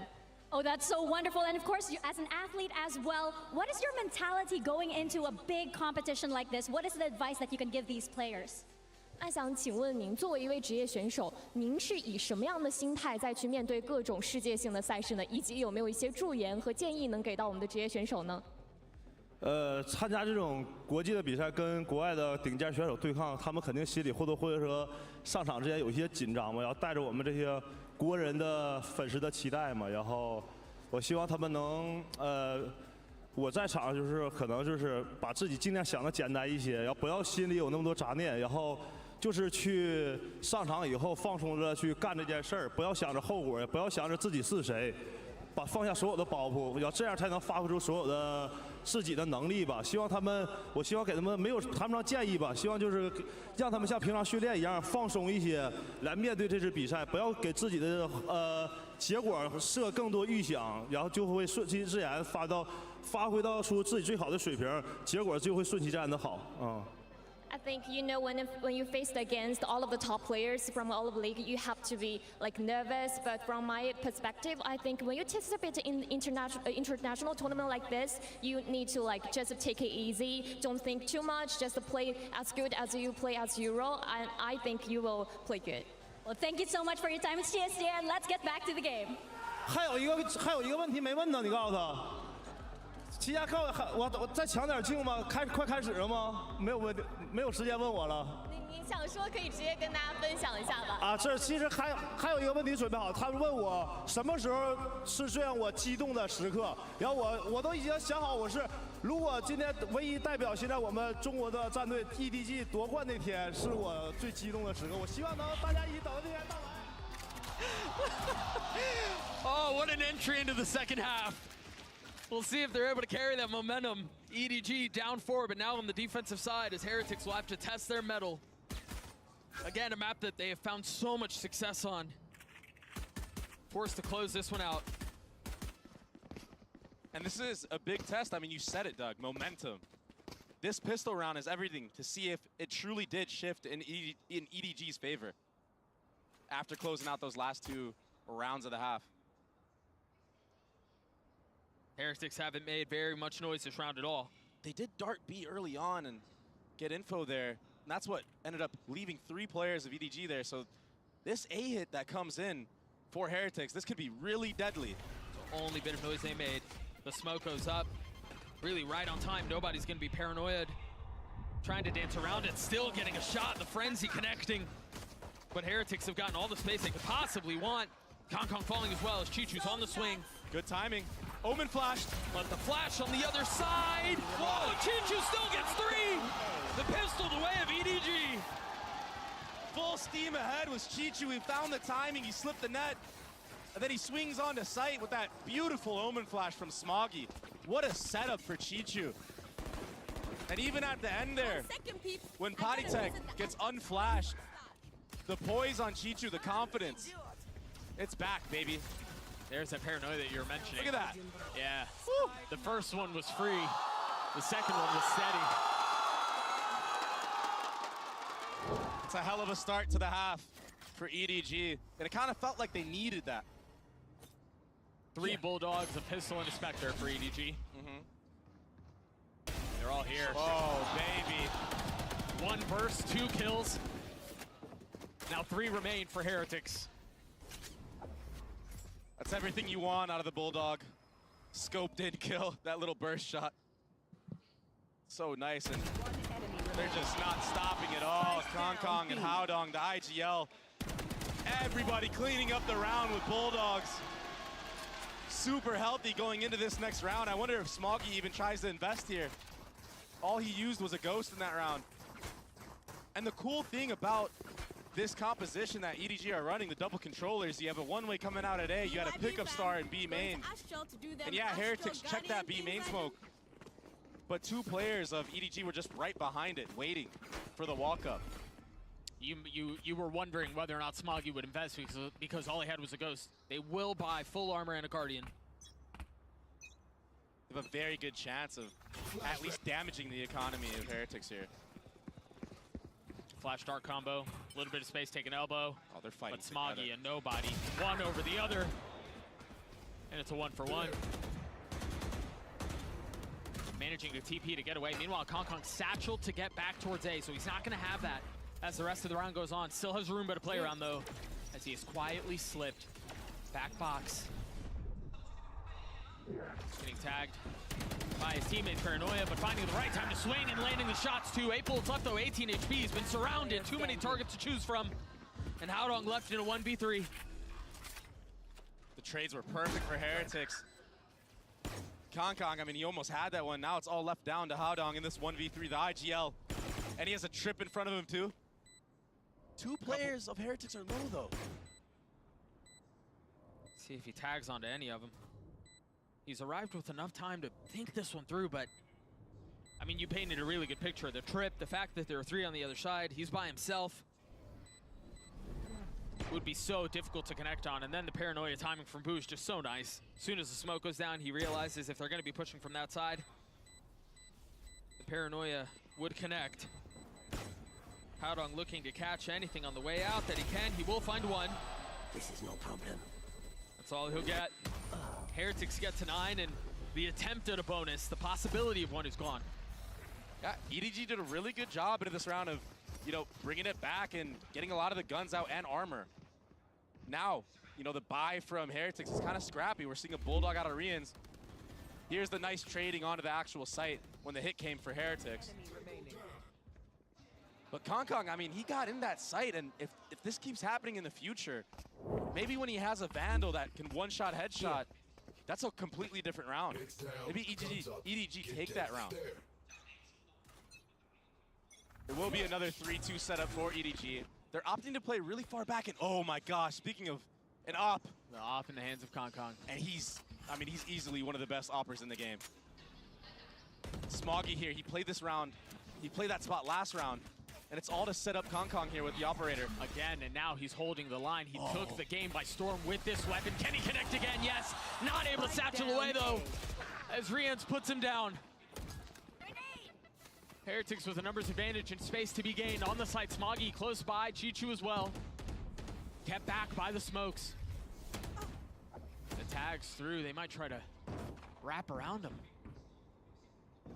They might find a window of opportunity here on this wrap around. I mean, right now, Boo is not ready here at all, but drops the smoke to cross. Speak of the devil, but if they just face check this, they still might find the timing. There's no way to expect that. That's what they'll be. If they don't make any noise, Rians is looking that way. And he drops the first. That shot was so clean. Chichu in a 1v4. He's now standing up to that. And the trading from Rians onto Kong in this round, that was ridiculous. Mid-satchel, he insted Kong. And, I mean, that operator entry, that was beautiful. Tries to satchel out. I mean, look at this. He's stunned. Oh, my gosh. It barely left his feet. He's so quick. And then he closes it out with this. This was really nice by Rians. I mean, we talked so much about how that double late wrap into elbow could have been disaster. If Rians isn't looking that way, there's so much value found. And a lot of that was off of Woot actually taking that space in CT. Right. They don't have to worry about lane whatsoever because the Cypher Cam's there from Benji Fishy. Where else are the players? Right. This time around for Heretics, a very quick A default. To get Woot that showstopper, you're right. I like that play from EDG. The last couple rounds that Heretics have gone A, they've kind of been in that elbow area. So that was kind of a read that EDG thought they had, but this time around, Heretics, they tap the orb there and they just wait and pause, waiting for a trap play. And then when they do commit, EDG aren't able to funnel in behind it quickly enough. A little bit slow on the draw. The rotation was perfect for Heretics. This is a really nicely round, a really nicely called to the round. Kind of second best his ult. Haodong's utility is not going to be a factor here. And they can just run him down or at least try to. He will fall. Every single member of EDG has met their demise so far. Kong and Nobody, the only two that remain, approaching the site from opposite sides. I mean, just look at the mini-map, how together of this Deathball Heretics is. Entering the site, you have to fight 2-3 people in front of you with gun disadvantage. and utility flooding you. And then they all get out together. Right, and then if you somehow win those, you're going to have to deal with the rest. A miserable spot to be in. The tap of the spike, drawing out action. Flawless. But when you have that big of an advantage, it just looks easy. A flawless round for Heretics as they get up to 11. Good discipline from Heretics. Even at the end there, using utility to fight the last two players, not dropping guns. I mean, honestly, in a 5v3 there, you don't necessarily have to be disciplined, right? You think, all right, we're able to clean this up, but they play that really well. That'll seep into the minds of EDG, not only on this map, but future maps when Heretics are on post plants. And it can be so hard to play against a team that is like that. It kind of feels like you can't really do anything. Right.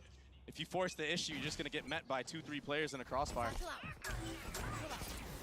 This is aggressive out for Woot, the satchels, but it's actually Kong who invested his ult on the other side. He's going to find plenty of space. Now it's Woot's turn to try some of the same. The ult not connecting. Both rockets traded. No kills found.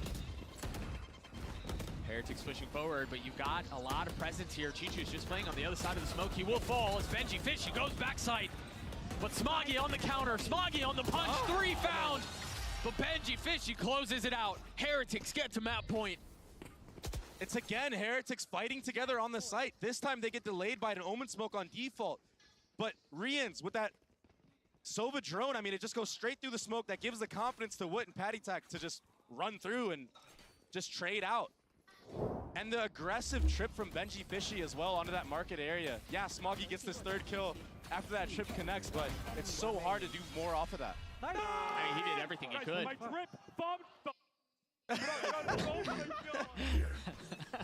What did he say? They're getting really good at censoring. That's so hard. Yeah, they are. Another quick B default. I mean, if it ain't broken, don't fix it. But meanwhile, on the other side, EDG again took aggressive space A at the beginning. A paranoia and a satchel out.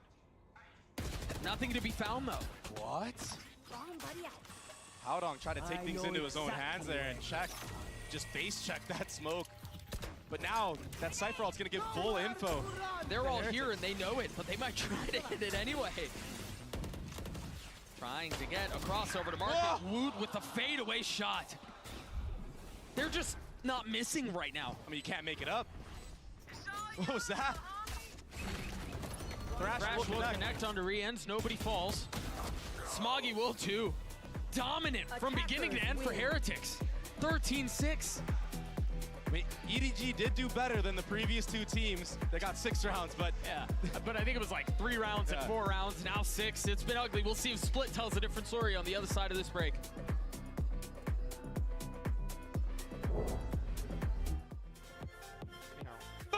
Let's go! Still warm. That's the way I like it as well.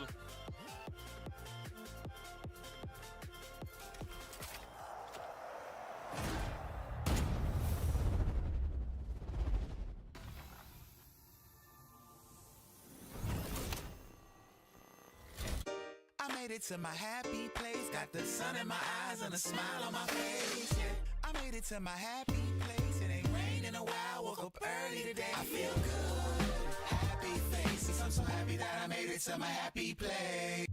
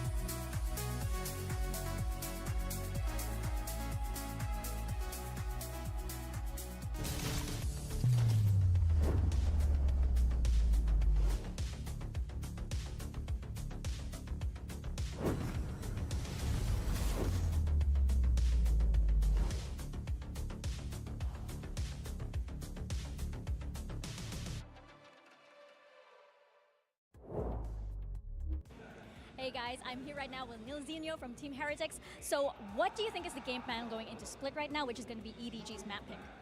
Yeah, so we kind of expected them to pick Split, so we're well prepared for it. We've made a couple of changes to how we're going to approach it after we lost to G2. We kind of threw quite a few bad rounds, so for me, we're just going to focus on our fundamentals. And yeah, we've had a little bit of time to prepare, so hopefully the work we put in pays off on Split.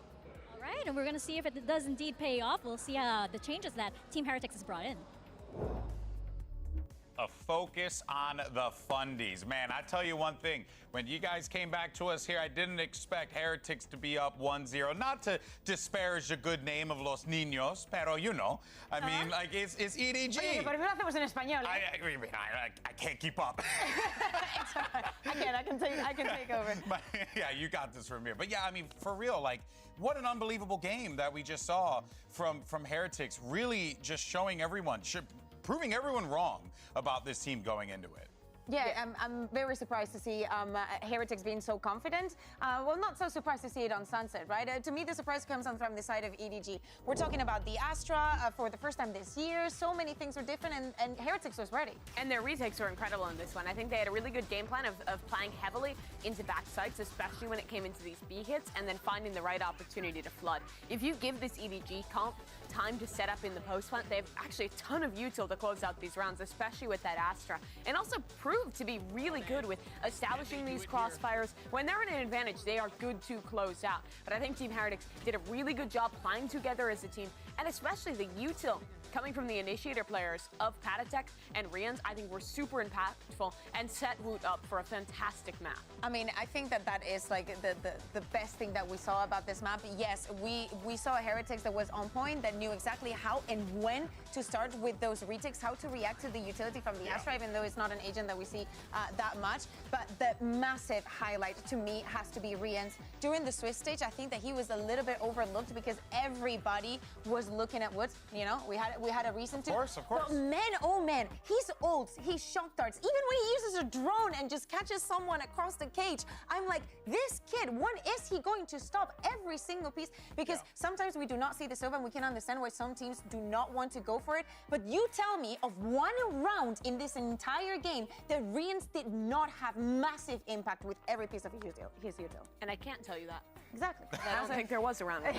There really wasn't. I mean, he's an incredibly impactful player. He was contributing so much to it, and you know, I mean, we've seen what the impact of a good Sova player can have, right? You know, whether it's like Crashies in Americas for us, or even Calm, right? Talking about players who just really thrive in that role. Leo. But Leo in the MEA, of course, like just to have that player be that impactful in the game when all eyes are on the other direction, right? Looking at Kong. But man, you have to be a little bit, you know, like concerned here going into it, because if they feel that confident in Sunset and then they've made those changes that Nilzinho said they made on Split. Yeah.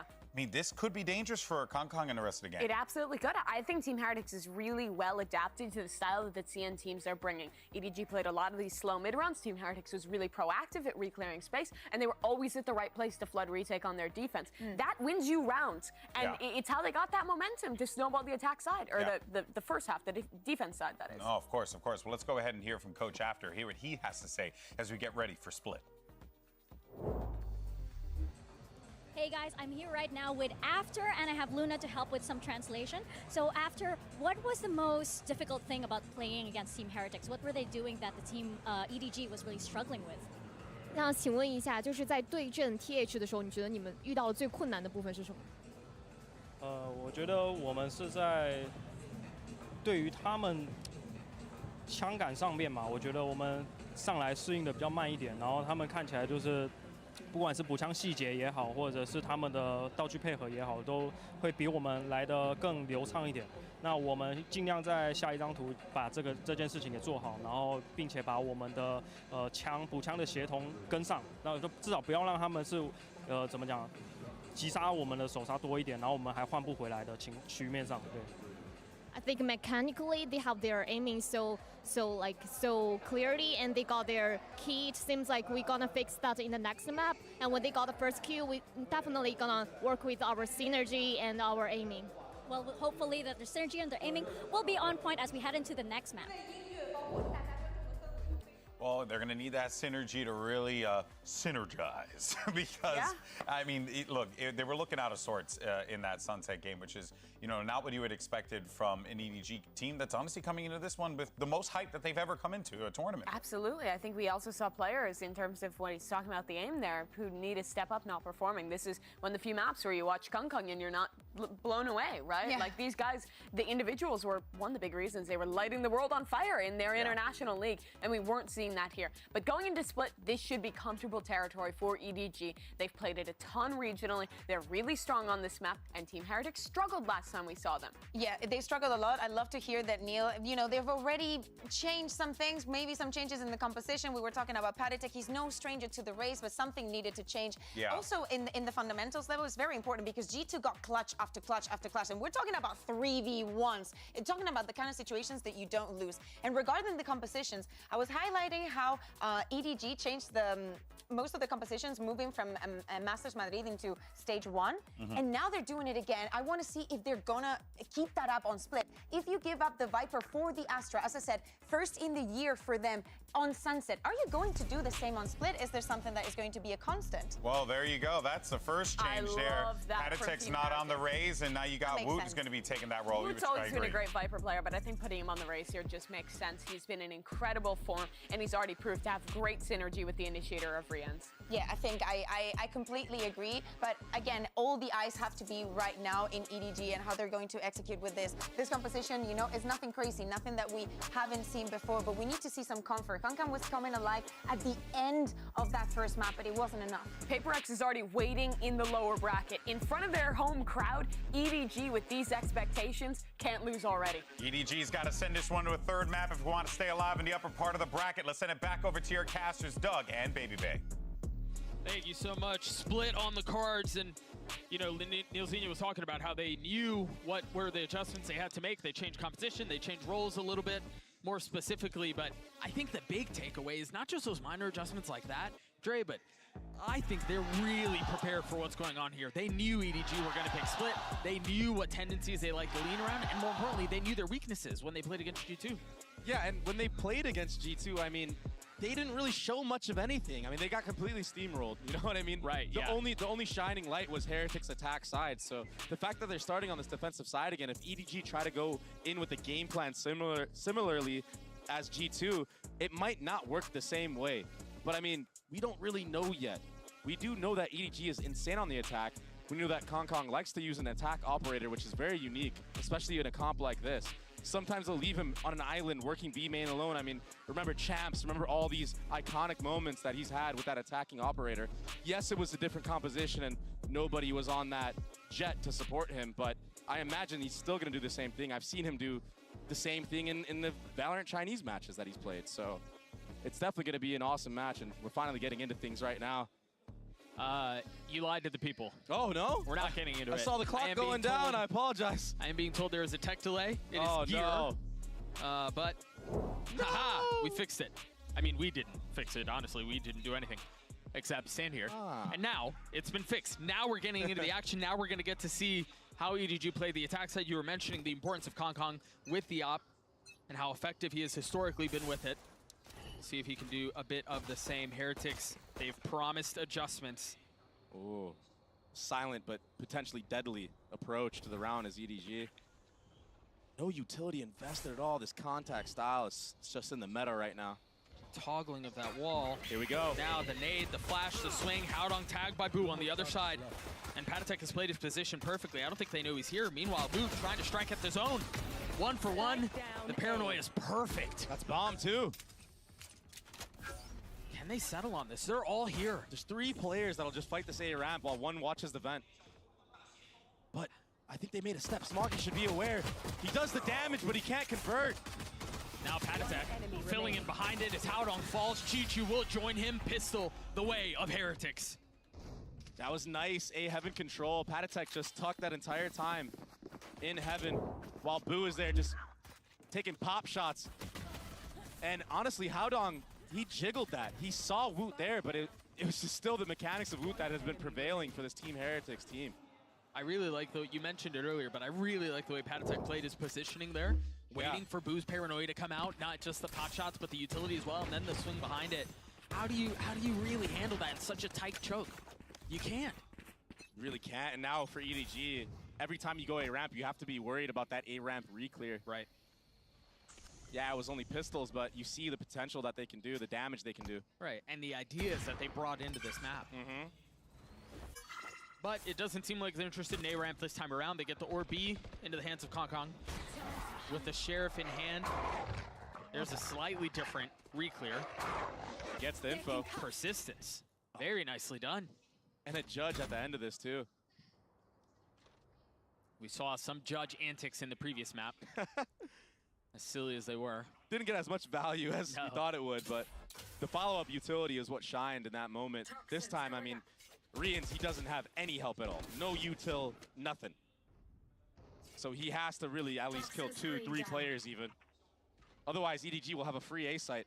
On the minimap right now. And a Judge. Yeah. On the minimap right now, we saw Woot moving, but the contact will be here. Oh, they're trying to fake that it's a mid hit. There's perfect, it's 1. But that's all it is, so the Judge will get picked up, the site will be open, Kong finding value, getting a little bit closer to that ult.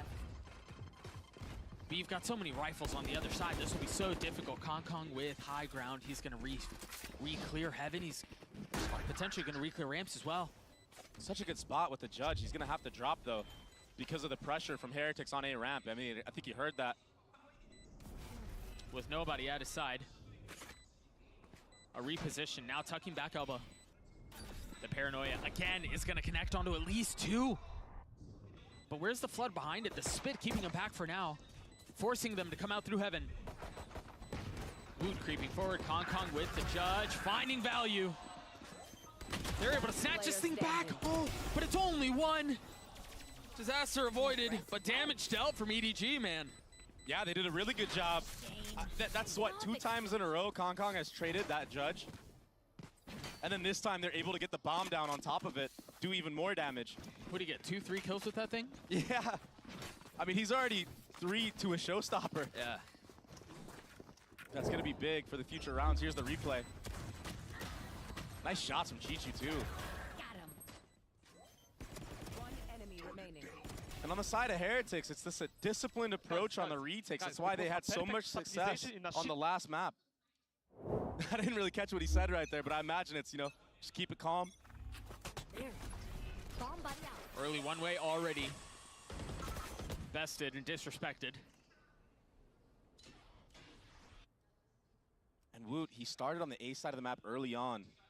But since there was no rush, it looked like he was playing for a rush. Since there wasn't one, he's able to lean already towards the B side of the map. And the proactivity right now from Heretics is really impressive. Flash getting a little info, the paranoia and the swing. They continue to impress. That was a stellar entry right there from Woot. So decisive, so confident. He ran all the way from A site to get that. Well, and the desk was talking about it, right? They've kind of gotten used to what these Chinese teams are going to want to play, these slow defaults at the beginning of the attack rounds. If Heretics can find the right place to strike, as they have been doing, as they did on Sunset, as they've done here, they're going to continue to punish it. And it's little things like that decision right there at the beginning of the round to pounce B main that will give them this advantage. They're doing such a good job, Team Heretics. That's going to force the A split, the walk up. But there's trips here, Doug. 30 seconds a left. Deep smoke into spawn. Attack will have to clear it. No way. Now gets through Rians, finding a little space behind it as well. Oh, how does Benji Fisher get away with that? With the ghost. Is he able to upgrade a weapon? Yeah, he is. 10 seconds left. The spike's out of reach. Smoggy's gonna have to push his way through it just to pick it up. 1 kill found, but that's another round the way of Heretics. Oh my gosh. That's perfect. EDG. They're kicking themselves for losing that round. Benji Fishy with the ghost and elbow. I thought it was over once Rians ran through that smoke. Here's that proactive start to the round. Poor Kong, he saw nothing on his screen but white. Oh, yeah. For him to get away with that, And it was off of, I believe it was Patatek who was spamming the smoke from spawn. That little caused the distraction. turn, and that was all it was. Yeah. And EDG, they picked the right site. They actually went the right site. It's just they just got baffled by the crossfire from spawn and elbow. So they're back to pistols. All towards A right now. And they're making it seem like it's just a Cypher lure. But again, the proactivity. Oh my God. It's so clean. And yeah, it's just against pistols this time, but they're decisive in every decision they make. Smoggy with a couple of really clean kills to switch it back. Gets up into heaven. Punishes Patatek. Marian's on the trade. A 2v2 now as Kong is spotted. Look at the beckon for the swing. He knows he's low. Daring the challenge. As the wall goes up, Rian's finds safe passage. Not able to land on Benji Fishy, who continues to be a problem. Chichu with the Sheriff in a 1v2. Rian's weak. Oh my gosh, that was the weak one. Chichu's not able to land the shots as Benji cleans it up. EDG are doing so much damage on these eco rounds, and they're getting the bomb down on top of it. So yeah, it's helping their economy, but it's coming down to these 2v2s that are just not going their way. They're trying their darnest. I mean, Smoggy this round, the upgrade into heaven with the Omen. So clean. Oh my gosh. He almost got that last kill too. And if he gets that, it's over. He just 1v5. That was not the case though. And that's that 4-round mark for Heretics, causing a timeout for EDG. Just like Sunset. So similar. It honestly feels like the exact same map that we're watching right now. Slow approaches in the early round from EDG. This time around, though I think that they're picking the right sites a lot more than the last map. But I mean, it's just like heroics from Heretics. They're playing off of each other so well. And I think it goes back to a word that you and I have used a lot throughout this tournament, and that's disruption. Yeah. That just really feels like the approach for Heretics here. Don't let them settle into that slow, defaulty attack approach. Don't let them settle into feeling out the map and then striking where they want. If you're going to take the fight to them, if you're not going to allow them to settle in, you're going to leave EDG in fits, and that's exactly what Heretics have done here. Yeah, and that slow approach is how G2 absolutely destroyed Heretics. They completely dismantled them. They manipulated them around the map. They had them run circles around the map. Right. So now, I mean, the name of the game is proactivity based on any spot that EDG are even making noise. In this case, it was off of a Cypher trip, but they don't even care if it's a lurker, if it's the main pack. They're gonna take that fight aggressively. So for EDG, they might need to try to bait out that trap utility, act like you're taking space and hold for the reclear. Maybe then you can get a punish. But sometimes it can be so hard, especially with Heretics. They're just on point right now with their mechanics. Their aim is, they're just dialed in on their crosshair. Chichu has thrown this orb a couple of rounds now. He's ready to just go for another aggressive play here with Rocket. And it's off of the cam again. Just like Sunset, Doug. So that orb going up and down suggests that somebody could have crossed back behind the box that you see on your screens right now. That's why Wood has to be a little cautious. Oh, EDG need to back up right now. They understand the showstoppers there. But if I'm Woot right now, showing that Roomba on B, I'm already going back to A. Yep. Or at least going towards mid. Yeah. But he holds a little bit longer because the orb has gone back up B. EDG wanting to explore the middle of the map here. With Patatek close by and Benji Fishy, who again has just been such a thorn in their side. Can they punish this? Gun spotted, Rocket out, not connecting. Patatek will fall. Now the neural theft. Slowing things down even more, giving EDG even more options. Smoggy has already gotten back B. Benji Fishy, the only one who's close by. Spam connecting a little bit, but the site is theirs. Oh, the flash is so perfect. Kanka can't see a thing, but Smoggy and nobody can, and they connect.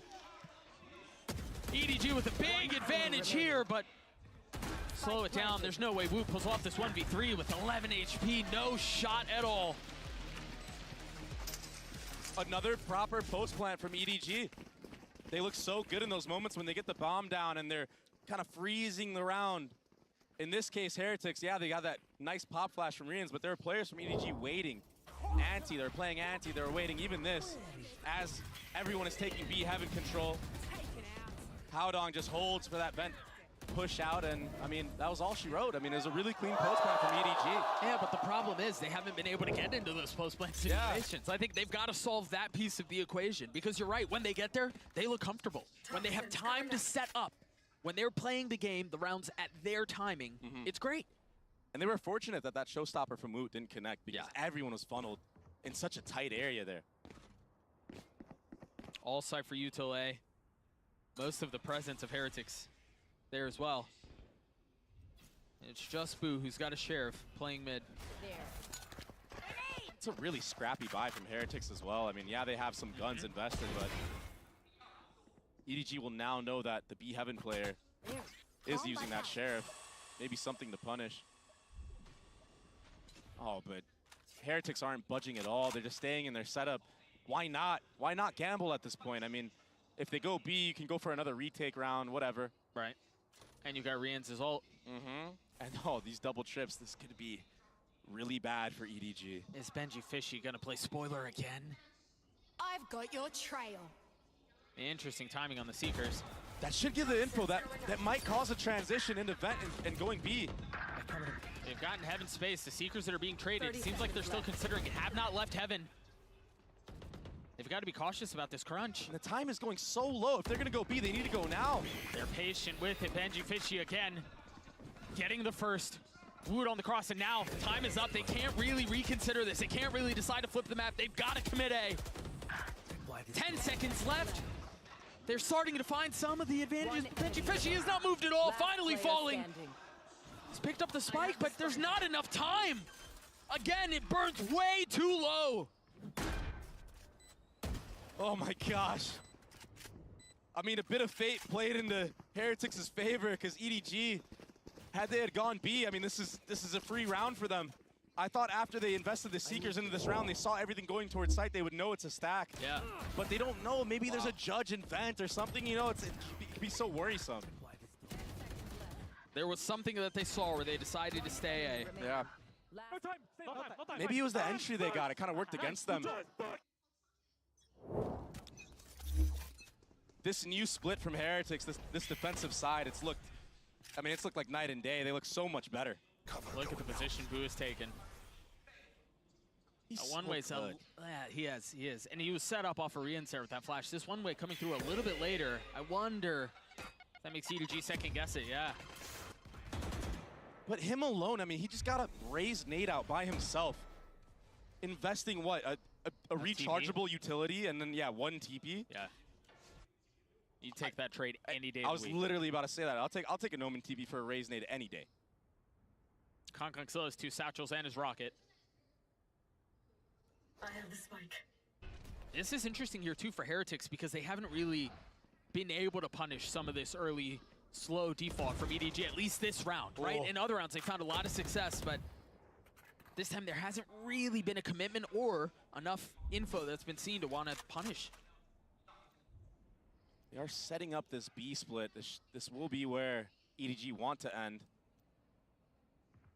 But there is 3 players of Heretics here, and Rian's, he's tucked in back sight. Chichu goes forward with rocket, or excuse me, Kong goes forward with rocket in hand. Wu goes up top, it connects onto Boo, but Wu punishes back. Oh my gosh, he's gotten the third! Wu single-handedly destroying EDG. And with 13 seconds left, again, time becomes a factor. Smoggy's healthy, yes. But now he's gonna have the neural theft to deal with. Do they try to pounce? Patatek on the swing, willing to give away his life and secure the round for it. The clock decides another. Oh my goodness, Doug. Woot is world class. I mean, he came to play. 12-6. Even if Kong went to rocket him, he tried to satchel. He's trying to get ahead of it right here. Doesn't end up dunking on him, but he ends up dunking on Chichu. And then the other 2 after that. He jumps up too. I don't think people understand how hard it is. To settle your crosshair when you're up, yeah. Exactly. And just like that, another gun round stolen for Heretics. And Woot, another showstopper. Man, Heretics came ready to play. Those changes they made, so fruitful. And Zinho, I mean, he tempted us with it, right? He teased us with it. Yeah. Changes have been made, and we saw the obvious ones, obviously, at the beginning. Woot back on Raze. Maybe that's all they needed, man. Makes sense to me. Yeah. And with the way the way he played the last map, he's had full momentum, full steam ahead. He brought the heat into this one. I mean, honestly, the way he's played this tournament. I still just can't believe he feels nervous. Does not look like it whatsoever. I mean, I'm sure he's not nervous now. You know, he's warmed up, he's a map in, but still. Right. Yeah, he didn't look nervous when he stood up out of his seat there. That's his baseline. That's so impressive in a player. EDG with the lean B, but Boo's paranoia will delay things a little bit more. 40 seconds left, the satchel's out now. Kong with the Sheriff in hand. Patatech close by, but it's Rians who punishes. Oh my gosh. Another kill going the way of Heretics. But they've kept this really competitive here, but Smoggy's the only one left standing. He's got a stinger on the other side. He will punish with one. Baiting Benji Fishy into the swing, but not realizing it. He's got a really big window here to play around. He's got to be so worried about everything right now in this moment. He's going to upgrade a weapon. 14 seconds left. Benji Fishy on the swing! And he lands another filthy shot! He insted him. No time to even settle the crosser, settle the movement. EDG, they look so good in these eco rounds when it's scrappy. I mean, they go trade for trade, but when it comes to the gun rounds, it's just not there. I mean, they did a really good job here trading out. Even the split in heaven, that was good, but that's what I'm talking about. It was instantaneously. Vamos, Brazil. What? Okay. What? Huh? The head coach is looking at him the same way. The supporting coach is looking at him the same way. And second timeout now for EDG. And in the previous map, I don't remember what the exact score was, but it was in the first half. It was 8-2. 8-2. 7-1 now, a little bit earlier. But the same concerns, the same problems. I will say, though, the last time EDG did take a timeout, they did bring that half back, and they closed it out. So this is a good moment to potentially get a 7-5 half for EDG. Sure. They should be able to have a really good buy into this round. They saved the last one. It was a little dodgy, but, you know, it's fine. The thing is Heretics are winning these rounds without having to invest a lot of big ults into them. And then they use them for the gun rounds. Right. And then all of a sudden, again, EDG's on eco. Right. They have a rinse and great repeat. showing, comes down to a 1v1. And then Benji Fishy shatters the hearts of China once more. Yeah. And then we just replay. This team in general, they've just gone toe-to-toe with the Chinese teams, and they seem to always come out on top. I mean, FPX really did give them a run for their money, though. This time around, they're not having it. Don't keep them Light armor on 4 members of the attacking side. Same orb from Chichu that we've seen the last couple of rounds.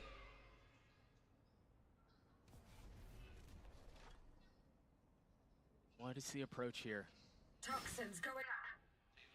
Slow default hasn't really been getting much value for EDG. No. Usually you try to bait out some utility with this, but Heretics are just so calm, they're so poised to not use anything early on.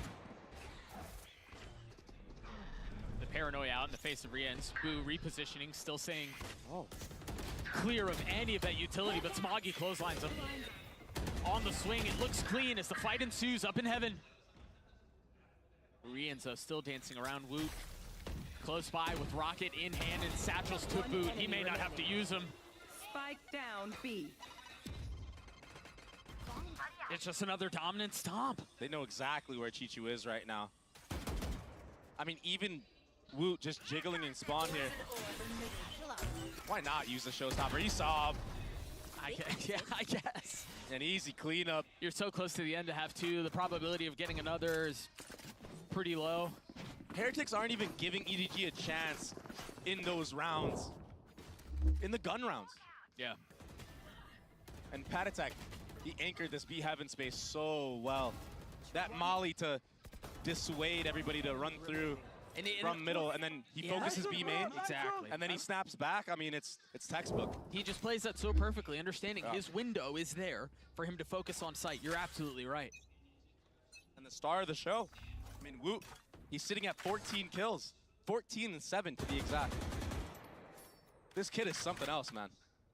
On the other side of the stage, Smoggy's the only one who's kind of close, 12-7, but no success for EDG. And Smoggy, he's looked great.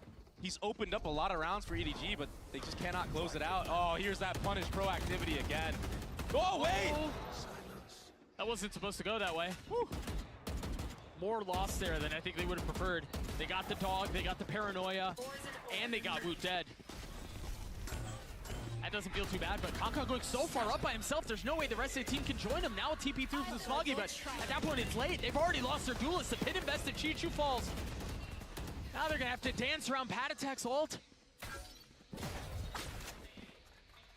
Heretics right now, they're just ready for everything. The protocols are in full effect.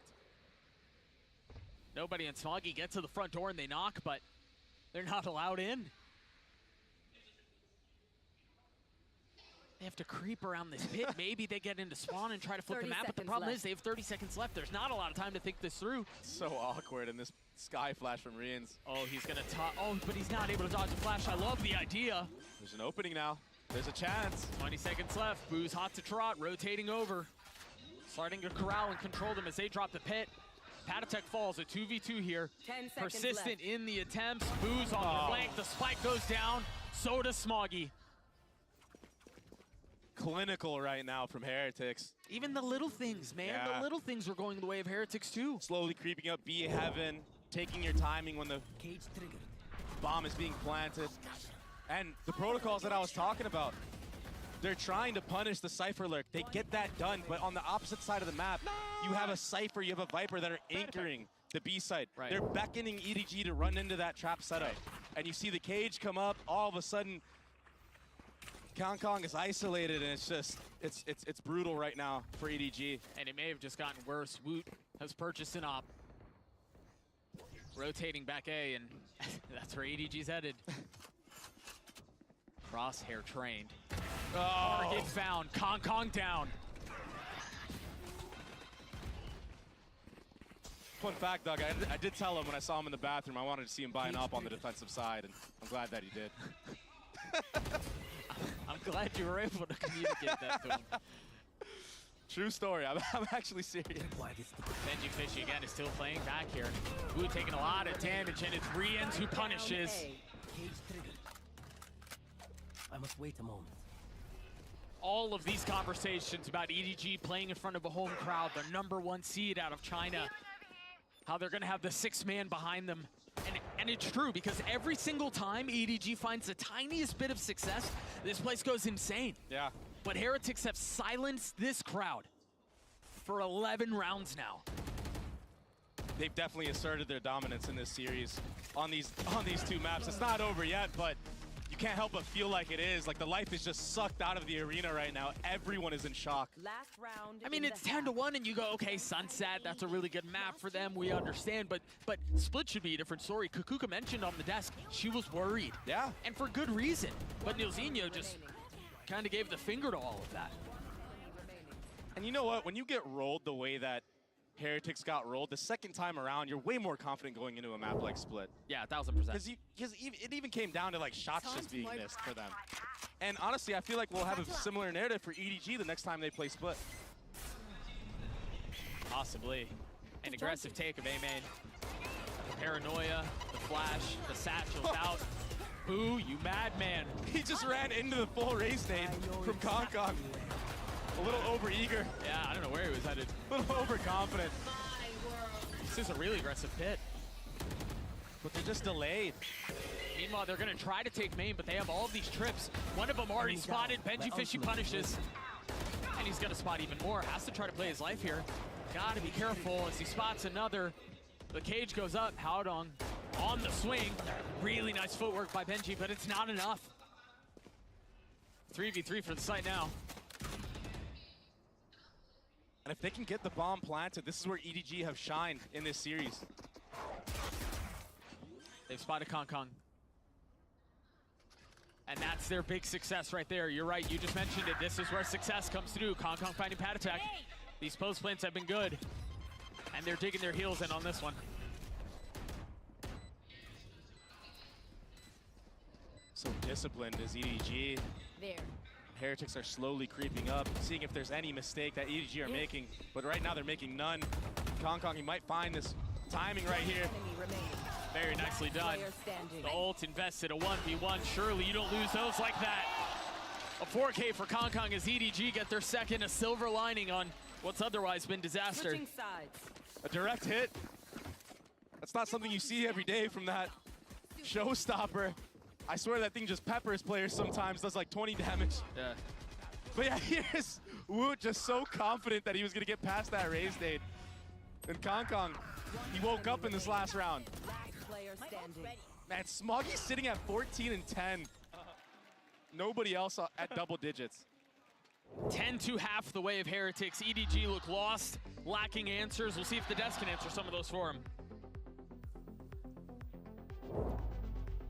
I tell you one thing, Doug, I'm not sure at this point, like EDG is really on the struggle bus, and you got a Heretic squad that is just looking like phenomenal, truly. Let's go ahead and take a look at our HyperX Reflex moment of the day, because you gotta give it to the boy Woot, just wooting all over everybody. I mean, this kid He's just that Woot. The satchel over the rocket is utterly ridiculous. It looked like, you know, like in the old James Bond movies when you have the ejecto seat car, you know, like you just like it's catapulted into the sky. What was that? This kid is unfathomable best talent. days. Oh, damn. It's just crazy to see that Team Heretics can go from that previous split that we saw the other day to this, having control over everything, leaving the exactest pace and reacting to almost every single thing that EDG is doing. And on the end, just look at the end of this round. It happened like what? 3 times that EDG run out of time. They couldn't even get the spike down. It's very concerning to think that the attack went this way. And it's really similar issues to what we saw from some of the other Chinese teams that have already been eliminated from the tournament. Attacking sides where you're not getting enough information, you're contacting and waiting for a mistake from your opponent that never comes. And then you're losing these late rounds. And those mistakes, I mean, they've snowballed into a dominant, likely 2-0 here for Team Heretics. And you know who got all that information on the Chinese teams?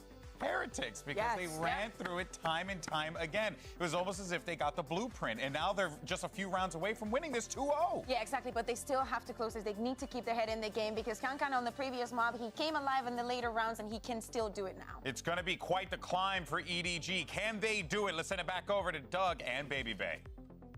Thank you so much. EDG down 8 rounds. And again, during that halftime break there, the crowd was doing their best to will them back into this map. Maybe it's off of Kong's back, maybe it's off of Smoggy, who continues to perform, but there's got to be a spark here. There's got to be something to kindle these flames. It's just so tough because nothing has gone their way, even the 1v1s, right? Benji, Fishy just shutting them out entirely. Yeah. The shining star has been those post plants, but this time it only accumulated 2 rounds for them. Right. And now you're going to have to deal with Woot on the attacking side. Yeah. And already Heretics doing a 4-1. They're feinting the Sky utility at A. Flash was invested, and now the dog. They're keeping 3 players here. It's a perfect call. I don't know if there's been enough, really, for EDG to want to move a couple of these players. 2 of them got tagged by the Paranoia, Woot the only one who has not. And he's going to be the one on the swing. The snap on the Howdong is perfect, not realizing there's another on the other side. Smoggy's able to punish. But he will fall. Chichu trying to wrap around Pillar. Things slow down for just a moment as the dog now from EDG is intended to create a little bit more space. Kong up high, has to get the space back down to Greens with the Frenzy at that distance. Will drop the Duelist.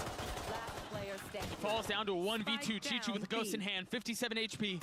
Spike not in hand, but the shots from Patatek come through.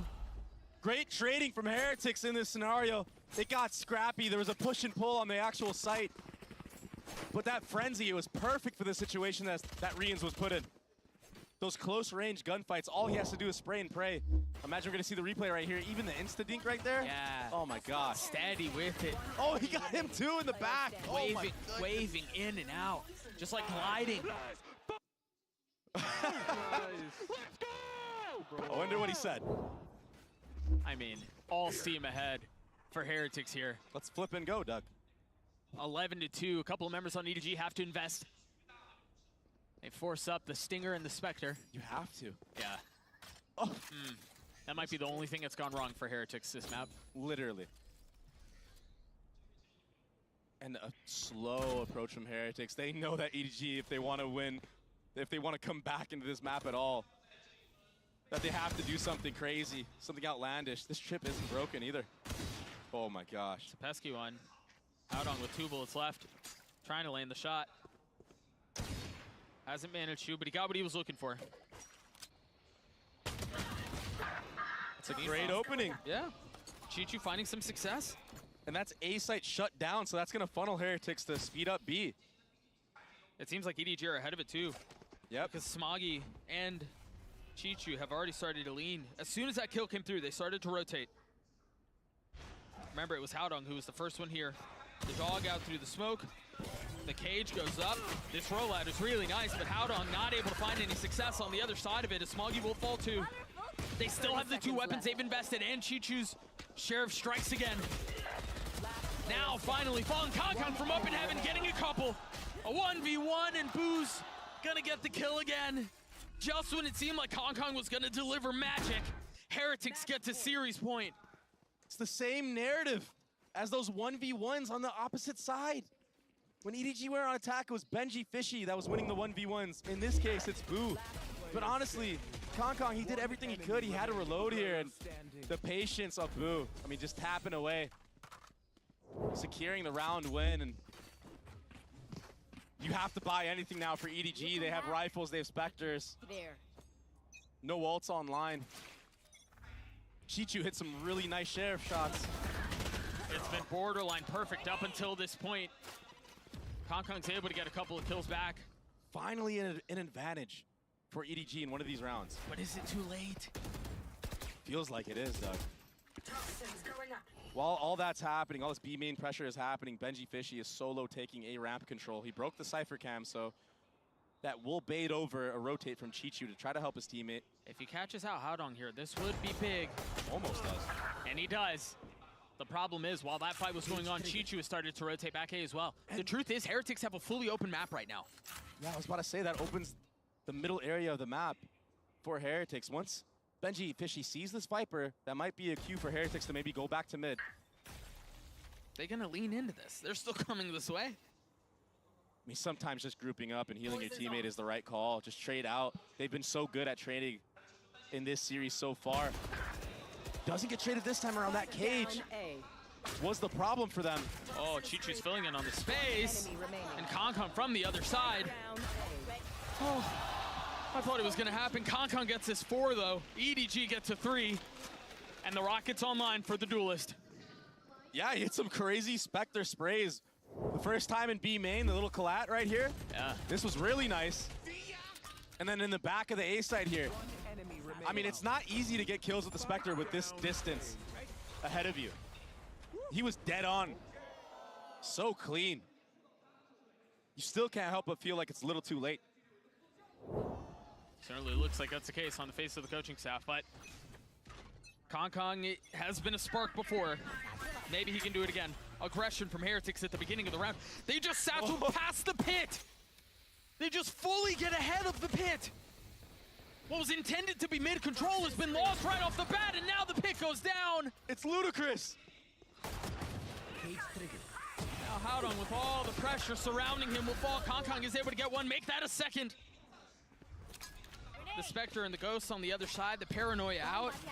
This might be too much even for Heretics to pull off, but Konkon will fall. Can they upgrade the weapon from there? No, I think it's a little bit too far away. Oh my gosh, it's beautiful. This rotation because of the Omen ult. Patty Tech has having control. Yeah, but he's already been flashed off. They understand where he is, or at least have a good idea about it. Can they close this out? Boo's upgraded a weapon, a Guardian in hand now, but he's playing close. In elbow. Nobody and Smoggy both there. No Paranoia, no Flash, no Dog. Just the smokes. And as the spike continues to tick away, urgency continues to swell for EDG. They've got to go here, and they've got to go fast. The first one through. Patatek still playing up in heaven. He's crept out on the other side, confirming that there's no presence. One comes through, but it falls down to ones. Patatek playing up in heaven. Time is so short. As the smoke goes down, he tucks behind him. Smoggy has to hold it, not even able to get it to have damage dealt. But I don't think he's got enough time. The Grim Reaper strikes again. A clean sweep of the Chinese teams as Heretic bests EDG. Team Heretics, they came out here to prove they belong with the elite, and they just made a strong case. And Woot, the big difference maker on this defensive side, on this map of Split. What a phenomenal player.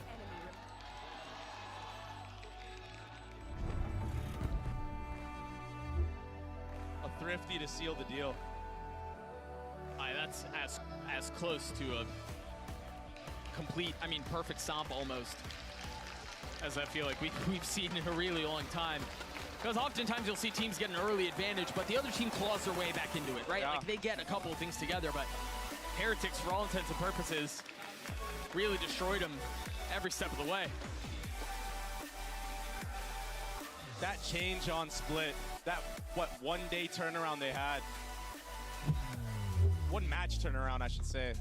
So clean now. Take a look at a couple of these highlights once more. And honestly, if you missed the map, I'm gonna give you a precursor on what's gonna happen in these highlights. There's gonna be a lot of Heretics kills and a lot of pop-ups just like that. That was such a crazy game. I'm in awe right now. I voted Heretics to win this match, but I didn't believe that they were going to do it in this fashion.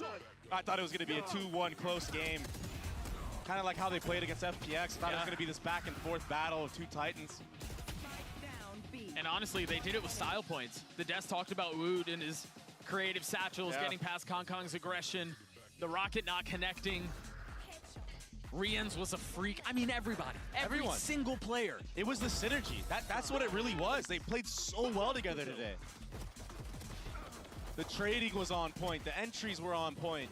Retakes, post plants, it was everything. We even got a Vamos Brazil out of there, so I'm not really sure what was going on there, but I mean, when you dominate a team that bad, yeah, you give a little gas to Brazil as well. Why not?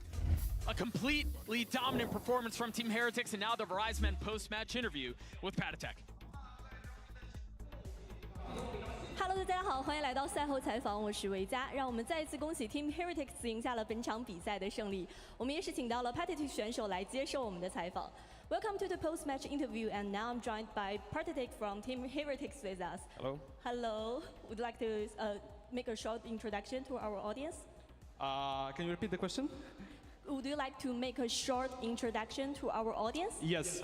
Hello, I'm Patatek Fabrowski. I'm best standing in the world for Team Heretics. 也是跟大家简单的打了一个招呼。那接下来可能想问一下 Patatek 选手，因为现在他们已经和3支来自 CN 的队伍全部交过手了，也想问一下他现在会如何定义 CN 赛区的打法风格呢 ？Now that you have fought against with 3 teams from CN region, so how do you define the playstyle of CN? Can you repeat the question? It's really hard to hear. Yeah. Now that you have fought against all the teams from CN region, how would you define the playstyle of CN region? How would I define it? Probably with one word, kind of crazy, not gonna lie. It's a completely different playstyle compared to Europeans and Americans and like Pacific. But they are pretty good, not gonna lie. 他说他觉得 CN 所有的队伍的选手都是非常厉害的，而且打法风格很疯狂，而且他们的打法风格其实是非常非常不同的，无论是和欧洲的地区比，还是美洲地区比，还是太平洋赛区比的话，都是非常不一样的，而且他认为大家都非常的出色。那接下来也想说，其实他们今天的表现是非常好的，也想问一下他们对于今天这场比赛的准备工作有多少是基于他们曾经在瑞士轮的学习呢？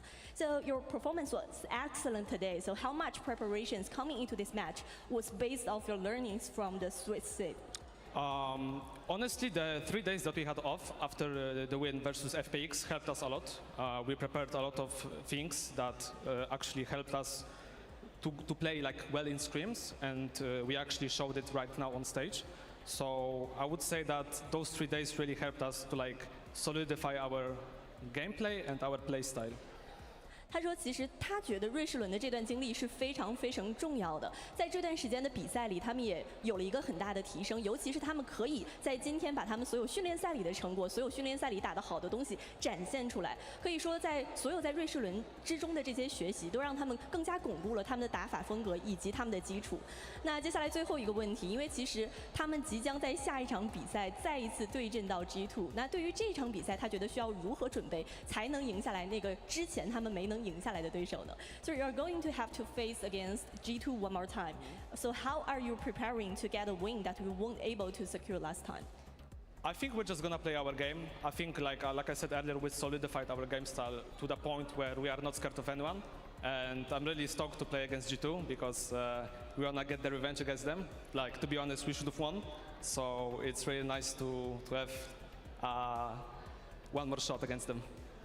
他说，对于他来说，他真的非常期待和他们的这场比赛，因为对于他们来说，他觉得准备工作其实只要是做好他们自己的东西就行。因为对于这场比赛来说，他很期待他们可以实现复仇，并且赢下来这场他们本该赢下来的比赛。而且在这场比赛里，他们一定会发挥得更加出色的。那再一次感谢 PRX 选手来接受我们的采访。And that's all for our interview. Thanks for joining me. Good luck on the upcoming matches. Okay, thank you, and I love you guys. You are the best crowd.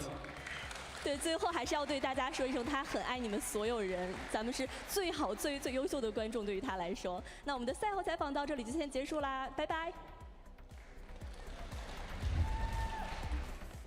And there you have it. Team Heretics gets the win 2-0 over EDG. I can't believe that happened. But I mean, well, let me rephrase that. I can believe it. But I just can't believe it the way that it did. Yeah, exactly. I think we were too hyped for seeing EDG. We were talking about it when we were watching it and thinking about the other CN teams that we had, and FPX was just so incredible to watch in some of the rounds, how close they took everything that, you know, we expected a bit more. Yeah, I mean, I definitely expected more from EDG. But I mean, Woot was lighting the world on fire today. Wow, look at that. Definitely the make or break. Yeah, this was from the results of our Mastercard fan poll. You guys had picked, well, I believe it was Jing for that top spot. And, well, Jing didn't have the best of days today, but Woot most definitely did. And hell, I'm going to give flowers to Icy. Because Icy played great today as well. And for a guy who has gotten so much criticism, has had a lot of matches where he doesn't perform. I think he has gotten better every game we have seen him here at Masters Shanghai. I think this guy is stepping up on the big stage, and he's been critical to this G2 run. He was one of the main reasons why they were able to close that last map. It's not the same having almost 300 ACS in 2 maps as dominant as Team Heretics was as to having it in 3. Yeah, I mean, the stuff that Woot was pulling off, though, was... I still... am blown away by that satchel play. That was just so, it was like the Matrix. It was just like a movie. The most ridiculous play of the event thus far. Had to have been. It was super Actually, cool to watch. I remembered Berlin. Never mind. But that's actually it's true. Up there. That's it's true. Up Berlin there. one was wild. Oh, man. All right. Well, guys, with the playoff matches in the books, our first round of playoff matches in the books, I should say, here is how the bracket is shaping out right now. We're going to get a rematch between G2 and Heretics. You heard Patatek talking about that. Felt like they should have won that the last time they played. Well, he's going to get to prove that Look at this lower bracket. PaperX, EDG, Fnatic. Talk about being the first seed. Talk about being the first seed. Well, one of them between PaperX and EDG is going home. That's wild. Also, the history of that matchup. We have seen it many times before. It always delivers as a banger. And PaperX have historically been kind of the kryptonite for EDG. So that'll be a good one. And then you get a regional rematch between Fnatic and Foot. That should be fun, too. Yeah, but I think it's going to be, especially that first one, the EDG PaperX. After what we saw today, I want to know how much this tells us about the form that Heretics is in right now, and how much of maybe EDG crumbling under pressure. Yeah, for sure. And you know, I mean, they're in Shanghai. You got to feel that, you know, like kind of like that elephant on your back, right? Is that right what I'm thinking? The monkey on your back. That's what I was thinking of. Basically, the pressure that you're feeling. Our words are hard. There's another on your stage, shoulder. and you have hundreds of people just looking Chip at on your shoulder. Yeah, sure. We'll go with that one. But monkey on your back, I think, is also. It's applicable. Yeah, you know, I'm really good at idioms. Give it to me, okay? This is my last segment, all right? Just give it to me for today. All right, folks. She would never. She actually would not. That's my my dog whole right shtick. there. All right, folks. Well, here are the matches coming at you tomorrow. It's lower bracket action. We're sending home 2 of these teams tomorrow. And there's a chance they're both the first seed of their respective regions. Yes, oh my word. And I mean, look, either way, no matter how you slice it, I mean, this there's a has been an awesome 50% tournament. chance that they're both 1 seeds. Wow. Not really. Yes, Wow. One of them is going to be a first seed. Well, no, there's a 50% chance both No, go because home. there's PRX 100% and EDG are both seed 1. But there's a Because 100% chance of the first game and then a 50% chance of the second. So The that means second it's game, 50 the overall. second, no. Team, this What do is you mean? I'm correct. this is what we live for here. We're bickering about nothing. Folks, it has been an absolute pleasure. I bid you adieu as I will be heading off to go see my boy get married. So thank you all so much for welcoming me here in Shanghai. And of course, to my lovely crew. I love you guys very It was a much. pleasure. It was a blast It was working a pleasure with you. And Yinsu's going to be in the captain's chair manning the ship. I got all the stuffies. Yes. Oh my goodness, all the They're all going stuffies. to the wedding. Stuffissimo. Well, folks, that's going to do it for me. Thank you all so much. Love your faces. I'll see you at America's Stage 2. Tomorrow, Yinsu's in the chair, and Mimi's about to pelt my face with a rabbit. I'll catch you guys later. Have a good one. Bye. I missed. And you missed. You missed. I'm never playing with you. show. Never playing with you.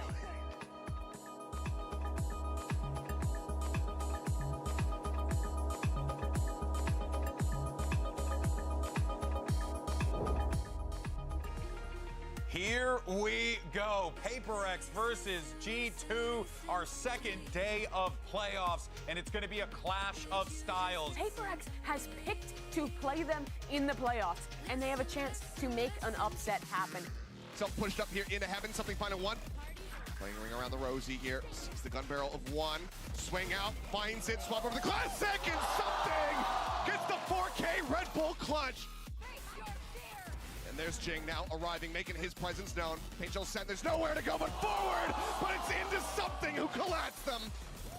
Entry from Icy, able to find one, but now something strikes. 2 kills, tries to swap over, pick him up after the uptrap. It's PRX taking split, 13-7. Jing now all the way in behind Rubble, takes out Leaf, takes out another. Looks to try to find Trent, but Trent will finally put him down. Now Divide dead. Entry coming through, Forsaken not ready for it. Needs to have the headshot, needs to be snappy, but he can't quite make it happen still. Oh my god. Jing, oh my god, sniped out of the sky is Icy. Comes up with 2. Icy dead, but finds himself another elimination. In towards me, but do they rebalance position? And so far, they have not. And now he strikes, finds the first one, Mind Freak, trying to take him down, but something falls. Jing marks, gets the bite, and Trent will find the kill. It's a very aggressive space, but he's only able to find one. Boss, swing out, Forsaken, gone to the fuse, being held, paint shells in. And Leaf will get the final kill. G2, the timeout works a treat. They take down PRX on Lotus, 13-10. We're going to bind. Allen just pushing his way forward into the site, able to collect 2 kills. Something to get one more as a parting gift. Here's the push. Forsaken able to find one, tucks into the corner, sends down that cove. They try to play a little bit more elusively in the Dizzy now. Trent able to play off that one. Showstopper now through, and they're so ready for it. They're going to use the cove and a bunch of flashes, but they're ready. They're playing it. Finds an opener once again. Says throw whatever you have at me. I will bear through it. I will shut you down. Opens up, tries to find the shot. Forsaken able to come away with one. Wow. Forsaken gets a second. Leap now dead, and Forsaken swaps to the classic. Oh, no.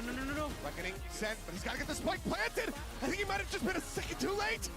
Just a hair off as the push coming through, and there is a thrifty G2 get their win, 13-5. They keep themselves in the upper bracket. They say to PRX, you asked for this, you picked us.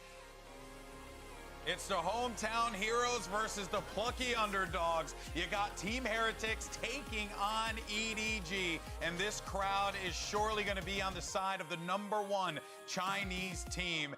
Tuck the Gecko Flash, Wood is free. Oh, it's so effortless for Wood in that position. The skill level of Wood is off the charts right here. I mean, he gets 4 to secure the round. Let's go, baby. Come on. They do get leaning towards the site. You see the utility already jumped down, but Benji Fishy playing back site, getting 2. Benji Fishy with 4. Heretics continue to roll. Leaving Patatek alone. A 1v2, a tap of the spike, the swing coming through. Not able to connect on the shots. Kong with 3 as EDG get there as well. Out of presence here. Chichu's just playing on the other side of the smoke. He will fall as Benji Fishy goes back site. But Smoggy on the counter. Smoggy on the punch. 3 found.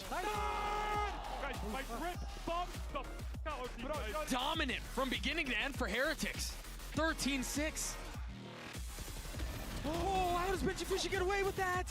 Smoggy's gonna have to push his way through it just to pick it up, but that's another round the way of Heretics. Wu goes up top, it connects onto Boo, but Wu punishes back. Oh my gosh, he's gotten the third! Wu single-handedly destroying EDG. Starting to corral and control them as they drop the pit. Patatech falls, a 2v2 here. Persistent in the attempts. Boo's on the flank, the spike goes down, so does Smoggy. Now finally falling Concon from up in heaven, getting a couple. A 1v1 and Boo's gonna get the kill again. Let's go! The Grim Reaper strikes again. A clean sweep of the Chinese teams as Heretic bests EDG.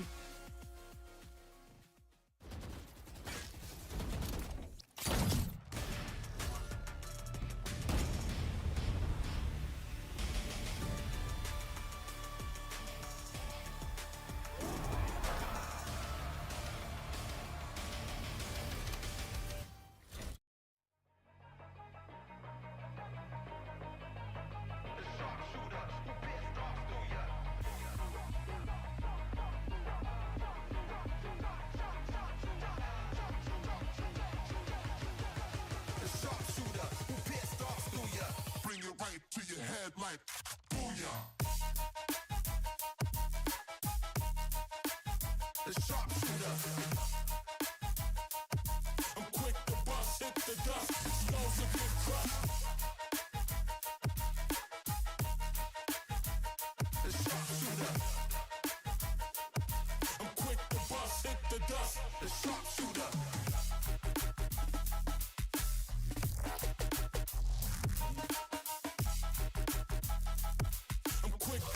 Hit the dust, explosive get crushed.